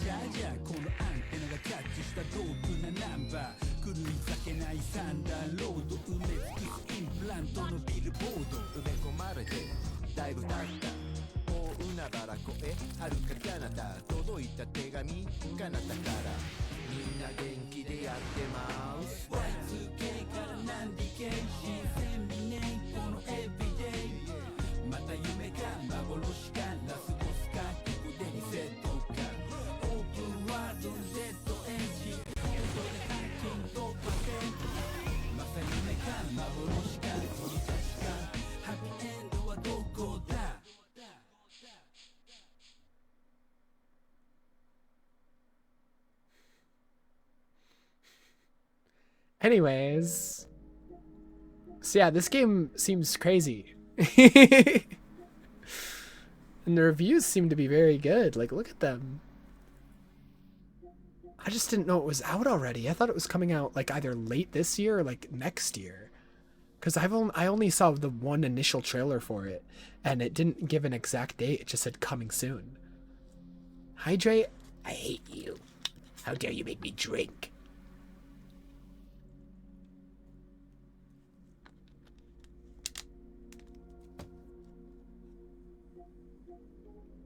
Fuck. How long is this game? I want it. Wish listing it.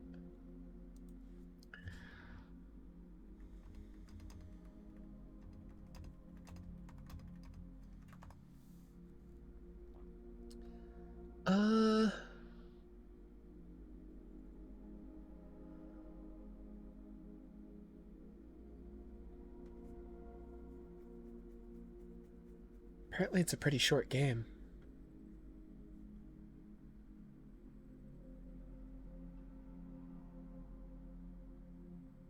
Like, even like 100%. Yeah, even like completionist runs, like where they do 100% of the game, are only like 30 hours. And I most likely wouldn't 100% it. Interesting. It's a pretty short game. Which makes sense, it's only $50. It's nowhere near full price. Full price these days is $70.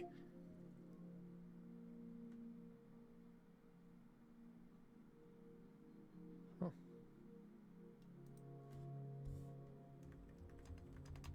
Romeo is a dead man. Let me look at reviews. See what the reviews are on other websites, because they're good on the PlayStation Store, but I feel like people only give positive reviews on PlayStation Store.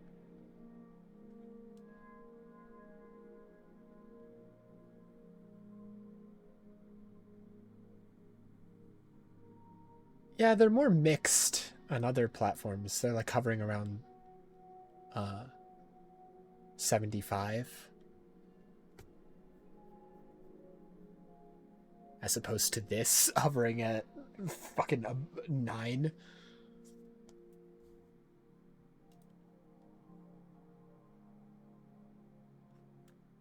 IGN gave it the classic 7 out of 10. They give everything. They give every fucking game a 7 out of 10.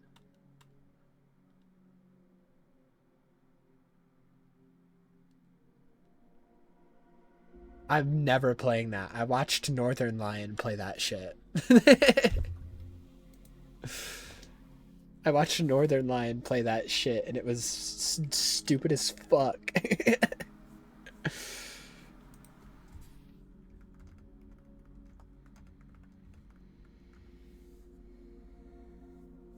Anyways, we're probably just gonna, I guess, chill for the rest of stream, because I don't want to end stream, it's too early, but I got no more game left to play. I guess first thing I could do is do a Resident Evil tier list, maybe? Maybe? To like wrap up me playing the entire Resident Evil series, do like a tier list of which ones I like the most, or like a ranking or something. Hold on, I'm just marking on my backlog that I beat RE8's DLC. Shadows of Rose. I'd give it the same score I give the base game, a 9. Completed. Save changes. The reason I didn't do it here is because I'm not signed into my backlogged here. See? So. But I did mark it right there.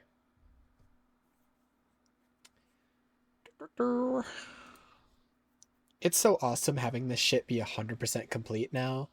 All 2,212 games that I've played in my life now in this list, in this database. Which, to be fair, that's not every game I've played. Like, there were some games, like some obscure-ass mobile games that I remembered playing as a kid that I tried to look up on here that they just don't have in their database. One of which being Call of Mini... Which, I'll just look up Call of Mini, because Call of Mini was a popular mobile game series of, like, shooting games. But there was a spin-off they made.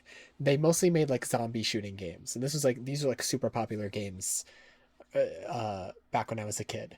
But they made Call of Mini Carnival. Which... Okay, it's not Call of Mini Carnival. It's just called Mini Carnival.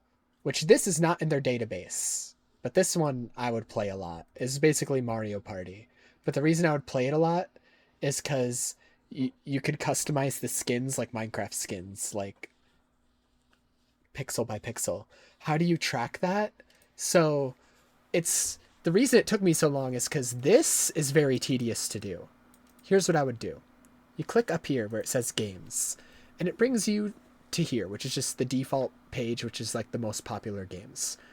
But then I would click apply filter, choose platform, and I would choose every single console I've played one by one. So first I started with the NES, and I would go through the entire list of every NES game on here, marking all the ones that I've played. I would then go to SNES, Nintendo 64, make my way through all the Nintendo consoles. I went through all the Sega consoles, went through all the Xboxes, went through all the PlayStations. Then I went through all the handhelds I've ever played.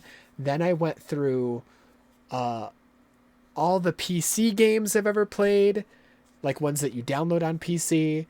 And then I went through the one that took the longest, well, the two that took the longest, all the mobile games I've ever played, the entire list of mobile games they have. Let's for reference, where's Android on here?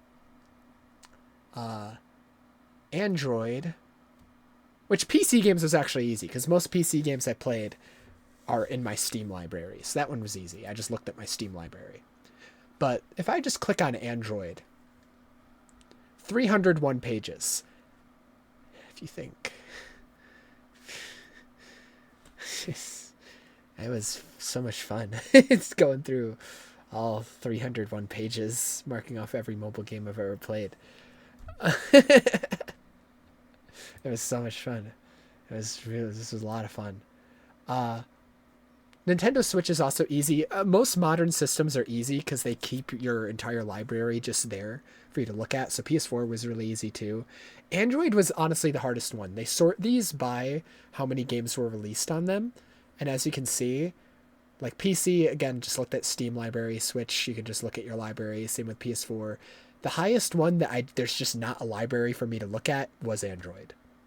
The next highest one, web browser. Web browser had 193 pages. And I went through them all.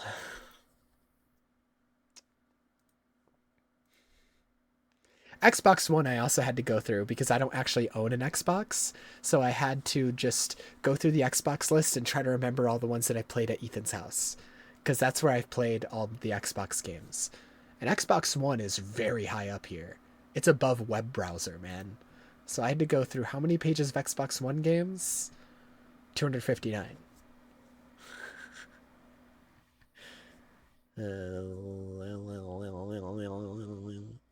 OMG Kahoot. Yeah, they have Kahoot on here.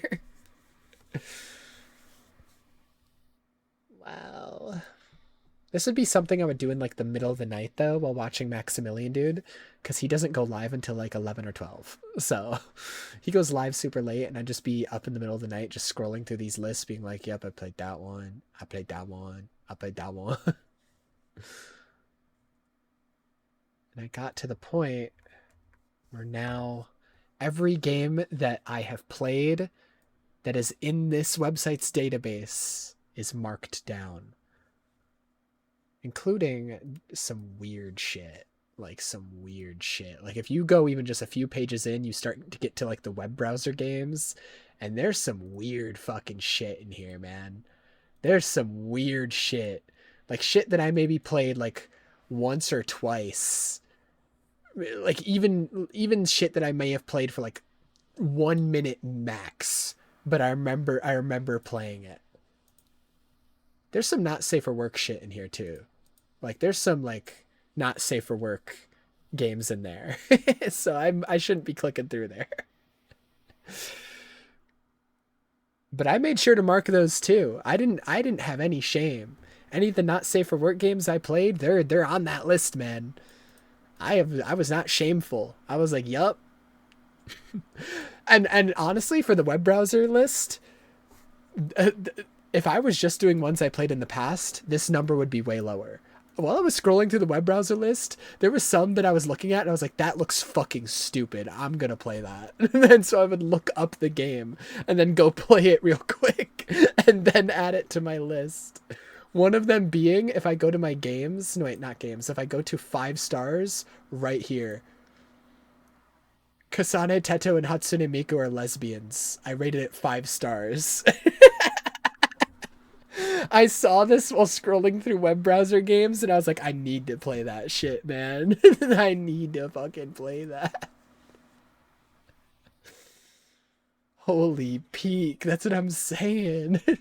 So there were a lot of really stupid like flash games and shit like that I was just seeing while scrolling through, and I was like, yes, absolutely.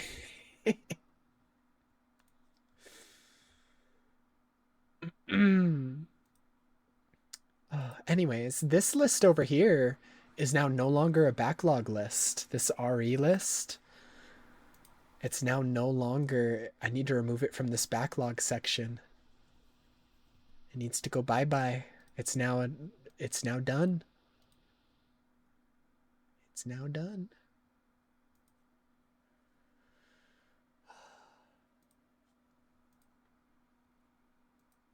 This one, honestly, most of these favorites could be jumbled up and swapped out and switched around, just depending on the day. But this was the order of which my favorite games were in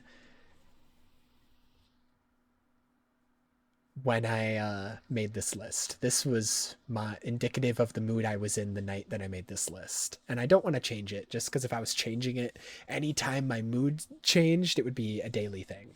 So here's my favorite games as they stood when I made this list. What games are on the list wouldn't change. It'd more so just be like the order. I would sometimes switch. Like, yeah. Like me looking at something like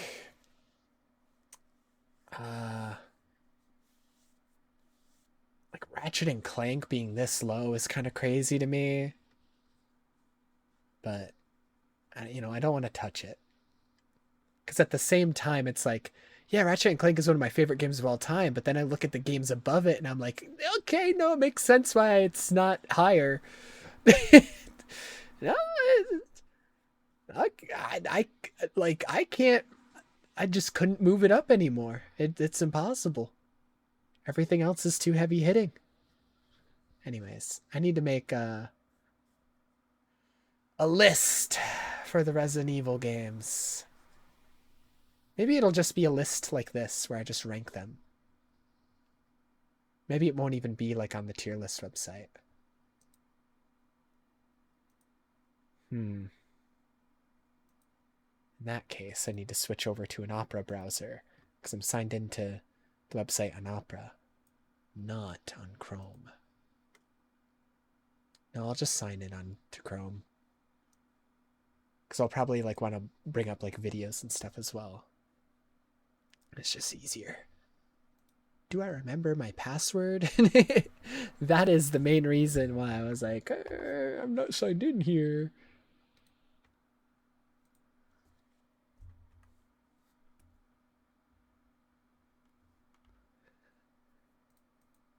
The peak continues, I see. Yes. There's like 6 of those games too, and I've played at least all of them for varying amounts of time. Most of them less than 30 minutes.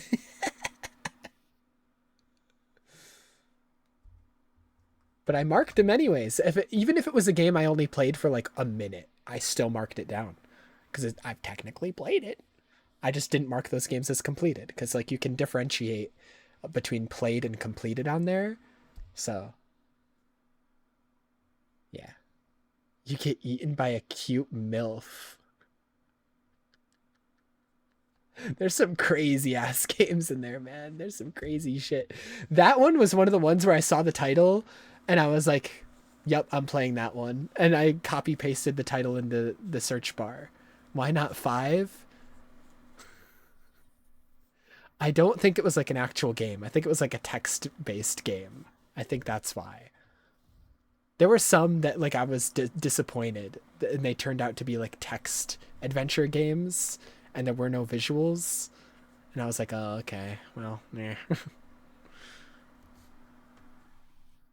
Let me turn off my PS5. I still have it on. Rest mode.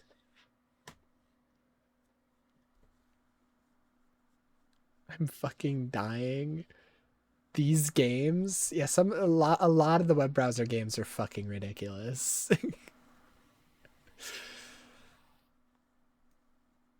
Once you get past the web browser and mobile games, though, then you start getting to like the real games, like actual video games.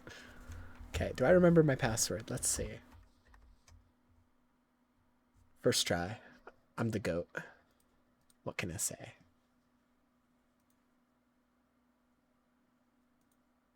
Where's my Chrome tab? Hello? Where's my Chrome tab? There it is. Okay, so let's make a new list. It'll be in the favorites tab. Create a list. This one will be no wait, we don't need to even make one. No. Cancel. Cancel.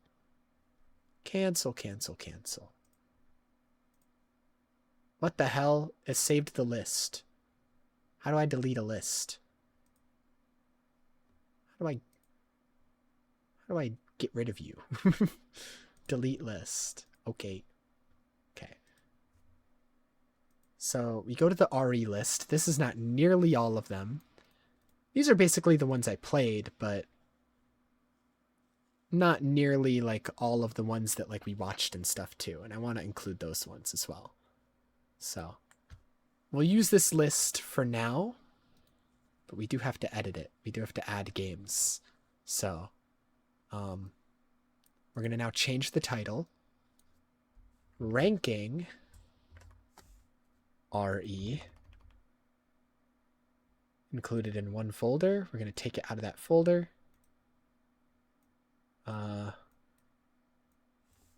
Ranking for the RE series. Happy face. Okay. And then we need to do a new tab. Games. Click on Resident Evil. This one's DLC. Click on an actual Resident Evil. Click on series. View all. And then we'll just go through the whole series and add any of the ones that we need to add. So RE2 is already on the list. Same with RE7. Same with 4 and 3. Same with 8. 5 is not here. Okay, we need to add 5.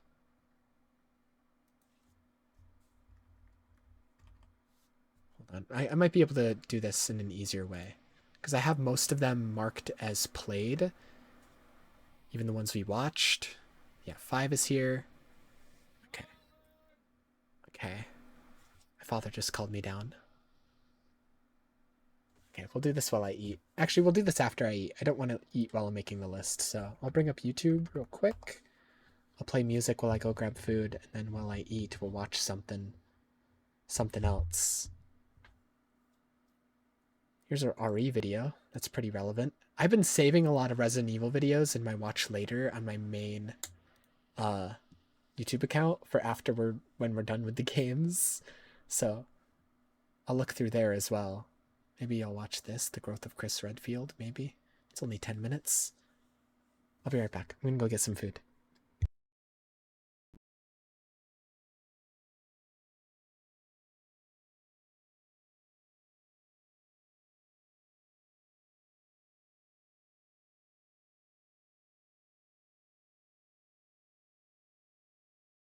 So don't you worry あなたに知られないようにあなたを守れますように The story has only just begun 当てのない道なき道にでもどうか迷い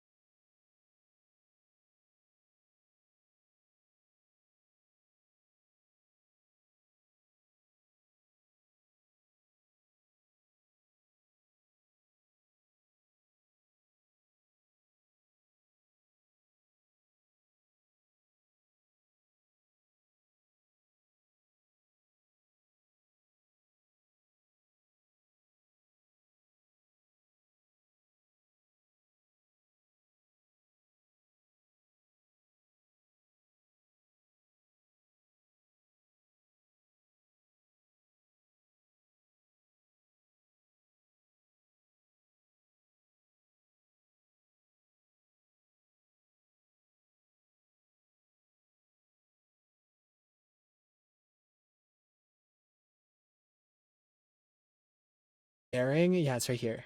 It's only 10 episodes, though. I don't know why season 2 is going to be so short, but it's only 10 episodes. I think like 5 are out at the moment.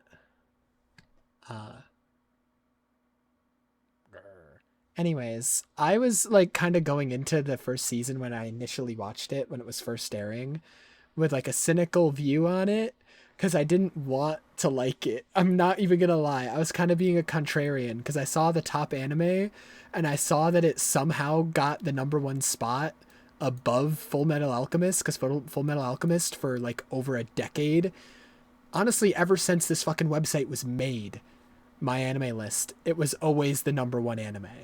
And so I was going into Frieren being like, there's no way it's the #1 anime of all time. And I still think that. I still don't think it's as good as Full Metal Alchemist. But rewatching it, I was giving it a more fair chance, and I'm like, God damn it, man, this anime is like so perfect. It really is. Like, there's like 0 flaws in it. It's kind of a perfect fucking anime. I still don't think it's like as good as Full Metal Alchemist, but it's pretty fucking close. Like, I understand why it's up here. I'm not gonna lie. And season 2 is already in the 2nd spot, and it's not even done yet. Like, when, like, decades from now, this will be the equivalent of Full Metal Alchemist for like a new generation of anime fans. It truly will be.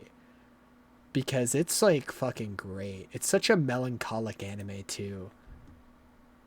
Like, it makes me very happy that this is like the most popular anime of like the current era of like new anime. It makes me very happy that it's not just a generic shonen that is the most popular anime of all time right now. That it makes me very happy that it's a very melancholic anime that deals with like loss and like grief and the passage of time and shit like that. That it's not just like a typical isekai or shonen anime that's just all action and fights and stuff, and it's a very slow-paced anime that just kind of sits in the moment oftentimes. That just kind of sits there and lets the characters feel shit.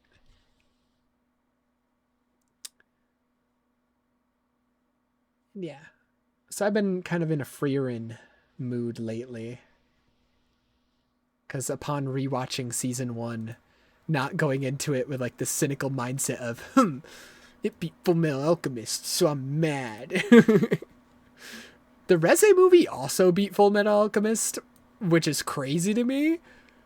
But like, this one I actually agree with. I do think it's better than Full Metal Alchemist. This is like one of the best anime movies of all fucking time, man.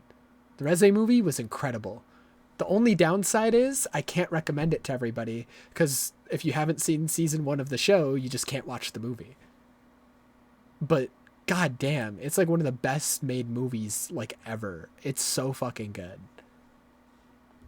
And the reason it's so fucking good is because it's not shot like a normal anime movie, dude. It is structured and shot like it's just a fucking like Western film. It is so good.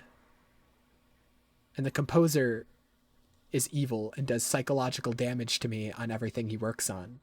He's worked on this, he's worked on A Silent Voice, he's worked on Devilman Crybaby, and those are 3 of the best soundtracks just of all time. Just psychological damage on everything that motherfucker works on. I swear to God. What else has he worked on? Let me see. What was his name again? I need to get down below the voice actors. Composer. Do they not have the composer listed? I'm gonna cry. Control F. What? They don't have... No, not him. He's not the composer. He just made the theme song. Also, Utada Hikaru's in there. She's in the same song as Kenshi Yonezu. 2 of my favorite artists ever made a fucking song together for this movie. That's how peak it is, man. That's crazy. They made a fucking song together. Like, hello?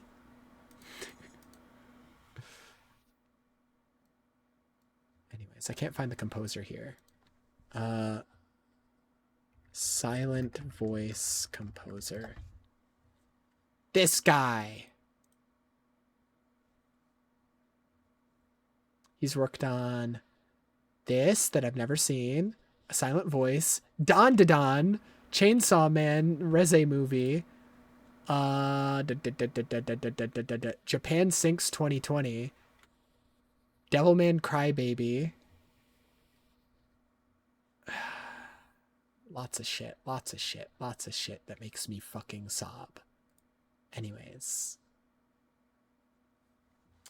I might watch this video, but I also did put a lot of Resident Evil videos in my watch later, and I want to quickly look at those because maybe there's one I want to watch more.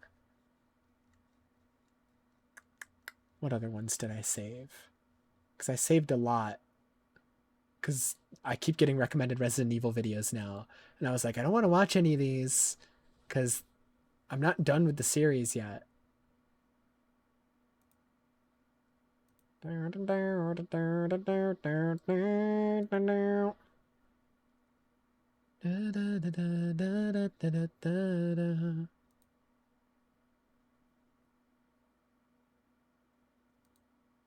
Persona 5. Ah! Why was that so loud? Persona 5. Did you know? Did you know? Persona 5. Now you know.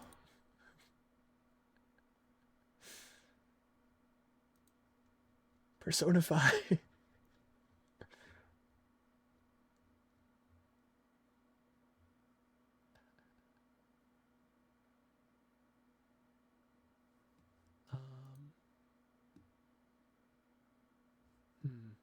Maybe it was in this watch later. I forget which account I saved them in.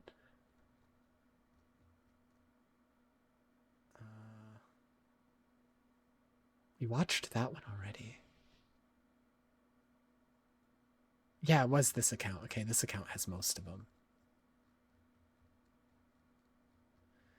Okay, which one am I most interested in watching? Honestly, this one here. Because this is like one of my biggest blind spots at the moment. Why'd it copy the image and not the link? Well, you get this weird fucking image to look at while I actually get the fucking actual link. Why'd it copy the image? Hello? Do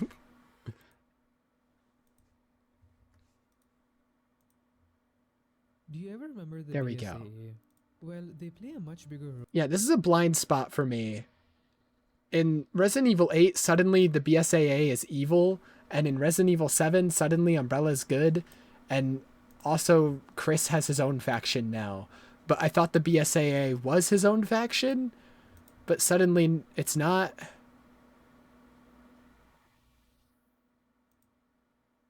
BSAA was created to stop bioterrorism.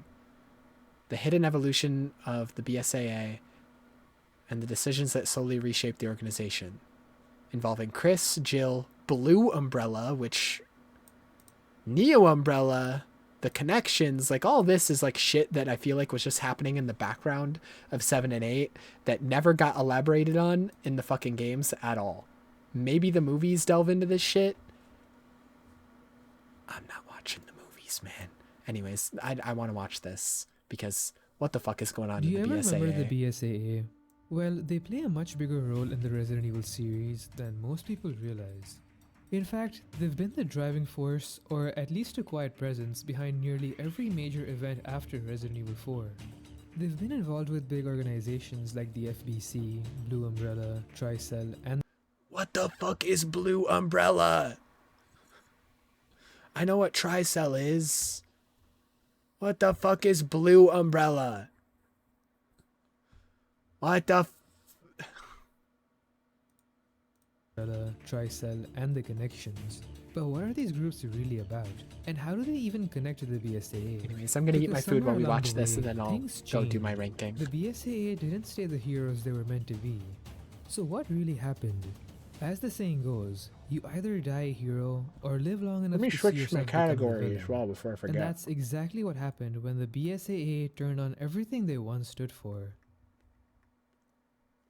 After the Raccoon City incident and the city's destruction, Also, I didn't pick up on it, but that weird, like, bioweapon super soldier that the BSAA sent in RE8 that, like, they showed for a second right here, apparently it's the same face as Chris. Like, apparently it's like a clone of Chris. I can't fucking tell for shit because of how dark this shot is, but apparently it is. And that's what the weird ass thumbnail is like a fucking bio weapon clone of Chris. Okay. This will never be elaborated on in the future, I'm sure. Just judging by the look of RE8. All the weird plot threads that I mean RE9. RE8 left open, like this weird fucking BSAA shit, and who the fuck was outside the car with Rose, and none of that shit is going to be touched on in 9 because it's not about any of these characters. So the soonest we'll get answers to any of this is 10. But knowing Resident Evil, we're never going to get answers for this shit. After the Raccoon City incident and the city's destruction, We'll just move on and finished. act like it didn't happen. Publicly disgraced and financially ruined, its stock collapsed. Its assets were seized and the company ultimately filed for bankruptcy. But even with Umbrella gone, the fear never disappeared. Because Umbrella was never the real problem. The real problem was what the company represented. The proven ability and willingness to create bioorganic weapons. Raccoon City had shown the world that bioterrorism wasn't theoretical, it was scalable, and it could happen anywhere. In response, the United States and other world governments were forced to acknowledge a new kind of global threat, one that no single nation could realistically contain alone. This led to the first serious international efforts to support anti-bioterror initiatives. Out of that fear, the Bioterrorism Security Assessment Alliance was formed, the BSAA. Established in 2004, the BSAA was envisioned as a UN-sanctioned international task force, dedicated to combating the growing threat of bioorganic weapons in the post-Umbrella era. In its earliest form, however, the organization was not a government military force. It began as a privately funded paramilitary NGO. Its initial funding came from the Federation of Pharmaceutical Companies, the Global Pharmaceutical Consortium, a coalition of drug corporations that had previously been implicated in Umbrella's illicit research programs. For many, the BSA's creation was as much a public relations effort as it was a security measure, a way for those companies to atone for their past involvement by helping prevent future disasters. Headquartered in the United Kingdom, the BSAA started small, just 11 members, including former STARS officers Chris Redfield and Jill Valentine. At this stage, the organization held only observer status. It had no real authority of its own, and required permission from host nations before it could conduct any operations. In practice, this meant the BSAA often had to rely on local governments and existing agencies to operate. Despite its noble mission, many countries were uneasy about a foreign semi-private organization operating within their borders. Sovereignty concerns and political distrust limited where and how the BSAA could intervene, restrictions that would quietly shape the organization's future. In its early years, the BSAA was more symbol than shield, but as bioterror incidents continued to escalate, that would begin to change. In 2004, the BSAA faced its first real test during the Terra Grigia panic. Terra Grigia was a Mediterranean city built out in the open sea, designed to be completely self-sustaining, a showcase of modern civilization. When the terror group Il Veltro released bioorganic weapons inside the city, this is all in Revelations. An inevitable surprise. For many, it felt like the first sign that bioterror was no longer contained to isolated incidents. It was becoming a global threat. This incident was also the first time Chris and Jill saw action as BSAA agents. Up until then, BSAA was mostly just an idea, a newly formed organization still trying to figure out its place. For Chris and Jill, it was the first time they were operating under the BSAA Revelation name, seems super instead of cool working on gameplay their wise, own. but the story What is they like saw here would quietly influence how both they're of trying them to do viewed so much. organizations and authority in the years ahead. But despite being created to fight bioterror, the BSAA wasn't the one in charge of this incident. Jurisdiction instead fell to the Federal Bioterrorism Commission, the FBC, a US-backed agency created in the aftermath of Raccoon City to centralize America's response to bioterror threats. Unlike the BSAA, the FBC had full government authority and could act without the political limits placed on independent organizations. BSAA Director Clive R. O'Brien was present during the Terra Grigia response, but the BSA itself was largely sidelined. As a privately funded NGO with observer status, it lacked the legal authority to intervene. To stop the outbreak, the entire city was deliberately destroyed, sunk under the sea in the name of containment. And then the real truth started to come to the surface. O'Brien began to suspect that the FBC's commissioner, Morgan Lansdale, was trying to control bioterrorism instead of stopping it. Lansdale had secretly manipulated Il Veltro and engineered the Terra Grigia panic as a power move, using fear as an excuse to expand the FBC's global authority. In 2005, O'Brien acted outside official channels and launched a covert operation to expose the truth. What happened aboard the Queen Zenobia confirmed his suspicions. The disaster had been planned from inside the very organization that was meant to prevent it. The fallout was immediate. Morgan Lansdale was arrested, the FBC was disbanded in disgrace, and public trust in centralized bioterror agencies was shattered. But exposing the truth came at a cost.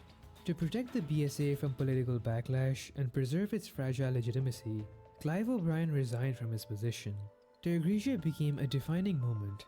This incident taught the organization that doing the right thing sometimes meant breaking the rules. That lesson, learned at the very beginning, planted the first seed of moral drift that would quietly grow over the years to come.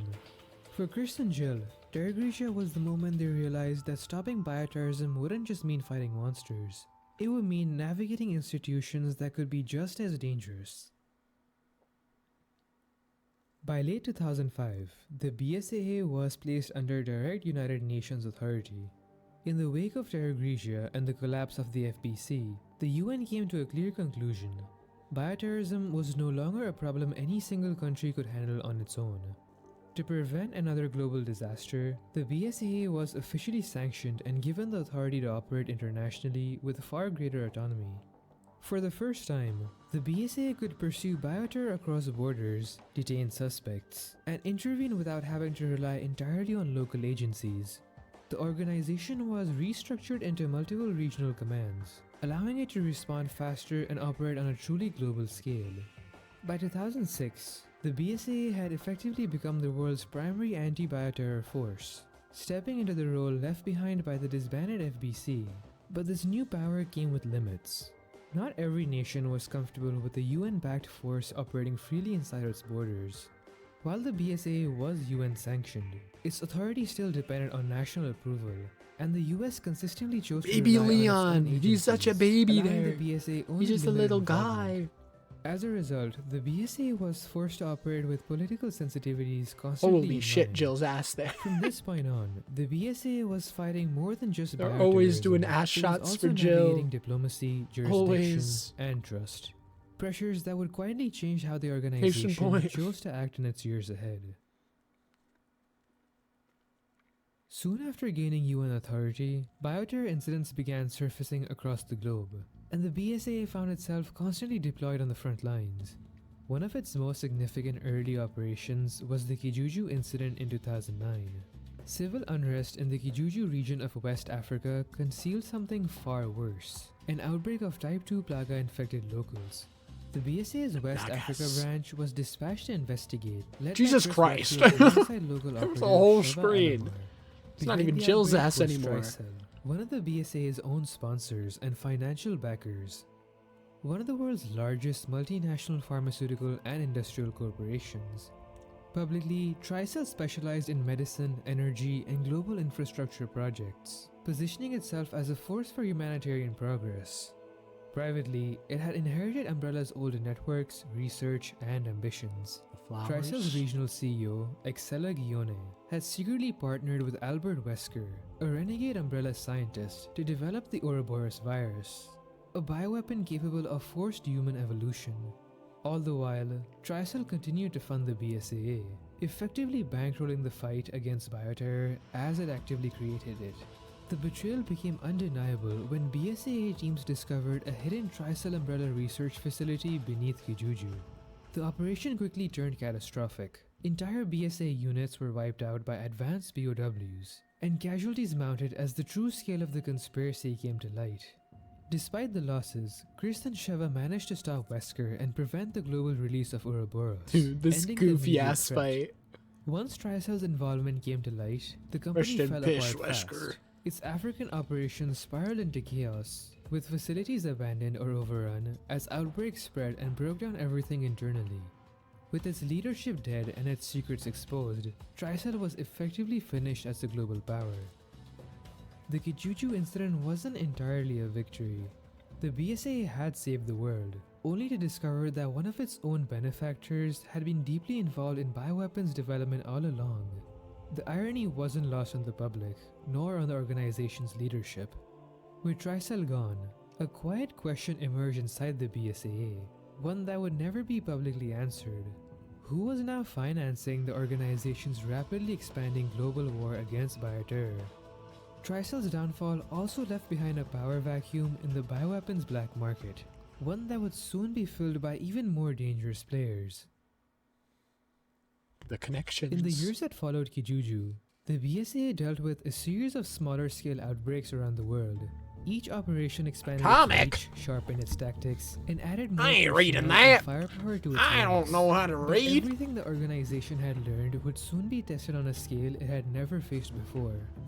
In 2012, the global outbreak began, a worldwide escalation of bioterrorism carried out by a group known as Neo Umbrella. Neo Umbrella released the C virus, a weapon designed to cause mass chaos through unpredictable mutation, infection, and rapid escalation. The outbreak spread across North America, Eastern Europe, and China, throwing entire cities into chaos. By this stage, Chris Redfield had been through more than most soldiers survive in a lifetime. Each victory had come at a cost, and with every new outbreak, his faith that this war could never truly end began to fade. But Piers Nivens was there to remind him why the fight still mattered.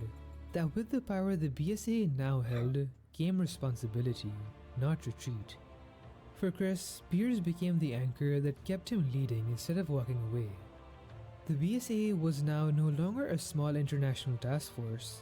It had grown into a massive global organization, with branches on every continent and access to heavy weapons, armored vehicles, and full-scale military hardware. When the C virus began spreading, the BSA mobilized immediately. BSA forces were deployed to major conflict zones like Edonia in Eastern Europe and Lanxing, China, where Chris Redfield led large strike units directly into active war zones filled with Neo Umbrella's BOWs. At the same time, the United States relied on its own agency, the DSO, with Leon S. Kennedy handling the outbreak on American soil. This division of responsibility was revealing. The BSA fought the world's wars, while nations still protected their own borders. The Neo Umbrella crisis was eventually brought to an end, but not before catastrophic global casualties. Entire cities were devastated, countless civilians were lost, and BSA units suffered heavy losses across multiple fronts. As the war against Neo Umbrella escalated, Chris began losing more men than he could count. Entire units were wiped out in moments, no matter how prepared they were. It was a harsh reminder that no amount of experience or firepower Dude, could change RE6's one story group. is so dumb. Chris was still human, and when the Holy weight of command moly. threatened to break him, it was Piers who kept the purpose of the It's just like BSA the whole alive, world is reminding him infected. that even in failure, Every saving what country could be has saved outbreaks. Still mattered. Piers gave his life to help Chris destroy a massive BOW and prevent It's like the turning outbreak from Resident escalating Evil even into a further. full-on like He hadn't war. been with the BSA for long. A war but in game that short time, was he so embodied stupid. everything the organization was meant to stand for. When Chris started to lose faith in the war, in the mission, and in himself, Piers believed for him. His sacrifice It's like the best wasn't Resident just Evil stories are always when like the infections or the parasites are like this conspiracy of like this company doing like this underground black market shit. Not when like there's just this giant terrorism group called Neo Umbrella just waging war on the whole fucking planet, and it's just like an action movie and like shit like that. It's just like a full-on fucking war movie. And it's just like all kind of out there in the public and everybody knows the two sides warring. You know, that shit's just so ridiculous. It's so About stupid. stopping a BOW, it was proof that as long as people were still willing to fight, there was still hope of making the world a better place. Chris couldn't let that death mean nothing, and it became the reason he kept going. Piers was the heart of the BSA's mission. Yeah, The man, new like this was the last time we saw the BSAA before 7 and 8. You know, Chris was still a part of it. They were still fighting against bioterrorism. And then suddenly in 8, the BSAA is evil and making clones of me. What? Willing to get their hands dirty Why? so others could stay clean. The BSA had succeeded. Humanity had been saved, again. But something had clearly changed. The BSA was no longer just a rapid response organization. It had become a standing army, built for constant warfare against evolving biothreats. By the end of 2013, the BSA had once again proven itself indispensable, yet the cost was mounting, not just in lives lost, but in the toll taken on the people fighting these endless wars. The organization was stronger than ever, but the strain was beginning to show. And no matter how the world changed, Chris carried something unbreakable now. A responsibility forged by loss, and a certainty that he would always choose what was right, even if he had to stand alone.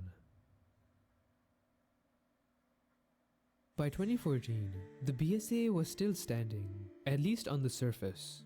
Outbreaks continued to appear across the world, smaller than the global crisis of the past, but no less dangerous. Each time, the pattern was the same. The BSA responded, the threat was stopped, and the world moved on. To the public, the organization still looked reliable, but the BSA was nowhere near invincible. In Mexico, a BSA operation to apprehend a bioterrorist named Glenn Arias ended in disaster. What the when fuck it is was this? revealed that Arias had taken over the resources of Tricell and Neo Umbrella after they had collapsed. Arias anticipated the assault and wiped out the entire Resident Evil Vendetta. I've never heard of this shit. Is it even a game? Or is this one of the movie? It's one of the movies. Okay. So, seems like most of the gaps I have are because these dumbass fucking movies that they kept making. leaving Chris as the sole survivor. Fuck Months you, later, I ain't watching Arias these. resurfaced in New York, releasing a new virus on a civilian population.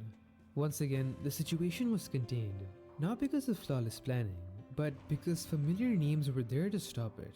This Chris, one's a movie, Leon, yeah. Rebecca. I know this one. The following year, another outbreak hit San Francisco, spreading silently through civilians who had unknowingly been infected days earlier. When the truth surfaced, the response wasn't led Another by new movie. faces or fresh leadership. It was carried by the same veterans who had been fighting since the beginning.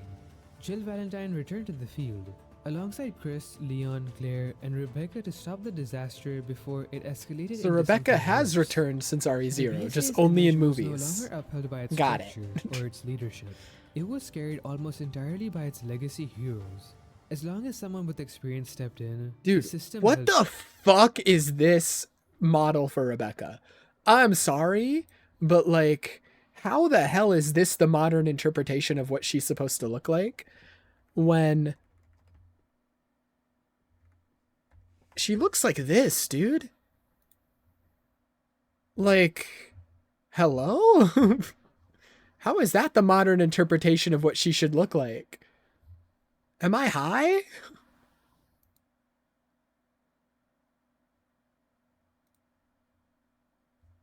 Am I crazy? What's going on here? What's up with this? What's up with this shit? What's up with these extra outfits, Capcom? What are you doing? What the hell?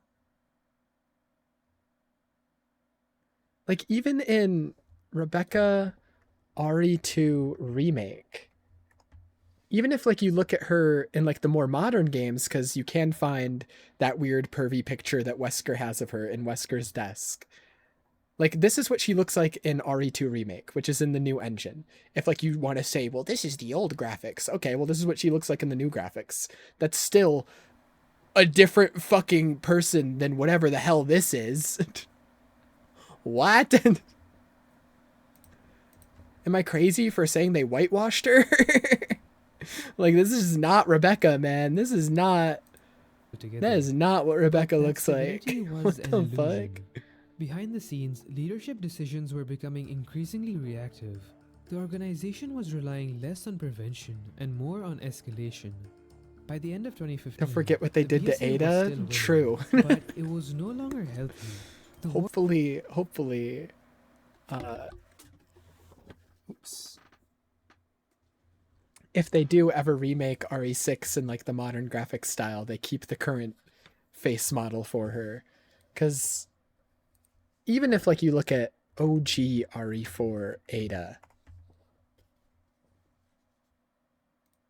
she still didn't look as white as she did in RE6. Like, that's what she looked like in OG RE4. And then RE6 Ada is just a white woman. It's just, she's just a white woman now. She's white now.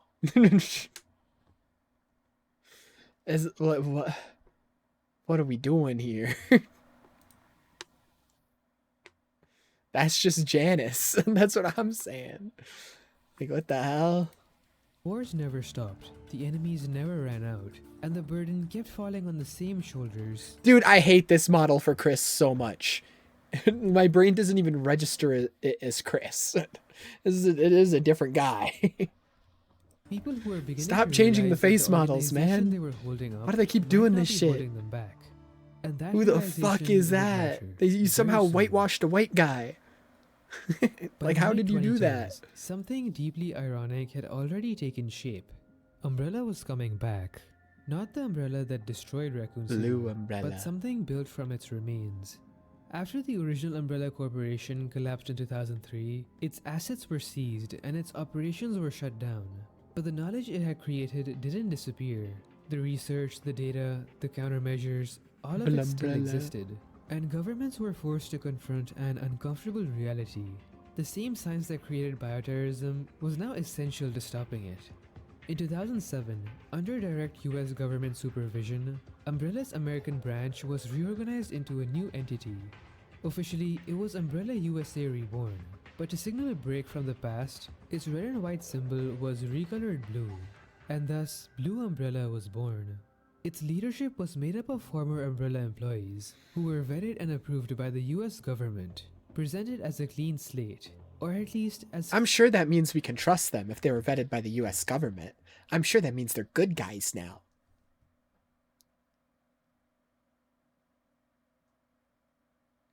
clean as Umbrella could ever be.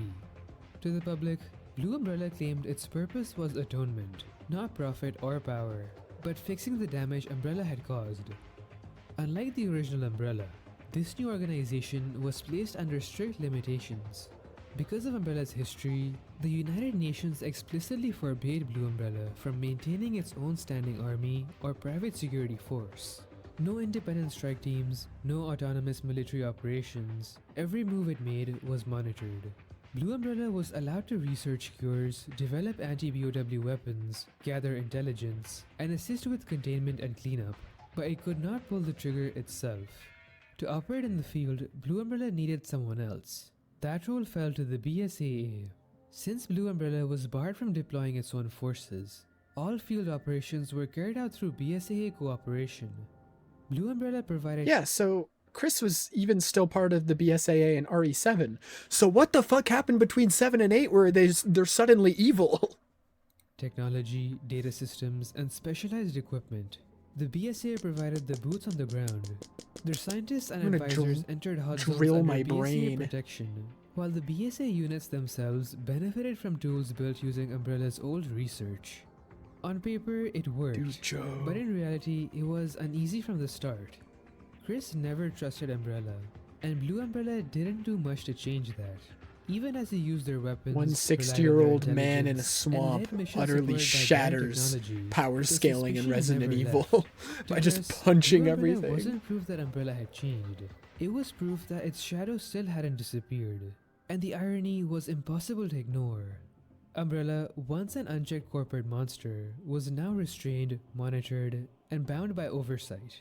The BSAA, founded with noble intentions, was growing more powerful, more militarized, and less transparent with every passing year. One organization had been forced into chains, the other had been allowed to grow unchecked. From 2007 through the late 2010s, the partnership held.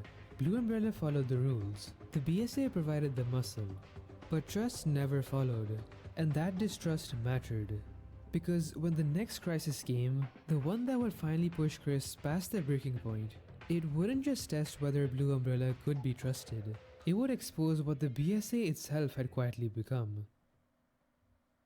By the time the BSA entered 2017, something had already gone wrong, even if no one wanted to admit it. The organization was larger than ever, better equipped, more experienced, and yet one of the most dangerous bioweapons ever created had already slipped through its fingers. Years earlier, during a failed interception at sea, an experimental bioweapon known as Evelyn escaped containment. The incident was quietly closed, assumed resolved. It wasn't. Evelyn survived, reached land, and vanished without triggering immediate alarms. For a long time, nothing seemed wrong, and that silence became the mistake. When she finally resurfaced in rural Louisiana, it wasn't as a sudden outbreak, but as something far worse. A threat that had been growing, adapting, and spreading silently for years. By the time the BSA realized what had been missed, it was already too late. That failure would come back to haunt them in Dulvey, Louisiana. The Baker House incident didn't begin as a sudden disaster. It had been quietly festering for years in the swamps outside the area. At its center was Evelyn's influence, a mold-based organism capable of rewriting minds, reshaping bodies, and turning entire families into obedient hosts. Created by the criminal syndicate known as— My one question when it comes to the Baker family is Zoe was like there for like 3 years trying to avoid Evelyn and her family's influence while also looking for a cure for herself. And Joe seemingly didn't know about any of this, their uncle. But like he lived like right down the river. Did he just never come to visit them a single time for 3 years? How did Joe not find out about his family being infected until like 3 years later? He just never bothered to like go down the river to check on his brother? Hey, I haven't heard from my brother in 3 years. Let me go check on him. Just no? Okay, I guess. She was designed to look like a child, not to blend in, but to control. The BSA had crossed paths with Evelyn once before, during a failed interception in Europe. She escaped. Turned to a life of fast food in Louisiana, it wasn't the BSA that discovered Oh my God, Dulvey, Joe. it was Blue Umbrella. By mid-2017, Blue Umbrella had identified abnormal mold activity around the Baker estate and discovered something else. Lucas Baker was not a victim. He was now working with the connections, conducting research from an underground lab and preparing to sell Evelyn's data to an unknown buyer. Blue Umbrella immediately alerted the BSAA, and together they launched Operation Lurking Fear. Chris Redfield was chosen to lead the operation, not as a symbol, but as damage control. He arrived at the Baker property just as civilian Ethan Winters confronted Evelyn herself. Chris provided Ethan with a specialized anti-BOW weapon, allowing Evelyn to be neutralized at last. But the operation didn't end there. While one team secured survivors and extracted Ethan and Mia Winters, Chris led another force underground into the salt mines beneath Dulvey to hunt Lucas Baker. Lucas knew what was coming, and he turned the tunnels into a maze of traps, wiping out an entire BSA unit and nearly killing Chris himself. Guided remotely Lucas by shit Blue Umbrella confuses me. analysts, Like, Chris pushed forward anyway. I don't Far know. deep in the mines, he confronted Lucas as he was Who trying cares? to He's upload dead his now. research. Lucas was killed, the data was destroyed, the last direct link to the Connections experiment was cut. On paper, the mission was a success. In reality, Dulvey was far from finished. With Evelyn gone and Lucas eliminated, the BSA and Blue Umbrella established a quarantine zone around the bayou. Walls were raised, labs were built, cleanup operations began, and as the mole threat was assumed That's to be not my collapsing, boulder Jack puncher, Baker man. returned. Who Mutated is and this seemingly strange uncaringly, man? He broke through the quarantine zone, killing BSA soldiers and Blue Umbrella personnel. The containment perimeter You failed. and whitewashed my white communications broke boy. down. And in the end, it wasn't the BSA that stopped him. It was Joe Baker, Jack's own brother, a man completely outside the system. He Just a managed to man put in his Jack down fists. and administered the final cure to Zoe Baker, saving the last surviving member of the family. By the time Chris arrived with reinforcements, the fighting was over. Delvey was finally contained. That should have been the end. Instead, it became a reckoning. Internally, the BSA classified Delvey as a catastrophic institutional failure. Investigations concluded that the organization's earlier missteps, including a classified failure in Europe years prior, had allowed Evelyn to escape in the first place. Delvey was just a consequence, and the truth was inconvenient, so the BSA buried it. The public story blamed a vague industrial accident, a gas leak. The Bakers were listed as deceased. Zoe Baker, though alive, was erased from records. Military sightings, helicopters, and even reports of monsters were quietly dismissed or suppressed. One of the largest cover-ups in BSA history was executed, not to protect civilians, but to protect the institution itself. For Chris, Delvey changed everything. This was the moment he stopped trusting symbols, logos, organizations, chains of command, and started trusting only people. Ethan, Joe, individuals who did what needed to be done when the system failed. And after Delvey, something else happened. Nothing. No public reform, no accountability, just silence. And that silence would last until 2021. Internally, the BSA classified the Baker House incident as a failure, not just of containment, but of judgment. Soldiers had died and civilians had been erased from records. The truth had been buried, and yet, outwardly, nothing changed. After 2017, the BSA didn't collapse. It withdrew. Operations continued, but details became harder to access. Oversight grew thinner, and decisions were made farther from the field. The organization that once prided itself on transparency began operating behind sealed doors, justified by the argument used every time before. This is for the greater good. For Chris, this is where it crossed the line, even if it happened quietly. Delvey had taught him something the BSA refused to acknowledge. Institutions don't fail all at once. They drift, they compromise, they justify. And by the time the consequences are visible, the decay has already set in. Chris stopped believing in formal organizations regardless of their intentions. He trusted people, and fewer of them every year. After 2017, the BSA became more difficult to define. Not openly corrupt, not openly villainous, just opaque. A global force with enormous reach, minimal scrutiny, and a growing belief that any method was acceptable if it prevented the next disaster. And then came the village. In early 2021, a bioterror incident came up in a remote Eastern European region. A place isolated, insular, and already consumed by something ancient. The BSA responded as it always had, by deploying a strike force to eliminate the threat. Chris refused to go with them. For the first time in his career, Chris rejected BSA command entirely. Instead, he formed his own unit, an independent team later known as the Hound Wolf Squad. They operated outside BSA authority, using their own intelligence and their own rules. Chris no longer trusted the organization to handle bioterrorism without making things worse. The BSA strike force moved in anyway. They didn't last very long. The assault team was destroyed almost immediately by the creatures infesting the village. Communications was lost and the operation had collapsed before it even began. And when Chris and his squad arrived in the aftermath, they found something far worse than a failed mission. One of the deceased BSA soldiers wasn't human. Under the uniform was a bioorganic weapon. Not an infected soldier, not a mutated casualty. A manufactured BOW deployed intentionally as a frontline trooper. The realization was bleak. The It's also BSA, a clone an of organization Chris. created to stop bioweapons, had begun using them. Umbrella believed control justified creation. the BSAA believed protection justified imitation. Where Umbrella once crossed the line in the name of progress, the BSAA crossed it in the name of safety. Different language, same logic.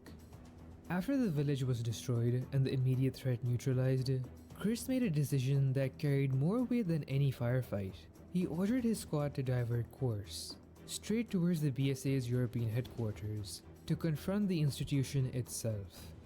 For years, the BSA had drifted in silence, and in 2021, that silence finally broke. The BSA was never born evil. It was born from fear and from responsibility. From the belief that if no one stood between the world and bioterrorism, no one would survive the next Raccoon City.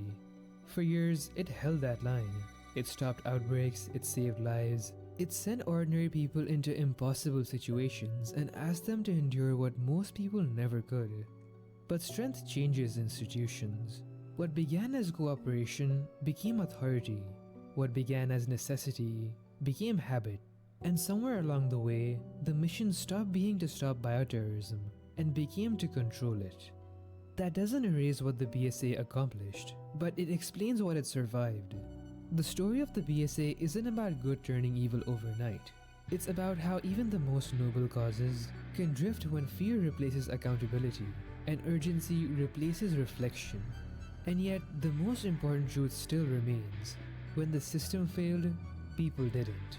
And countless unnamed soldiers who held the line when orders were unclear and the cost was absolute. They remind us that institutions may falter, but principles don't vanish unless we abandon them. The BSA's story is a warning, but it's also a reminder. Power must be watched, authority must be questioned, and protection is only meaningful when it refuses to become what it fears. Whatever comes next, the lesson is clear. Good and evil are never decided by force alone, but by stronger values, and that fight never ends.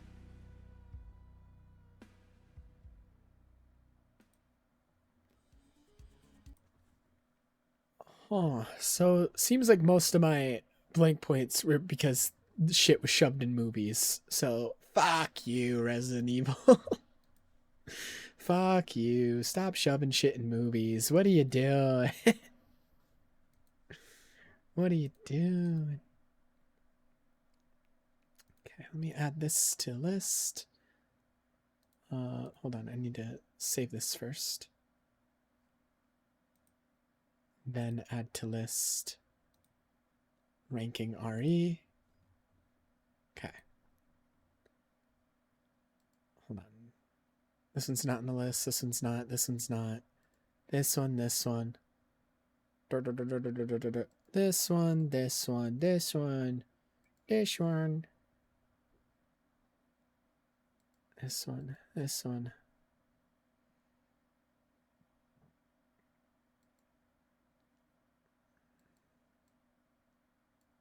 That one doesn't need to be on the list. Same with that one, same with that one. That one's on it, that one's on it, that one's on it. That one's on it. Okay. Should be all the relevant ones. Should be. Okay. Add the Rose DLC. Add the Joe DLC. Add the Chris DLC.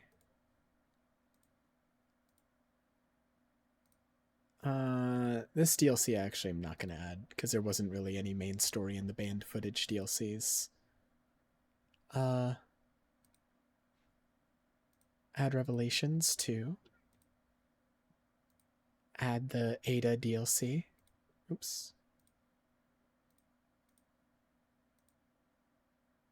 Add Revelations 1. Add 6. Umbrella Chronicles, I'm not going to add. Outbreak, sure. Survivor, I'm not going to add. Dark Side Chronicles, not gonna add. Dead Aim, not gonna add. Code Veronica will add. And 0 will add. I'm just adding the ones that I view as actually important to the story. So refresh. Cool.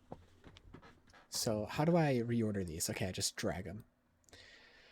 So my favorite Resident Evil up top. Let's see. So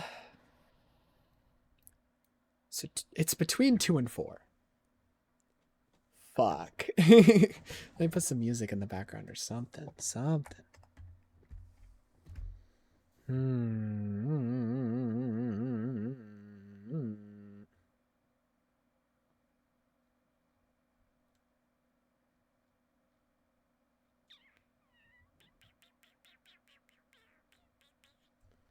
Let's see.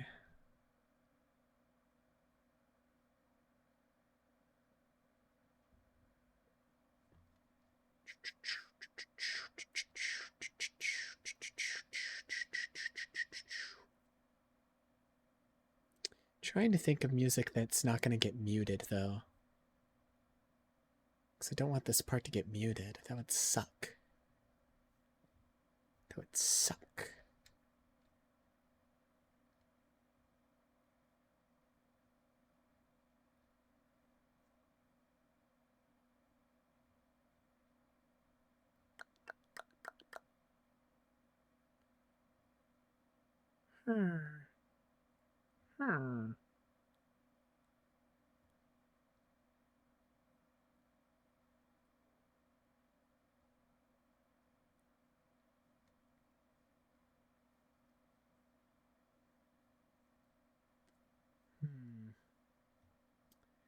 I do not know.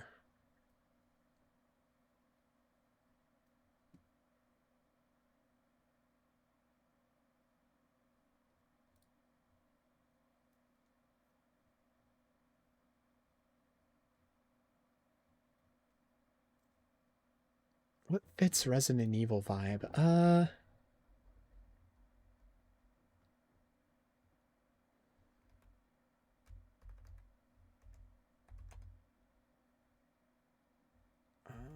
Let's do a Gehrman OST.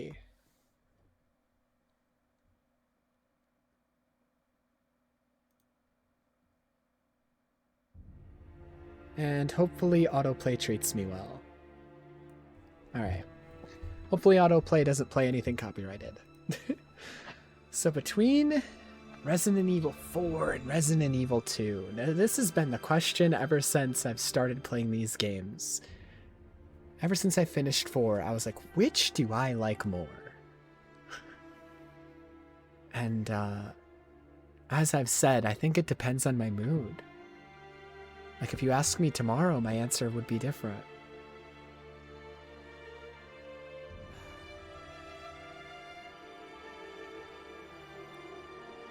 But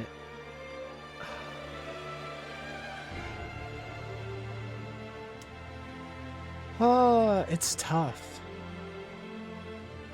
The most fun one I had, like the most fun I had in a Resident Evil was 4. But 2, I feel like is just so memorable. There's just so many moments in the game that I was like blown away and it just felt so memorable. And it was so scary.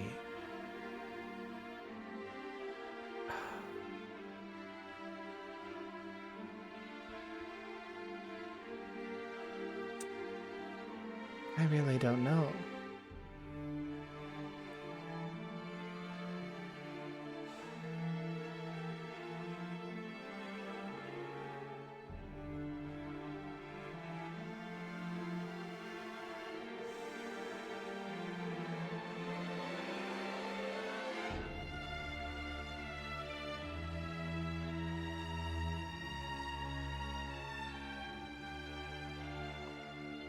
This is really tough.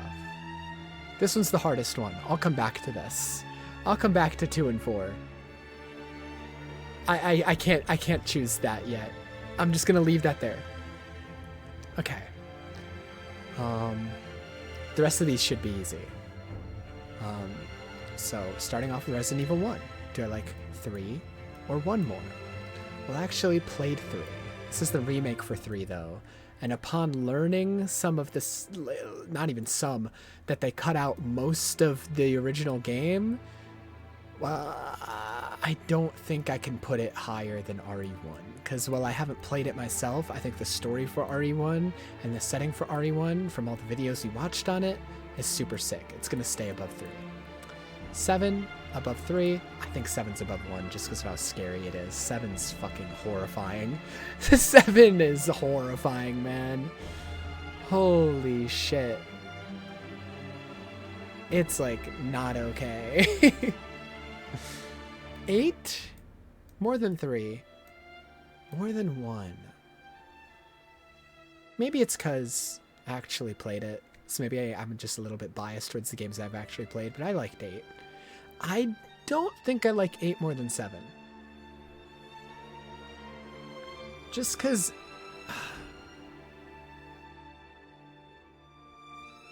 Eight tried to obviously use the same first-person formula, but make it more focused on shooting all the enemies instead of avoiding them. Instead of like survival horror, it's more so like action horror. And I don't necessarily think that evolution works in first person, whereas evolving like the formula from RE2 to RE4 to make it more action-based worked because it's third person. It doesn't really work in this case, I feel like. It just ends up being, because like the only thing you can really do in first person is just spam gunshots. It just ends up being all the enemies are super spongy and most of the bosses are just bullet sponges without really any puzzle mechanics in any of the bosses. I think the vibes and the aesthetic of RE8 I like more. I love the gothic architecture. I love like the werewolf enemies and shit. They gave me huge Bloodborne vibes. I love Lady Dimitrescu. I love Heisenberg. I love a lot of the characters. Don't really like what they did with Chris's character that much. And don't like the retcon of Mother Miranda's actually the true origin of Umbrella. I think that's stupid.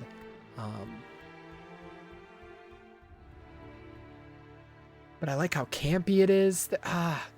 God damn, 7 and 8 is like a similar situation to 2 and 4. There's aspects I like about 7 more and aspects I like about 8 more. Fuck. I really liked 8.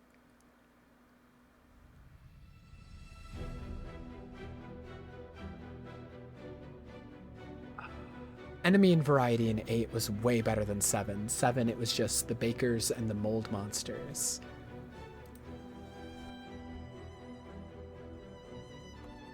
It's playing.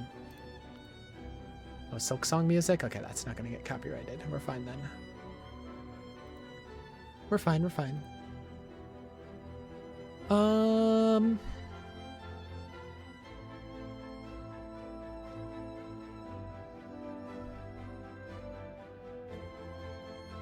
Which one would I be more likely to replay?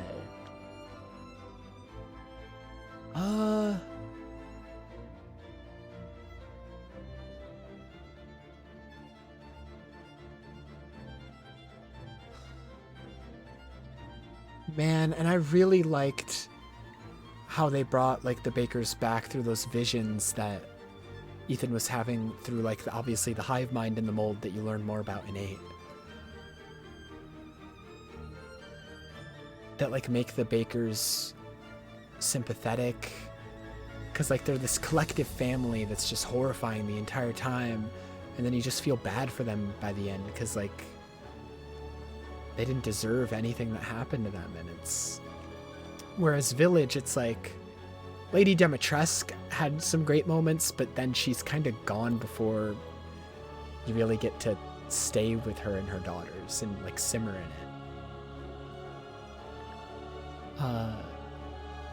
The fish guy is super forgettable. The doll area,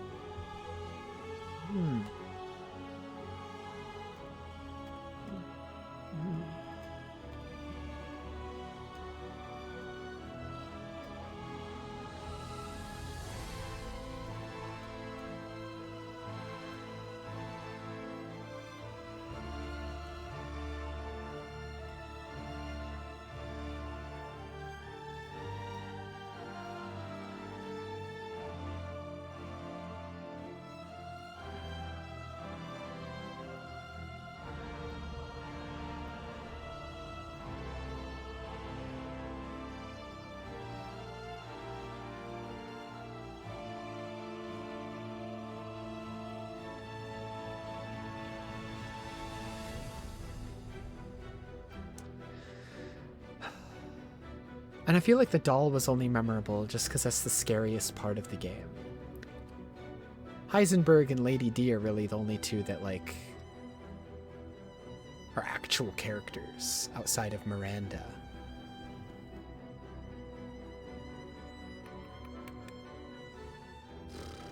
Man, I'm stuck here as well because I don't know if I like 7 or 8 more. Fuck, I gotta go down.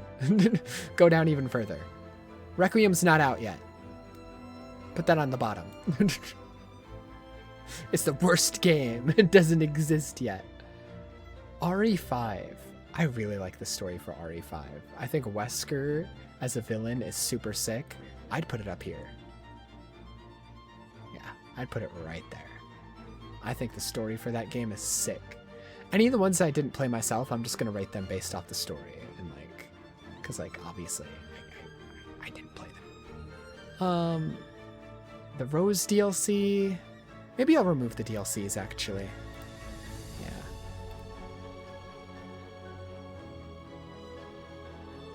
The Ada DLC, I'll remove it. I'll just count that within RE4. So 5 would be here. Ironically in 5th place. Revelations 2. I'll rank this one in reference to Revelations 1. I'll rank Revelations 1 first. I really like the vibe, aesthetic of Revelations 1. Everything I've seen of it gameplay-wise seems really cool. It goes back to being a classic survival horror and then mixes some like Metroid Prime stuff in there with like scanning stuff. I do think the segments where they make you play as the other characters look really fucking stupid. The political intrigue in the political story in the game can get a little too complicated and a little too far up its own ass, but I still think it looks really cool. Looks cooler than RE3 by a lot. I'd even argue, maybe even just based on like the setting, I think like story-wise, I like both it and OG RE1 about equally. I think like the setting being on a boat, I just like that setting a little bit more. I'd probably put it over Resident Evil 1, just because I like that setting a little bit more of it being on the boat. And then Revelations 2, in reference to this, it's worse than First Revelations. That's why I wanted to rank the First Revelations more. And I'm not saying it's worse in terms of like story or in terms of like gameplay. It's more so in terms of story. I think the story's just less interesting. And I think it would be more interesting if the game just focused on one of the campaigns, Barry's. Claire feels very forced. Because of that, it's going to even be below RE1 and maybe even RE3. I just don't think it's that interesting of a story at all. RE6, I mean, like...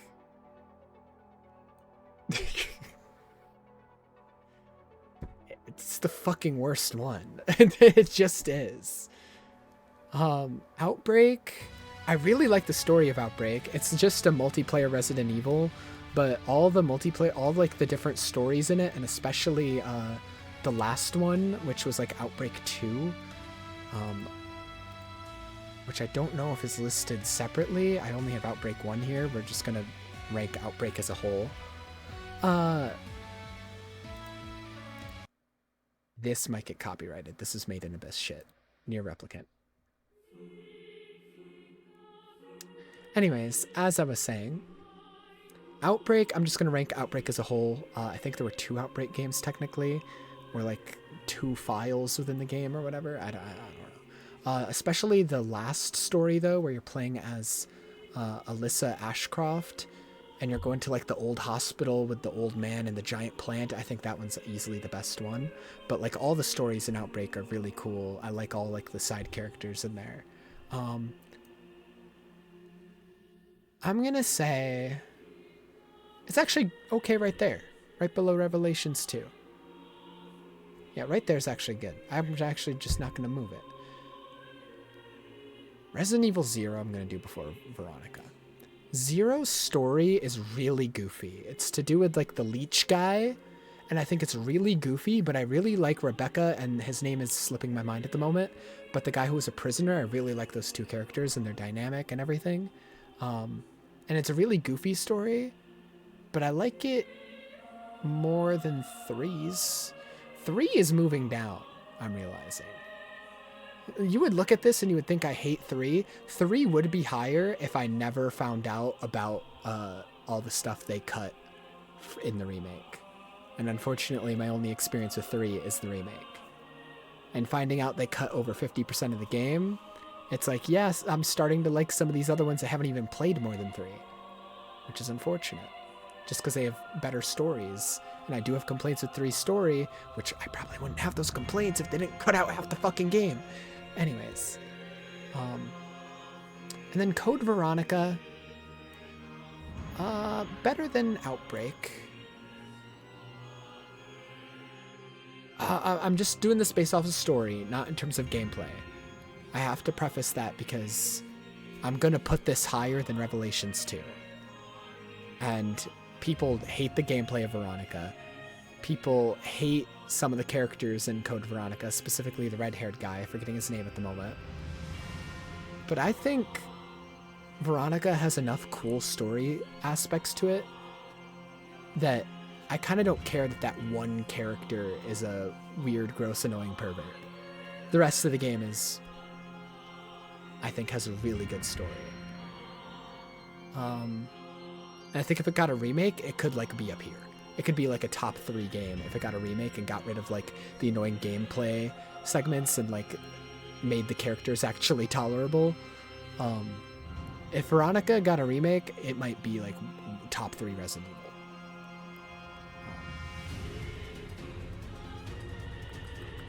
Same with Outbreak, to be honest. Same with 0.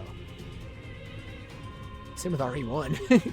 I know RE1 already got a remake, but RE1's remake was made around the same time as RE0 was, for reference of how old this remake is. It was like one of the first remakes ever.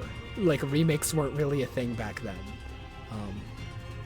So if it got like a more modern remake, a second remake essentially, I think maybe I'd like it more. But a lot of these older ones suffer from the fact that you can't move and shoot at the same time, which I just, not fun for me. See, here's my ranking. Ignore RE9. Ignore RE9. It's down here. It's not out yet. The worst one, no surprise, is the one with the worst story. 6.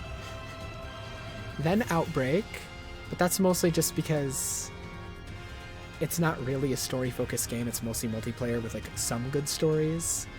Revelations 2, that's mostly just because I don't personally vibe with its story, but gameplay-wise, it's probably better than some of the ones above it, especially Veronica. Veronica, I feel crazy for liking its story because people always shit on it, but I feel like the one annoying guy isn't enough to ruin the story for me. Resident Evil 3, 0, Resident Evil Revelations, Resident Evil 5, and now we get to the ones that were a struggle for me to choose. I think, actually, I was struggling to choose, but the order I kind of left them in, I actually really like. And the reason I like this order, the reason I'm going to keep them in this order, is because one of the big things that was keeping me from definitively saying I like 7 more than 8 was I really like the aesthetic of 8. But there's another Resident Evil game that has a medieval setting that is just way more fun to play, and it's fucking 4. So, when it comes to these two games, scary versus campiness, I think this game's better. I'm going to give it to the scary game out of these two. When it comes to these two games, the scariness versus the campiness, I'm going to give it to the campiness. Just because this game is the most fun Resident Evil. But I have to also say I do like 2 and 4 equally. And I think I like 7 and 8 equally. It's just they both have their different strengths. I just like the setting and aesthetic of Village more, but I think like the 7 just has stronger story and is more scary. I think 2, I like 2 is just, And it might just be because it was my first one that it's the most memorable, but it is the one I think of the most. It truly is. And again, if you ask me tomorrow, I might say 2 is my favorite. But at the moment, I'm going to say it's 4. Just because it's the one I had the most fun playing. It truly is. If I were to replay one of these two, I'm going to be honest, it would be 2, but that's just because it's shorter. 4 was the longest one so far. By a lot. Like I expected 7 and 8 to be longer than 4 because they're the 2 newest ones technically, but they weren't, not even close. 4 was the longest one, especially including the Ada DLC. I'm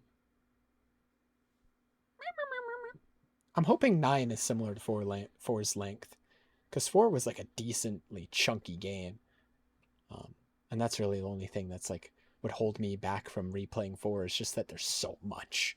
Like, I skipped most of the side stuff, especially in the second half of the game, just because I was like, all right, the side quests are starting to get repetitive with shooting these blue medallions over and over again. I'm just going to move on. But yeah, here's my ranking.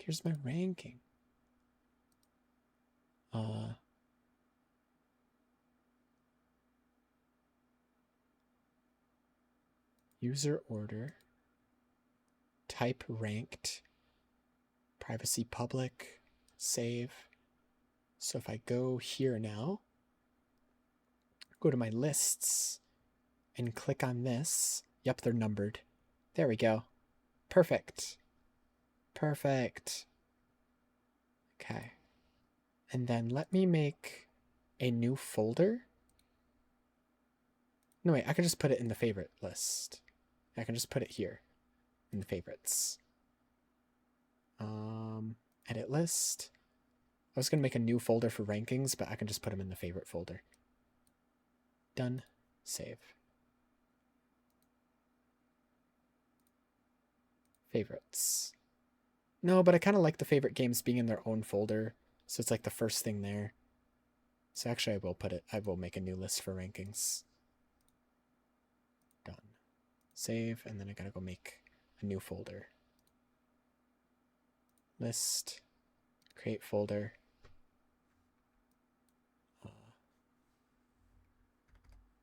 Rankings. And then we'll put this in there. Create. What? Cancel? What? Reload? Okay, there it is. Can I like reorder these? I don't want rankings on the top. Whatever. Cool. So that's one of my backlog folders now removed and actually put into a finished ranking thing. I should make other ranking things for other stuff, like rank all the Kingdom Hearts games and stuff, but I'll do that on my own time. God, ranking Kingdom Hearts games would be hard. That one would be like ranking my fucking children. But I should do it. Just because my favorites list, I have that stipulation that there's only one game per series. So, you know, technically there would be a ton of Kingdom Hearts games here if I didn't have that stipulation. So making a separate ranking for specifically the Kingdom Hearts games would be smart. Would be smart to do.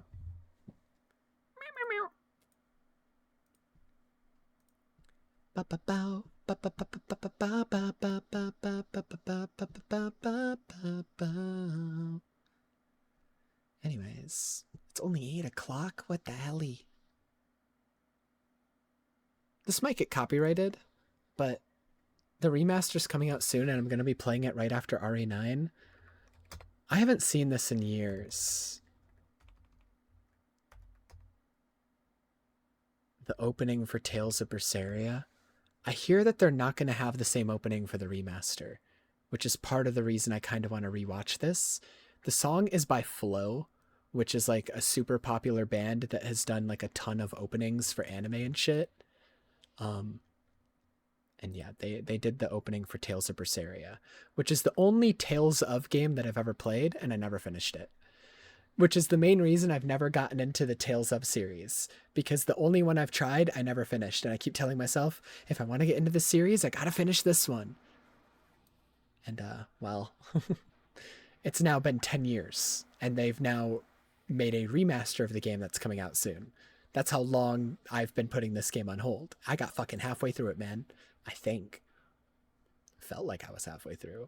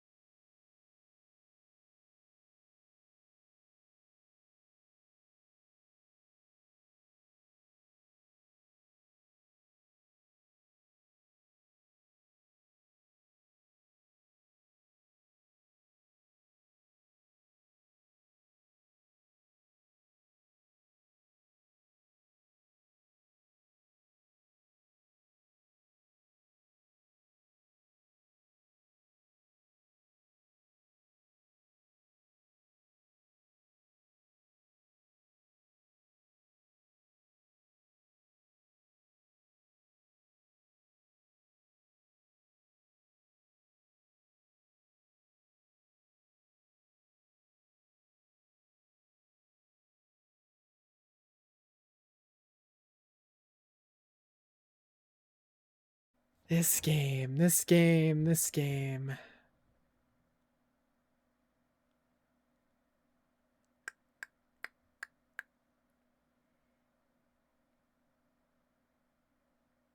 Man.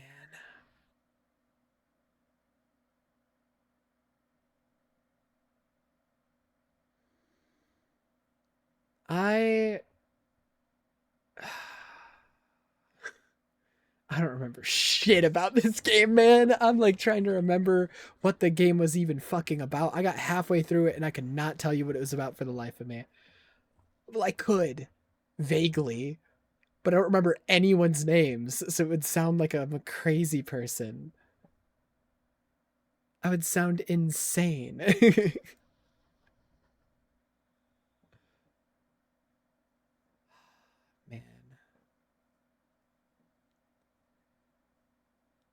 I'm excited. I don't know if the remaster is going to do well, though, because I didn't even know the remaster was happening until I looked it up. Until, like, I looked up the game and I was like, what, they're doing a remaster? I've never seen a single trailer for the remaster. So I don't think the remaster is going to do well. Which is a shame. 'Tis a shame.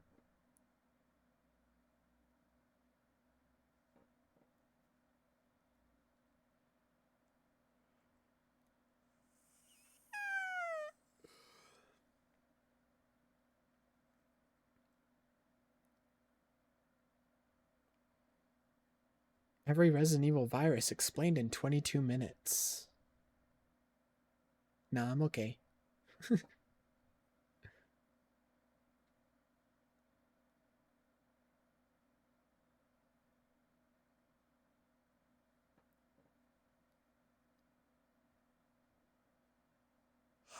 Man, what do I do for the rest of the stream? What do I even do? What do I even do?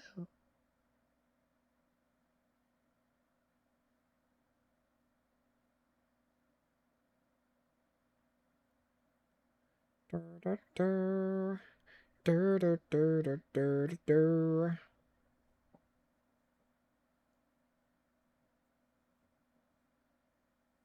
Dude, now my recommended is only giving me like music for the most part. I can't be looking at that shit. I'm gonna get muted and have my stream explode when I try to move this to YouTube. They're gonna say, hell no, what the fuck do you think you're doing? We're blocking your whole ass VOD. You're just straight up stealing stuff. You can't be doing that.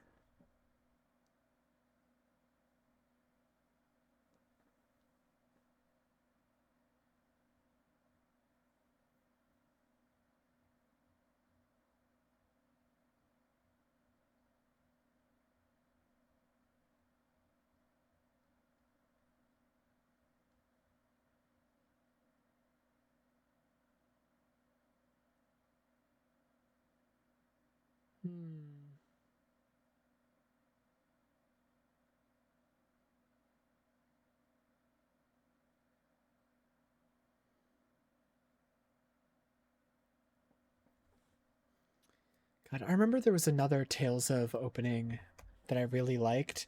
I didn't even play the game. Was it Zisteria?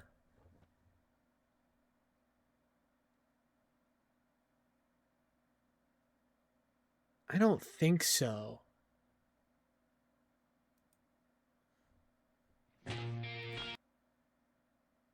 It might have been Zisteria. I recognize this beginning part, actually.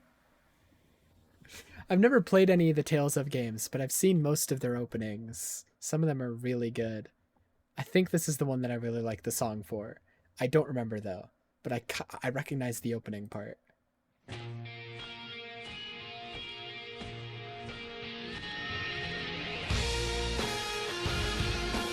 This is it.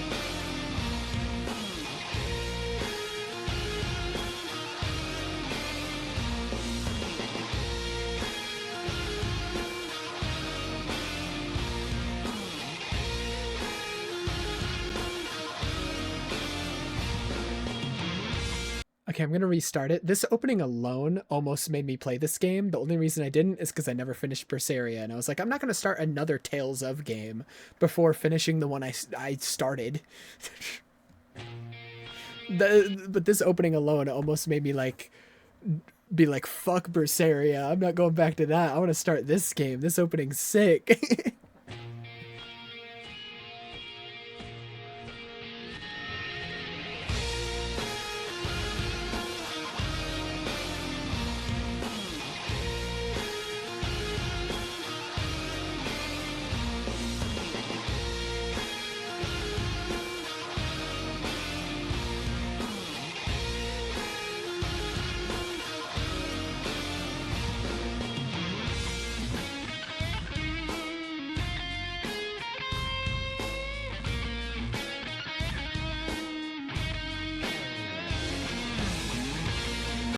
Where are the words? Is this a cover? Where are the words?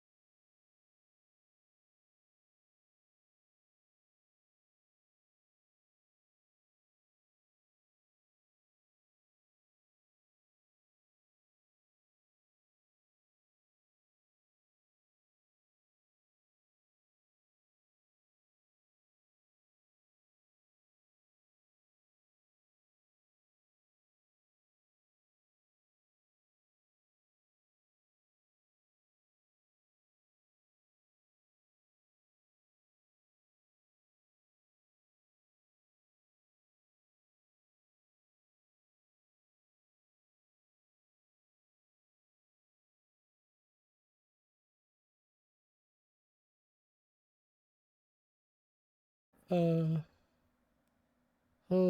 moly. Oh, that's why the other one didn't have vocals. In the English version of the game, that they just didn't have the vocals? Bro, the vocals are the best part. End it.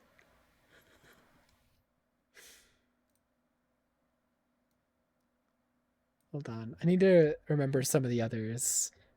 Tales of Vesperia opening. What was that one? Is that the one with the long hair guy? Yeah, it is. Tales of Vesperia is the one with the long hair boy. I don't remember the opening for this one.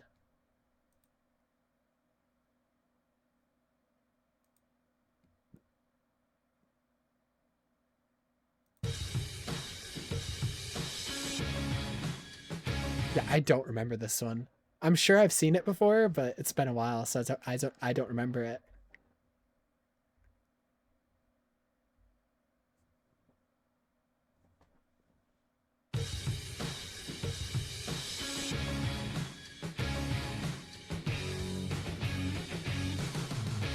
Reaching out for no man's land to take a breath and take a chance. And walk English. This is English right there. I don't want English. That confused the fuck out of me when they started speaking English. The hell are you doing?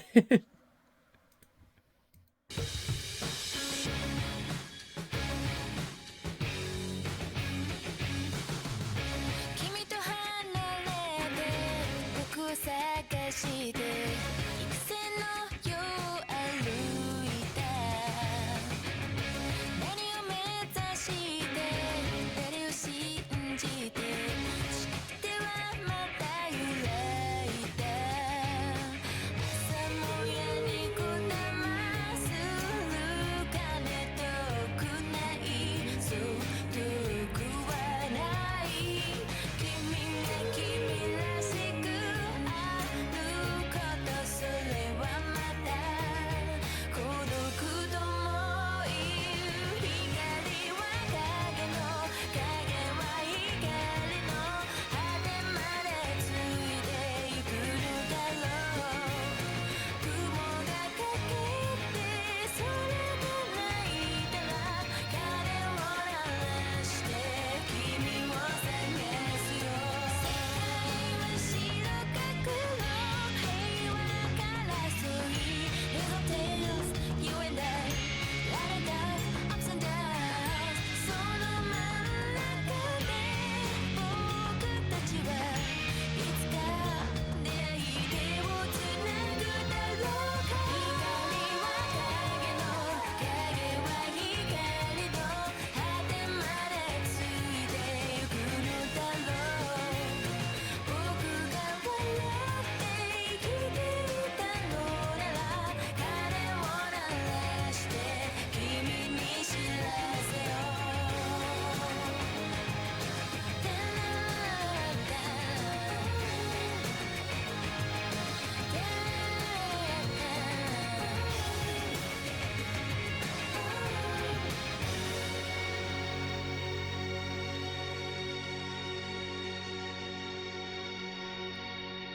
Man, these openings are so crazy without any of the context of like the actual games.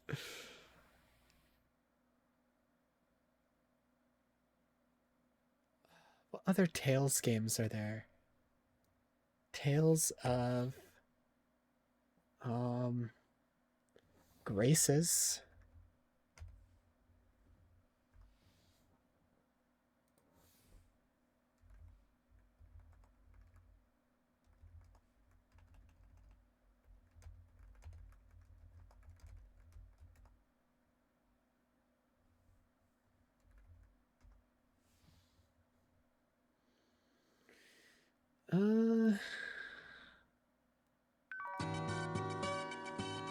I don't remember this one at all.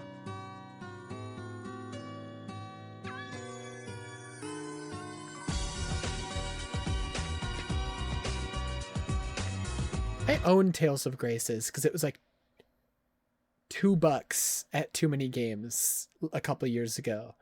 And I was like, I'll play this eventually. And it's $2.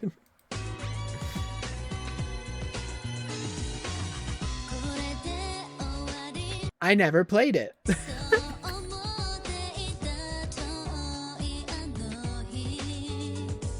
Why are they all babies? No longer baby.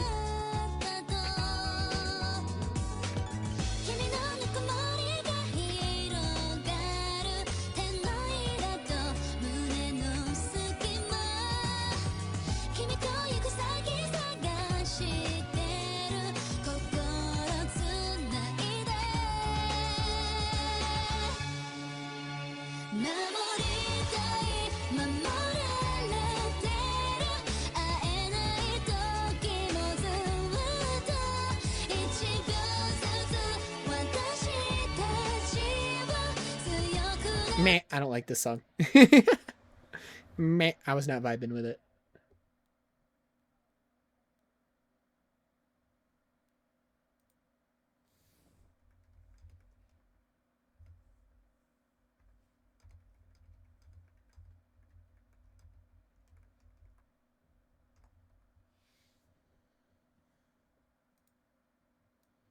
What other Tales of games are there? I'm trying to remember them. They're all weird ass names.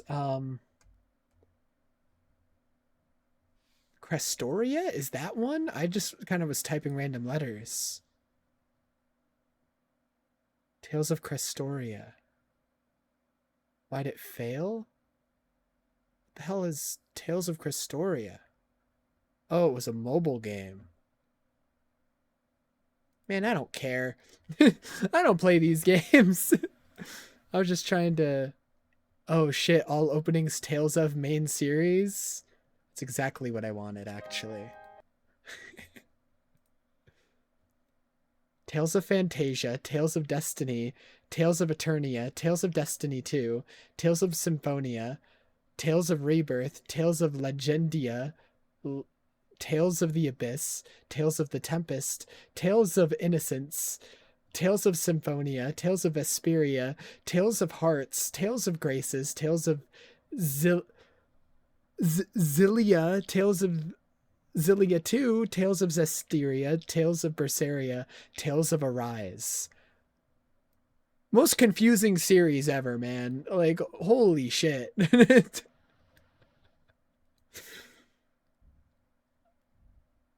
Most confusing fucking names ever.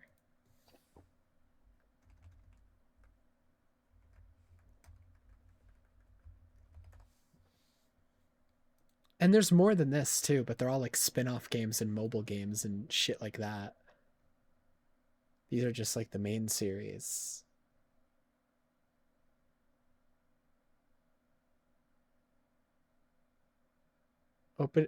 These are the openings from the 25th anniversary opening movie collection that Bandai Namco released back in 2021. So it is Bandai Namco that makes the Tales of games. I thought so.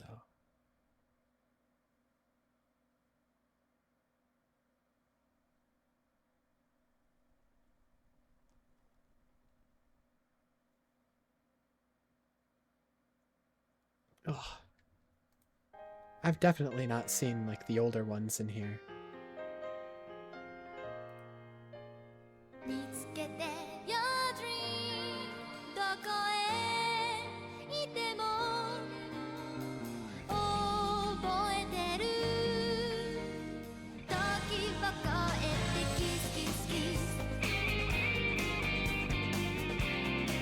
It's definitely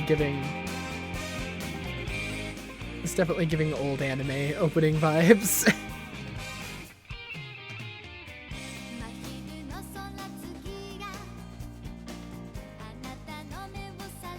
Dude,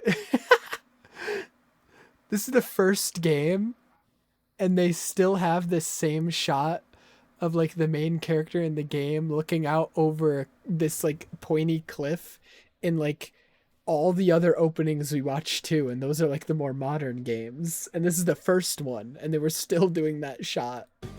They love this shot here. They love these shots, man.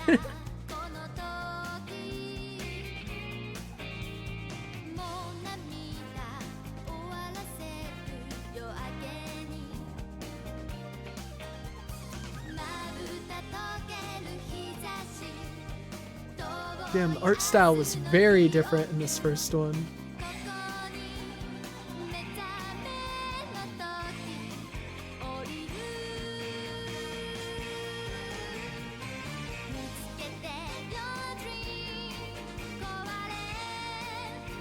'He's fucking on a horse? What the hell?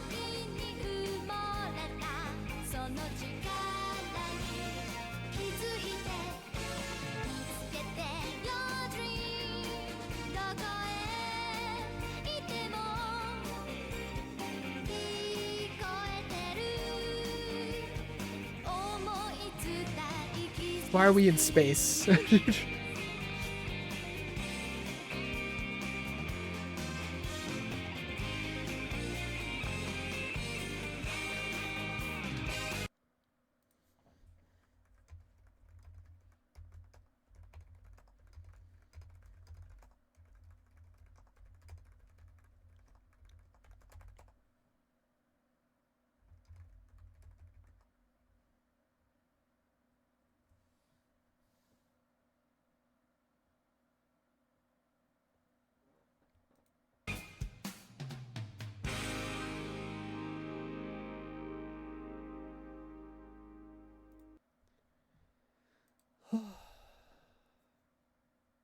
Oh, it's so hot in my room.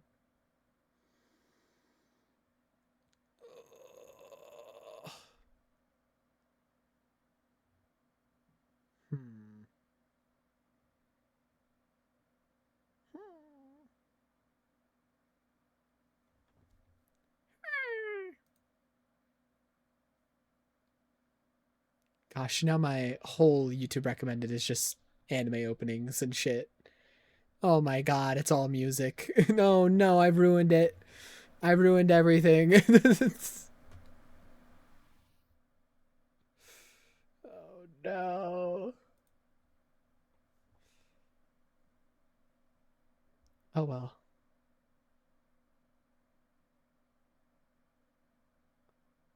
Oh well. Atlas wrote their best romance on accident. Dude, yes, yes, yes.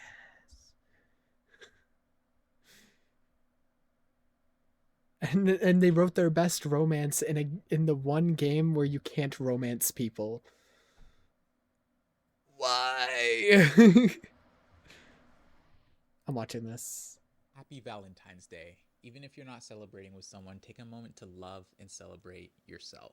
It's not Now, Valentine's this Day occasion anymore. Too inspired me late, to buddy. explain to y'all how exactly the best romance in Atlas's storied history somehow came from the one game that they expressly decided not to include romance in. I'm of course referring to the relationship between the protagonist and Euphausia Etereika, otherwise known as Eufa.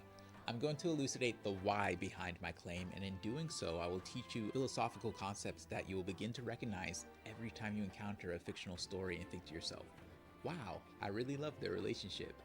There will be very minor spoilers for Metaphor Rifantatio in this one, so regardless of if you played or not, you can stick around and have a listen and learn something cool. With all that said, let's get into today's agenda. So I believe a key factor for the perfection and resulting resonance of the protagonist and Eufa's relationship is the fact that it exemplifies Greek philosopher Aristotle's theory of love from his famed work Nicomachean Ethics. I will define the philosophy and then give clear connected examples to said philosophy from the game, so stick with me. I gotta scram. In Nicomachean Ethics, Aristotle argues that there are 3 types of love and that there is a clear hierarchy of which form of love is the most powerful. The lowest form of love is love of utility, so this is when you love someone because they're useful, right? So think of business partners or study partners or any type of networking friendship. These types of relationships exist This game was for so mutual good. benefit, I and miss when Metaphor, utility man. disappears, the relationship dissolves. Think about it. How many people Took have so you lost long to touch beat with this over game, the though. years This who game used is to be long as classmates or fuck. co-workers or teammates? Like so many Love of months. utility is the lowest form because it's not about the person, it's about what they provide. Aristotle's second ranking form of love is love of pleasure. This is when you love someone because they're enjoyable. This could be anything from physical attraction to shared humor to just a general chemistry that you can't exactly put your finger on. This is where most romantic relationships start, and while it is intense, it can be unstable. When pleasure fades, the bond can weaken. You hear about couples who just stop being attracted to each other due to a dynamic shift or an appearance changing over time. Relationships that are built solely around love of pleasure, and they're often volatile and not capable of lasting, which is why it ranks as Aristotle's second form of love. Though he doesn't dismiss it, he just deems it as incomplete. Aristotle's highest form of love is love of virtue. So the idea behind this is that you love someone because of who they are, their character. And this is a love more powerful than the two prior forms. You admire their courage or their integrity, their sense of justice or their wisdom, and they admire yours. This love is stable because virtue is stable. It's not based on mood or circumstance. I'll say it again because it's very important, right? This form of love is not based on mood or circumstance. You're not just enjoying each other, you're not just using the other person for favors, you are committed to the essence of who they are, and you are committed to flourishing together. Aristotle's belief was that the best relationships are partnerships in flourishing.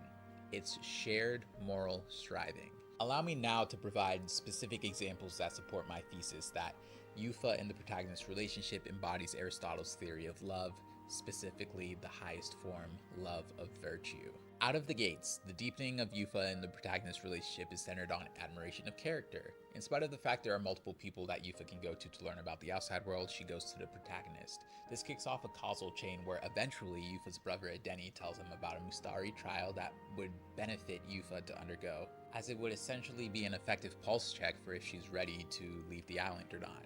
What stands out in relation to Aristotle's theory of love is that Eupha goes out of her way to say to the protagonist that, knowing you'll be at my side, I do find my courage. One of Aristotle's famous quotes is that a friend is another self. And the idea behind this is that a virtuous partner mirrors your moral identity back to you.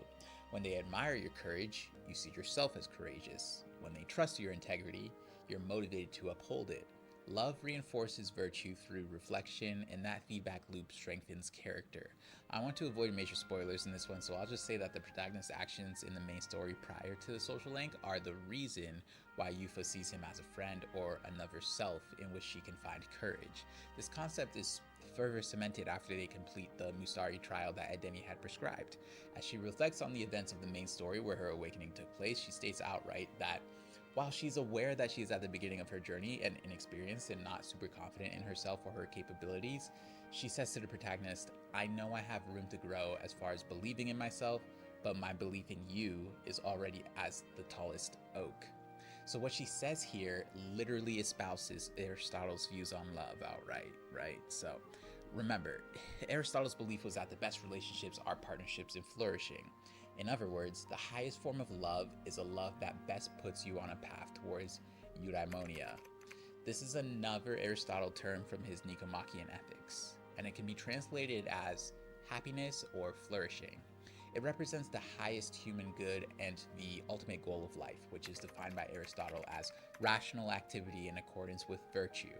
Unlike fleeting pleasure or hedonia, it is a state of living well, fulfilling one's potential, and possessing a sense of purpose through virtuous actions. So you see, out the gates, Eupha is saying things, and the protagonist is reciprocating things that basically suggest that they see each other as the most important element that can lead to a life of eudaimonia. They see each other as integral inspirations on their paths toward mutually flourishing. Now, you might be thinking that technically they kind of just met, so how am I making so many character-based suppositions? Shouldn't you spend time with someone to know their character? This is true, so I'll just give a very general recap of their social link to elucidate how their continued time spent together continues to champion Aristotle's theory of love. Throughout their social link, Eupha encounters a lot of racism, given the fact that she is a Mustari. I won't go into heavy detail to avoid major spoilers, but at one point So does she tries to Will. help This sick people, but is this rebuked. game's filled with racism. Like, it's just all over the fucking place. There, even Heismay has a moment in the game where you're like, oh, Heismay, relax, buddy. Stop being racist towards these new party members. Her religious status. However, she remains undeterred and swears to help the sick people, citing the fact that The protagonist didn't let anything stop them when they helped Yufa earlier in the game. So we can see already here the positive amplification of Yufa's character that the relationship has. Later on, after escaping from a sketchy situation in which townsfolk profile and attack them, Yufa says to the protagonist that he always seems unshakably optimistic and wonders why he is the way that he is. She mentions that she feels he never hesitates and she admires that about him, while also implying that as someone who worries constantly, she wishes she was a bit more like that. After praising the protagonist for this, she then says that she essentially wants to be for the sick townsfolk what the protagonist is to her. So here again, Yufa clearly defines the way that her character is developing due to their relationship. And it's not due to attraction or due to either party using each other, it's due to a deep mutual love of each other's character. While Yufa is already a kind and empathetic person, her love of virtue in regards to the protagonist is allowing her to evolve and take on a few of his better qualities that she doesn't already possess. Their love is creating an environment for flourishing, in other words. At the Dragon Festival, you can tell Yufa that you think she is special, and she will respond and say that even if you felt that way, just in the slightest, it makes her happy. Again, another line in the sand is drawn that these two characters have a relationship based on the highest form of love. The protagonist doesn't say, I think you're pretty, or I think you're useful or very strong and we could use that. He speaks to her character and says, I think you're special. To give one more example, at the end of their social link, Yufa says that you were able to help the people that you did, all thanks to a gentle push that you gave her. What she then says as the perfect bow on this relationship that is basically a manifestation of Aristotle's highest form of love, she says, once I learned what frustrated me, what I refused to compromise on, I knew then who I really am at my core, and it led me to a realization. I only want to live in a world where you exist. The protagonist then reciprocates, and Yufa says to him that no one could possibly replace him. So that's kind of perfect, right? In a way, she is simply voicing Aristotle's beliefs here. She says, because of who I am in my core, I only want to be with you. Remember, a virtuous partner mirrors your moral identity back to you, and this is what we are seeing in live time here. Because of their relationship throughout the game and their virtue-based love, Yufa is saying that she was able to not only discover herself, but improve herself into a person that she is proud to be. Remember, the best type of love is a partnership in which both parties help each other to flourish. But at the same time, why do we care about any of this? Why does this framework for a relationship resonate? Well, that's because it answers a deep anxiety that most people have. That anxiety is the question of, am I becoming someone worthwhile? When someone you respect can not only see your potential but encourage your growth, when someone you respect can walk beside you in pursuit of good, it stabilizes your identity and it makes your life feel directional. The best type of romance isn't just romance, it's existential grounding. The best type of romance makes you feel like you have purpose. So to conclude all of this, Yufa and the protagonist relationship isn't built on utility, it isn't sustained by fleeting pressure, it is rooted in admiration of character, tested through hardship, and strengthened through mutual moral growth. They don't just enjoy each other, they refine each other. They don't just stand beside one another, they help one another become who they were meant to be. That is Aristotle's love of virtue, a partnership in flourishing, a shared pursuit of eudaimonia. And that's why it resonates. Because at the core of it, as humans, we don't just want to be loved, we want to be known for who we are at our best and encouraged to reach even higher. We want someone who sees our courage before we do, someone whose integrity sharpens ours, someone who makes us feel not just desired, but worthy. Yufa and the protagonist embody that ideal. The relationship answers a quiet human fear. Am I becoming someone worthwhile?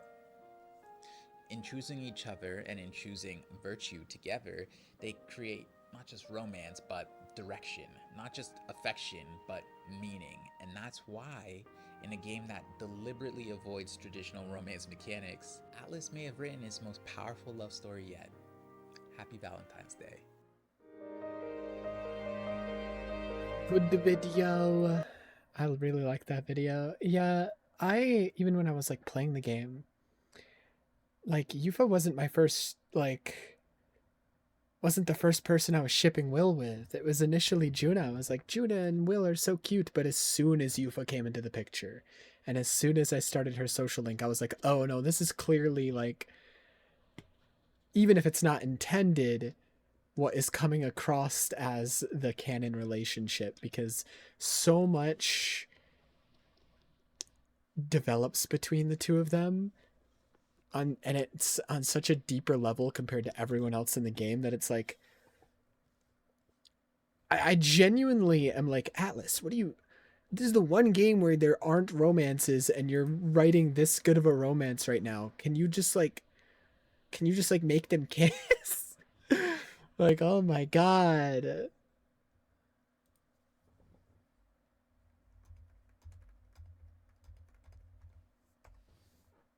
Holy moly. Dude, I'm just watching bullshit at this point. Man, I just don't want to end stream this early.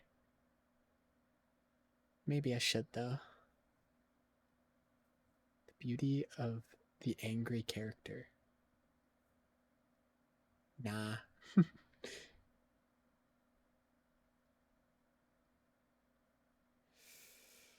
uh...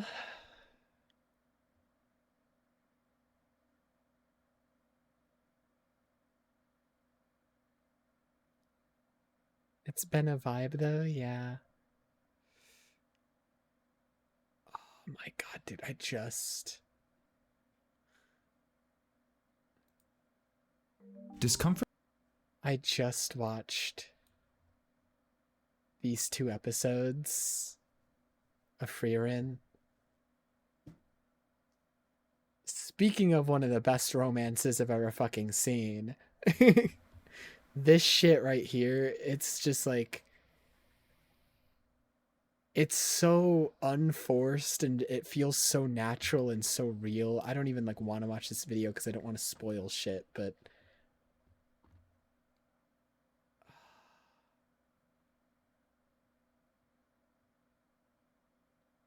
this episode felt like a real first date between 2 people who like each other but don't know how to begin to express it. That's a perfect way of describing it. A lot of anime relationships are super cringy and tropey and they fall into just being annoying, but genuinely, like, this is one of the most real portrayals of like 2 young people awkwardly trying to get in a relationship with each other and they clearly like each other but they just don't know how to express it that I've ever seen. It's really good. It's really good.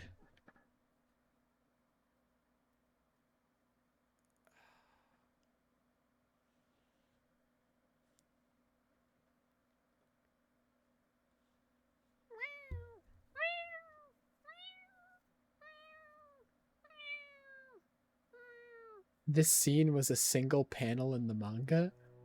One of the most iconic parts of Frieren Beyond Journey's End is randomly dropping into jaw-dropping, fantastic animated sequences that go way too hard for seemingly no reason. If you've watched this show, you can probably point to many examples. Did Stark putting on a jacket need to be animated this well? No, or at least not at the time, because that's the really interesting thing about all of this. What once was shocking now is an expectation. Frieren is a show with immense commercial and critical success, and the things that once differentiated it have now become an expectation. Stuff like consistent and overwhelming quality that occasionally dips into so much more. So I've been waiting for those moments to reappear in Season 2, and I think they finally delivered. Welcome to Season 2 of Exploring Frieren. My name is Pei, and today we're talking about when a director runs away with a scene. Oh, the mine scene. So yeah, he shows here the one panel. She's essentially using a spell that is like X-ray in Minecraft. She's sensing where the ores are through the rock. And I guess it was apparently just one panel in the manga. I don't know if he shows a clip of her using the spell here. But it was fucking crazy. Where's the actual spell? Show her using it, or I'll punch you. Does he not show the full thing? That might make sense to avoid copyright. I don't think he shows the full thing. Frick. It's a crazy scene. That's all I'll say.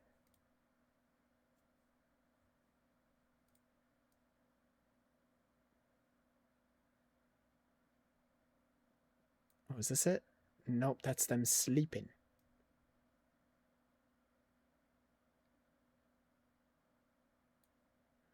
This spell, but someone in adapting the anime, likely the director, decided to make it so much. Yeah, look at this shit. This is only like 1 second of the scene. The scene's way longer than this 1 second. Like it actually starts like zooming in on the stars and like has them like spinning all around and shit. I've been waiting for something like this to really hit in the second season. The closest example I can think of was the flashback fight to the hero's part, and I've missed. Yeah, he like here's another couple seconds of it by something Furin did. It's a moment that makes another me go, couple really? seconds of it. He doesn't show the full scene because copyright, but he shows a couple glimpses of it. It's pretty crazy. It's pretty good, pretty good.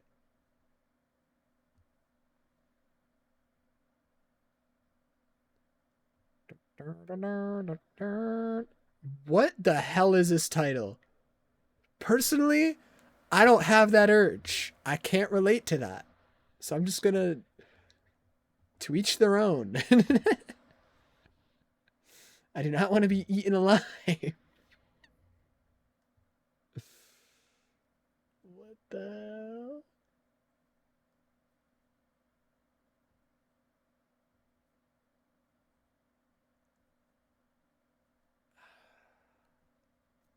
Dude, I'm just going to be scrolling this for hours at this point.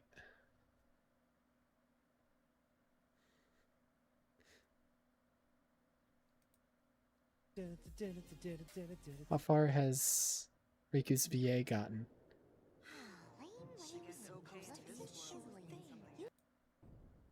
Oh, he's just now on the Hollow Bastion second visit?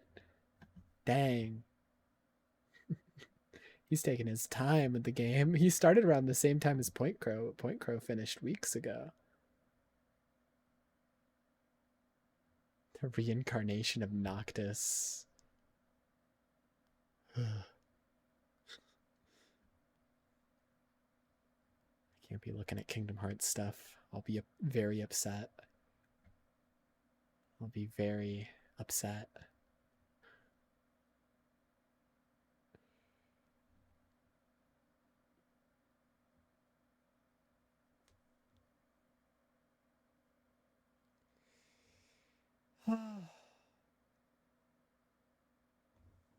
Okay. I'll probably just end here. It's almost 9. Ugh. If I keep streaming, I'm just gonna keep doing what I've been doing, which is just scrolling YouTube and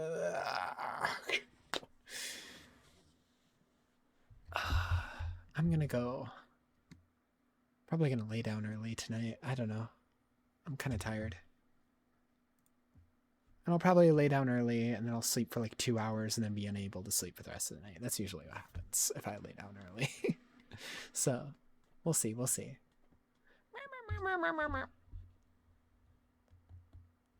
Time freaking flies. Yeah. Like half the stream was just me yapping too. Like only like the first 4 hours was me actually playing the game. But yeah, I don't know what I'm gonna do over the next few days.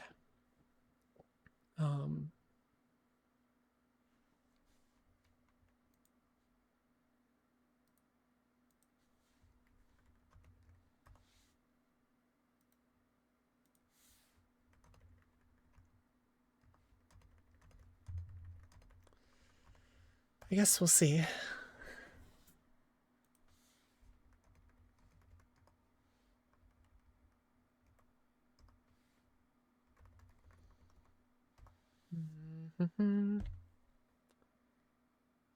Kind of can't believe we're caught up. Yeah, it's weird. It's weird to think about.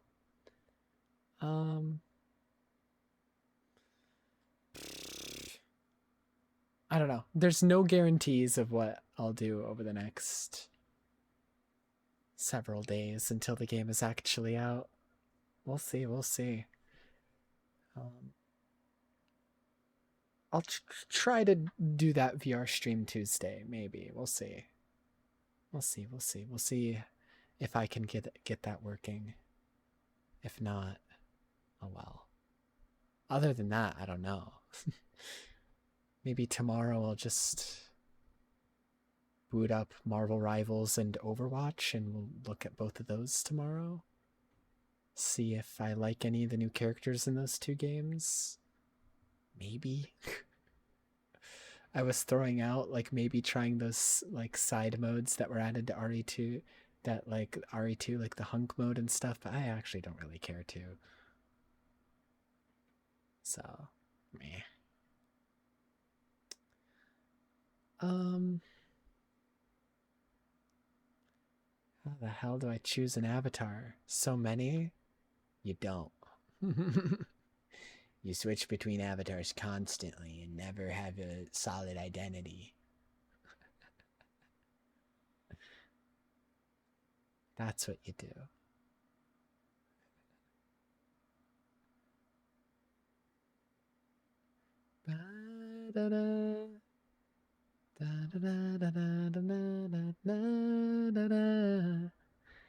Anyways, I don't know what I'm gonna do for the rest of the night. I don't know what I'm gonna do for the next week. Genuinely, there's a part of me that now that I know that Romeo's a Dead Man game is out, maybe try to like, because I hear it's a short game. So don't be surprised if I end up firing that up one of these days, a couple of these days. Don't be surprised. I didn't know it was out, man. I thought it wasn't coming out until next year. I saw one trailer for it.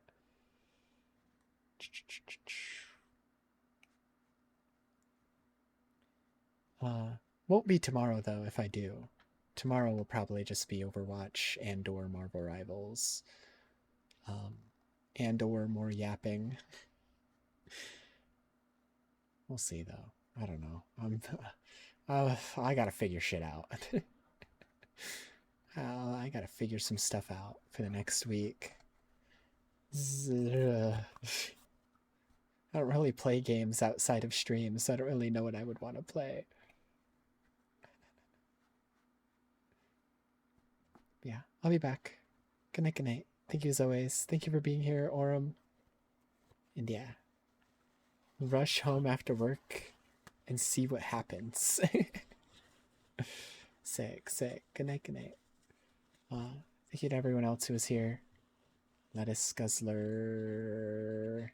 Ethan was here.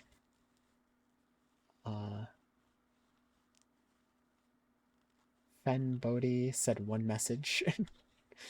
Fandris was being annoying. Yeah, I'll be back tomorrow. Goodbye. And remember, I won't. Don't see my offline gambling. I do. I see everything. Everything. Good night. I'll be back tomorrow. Until then, goodbye.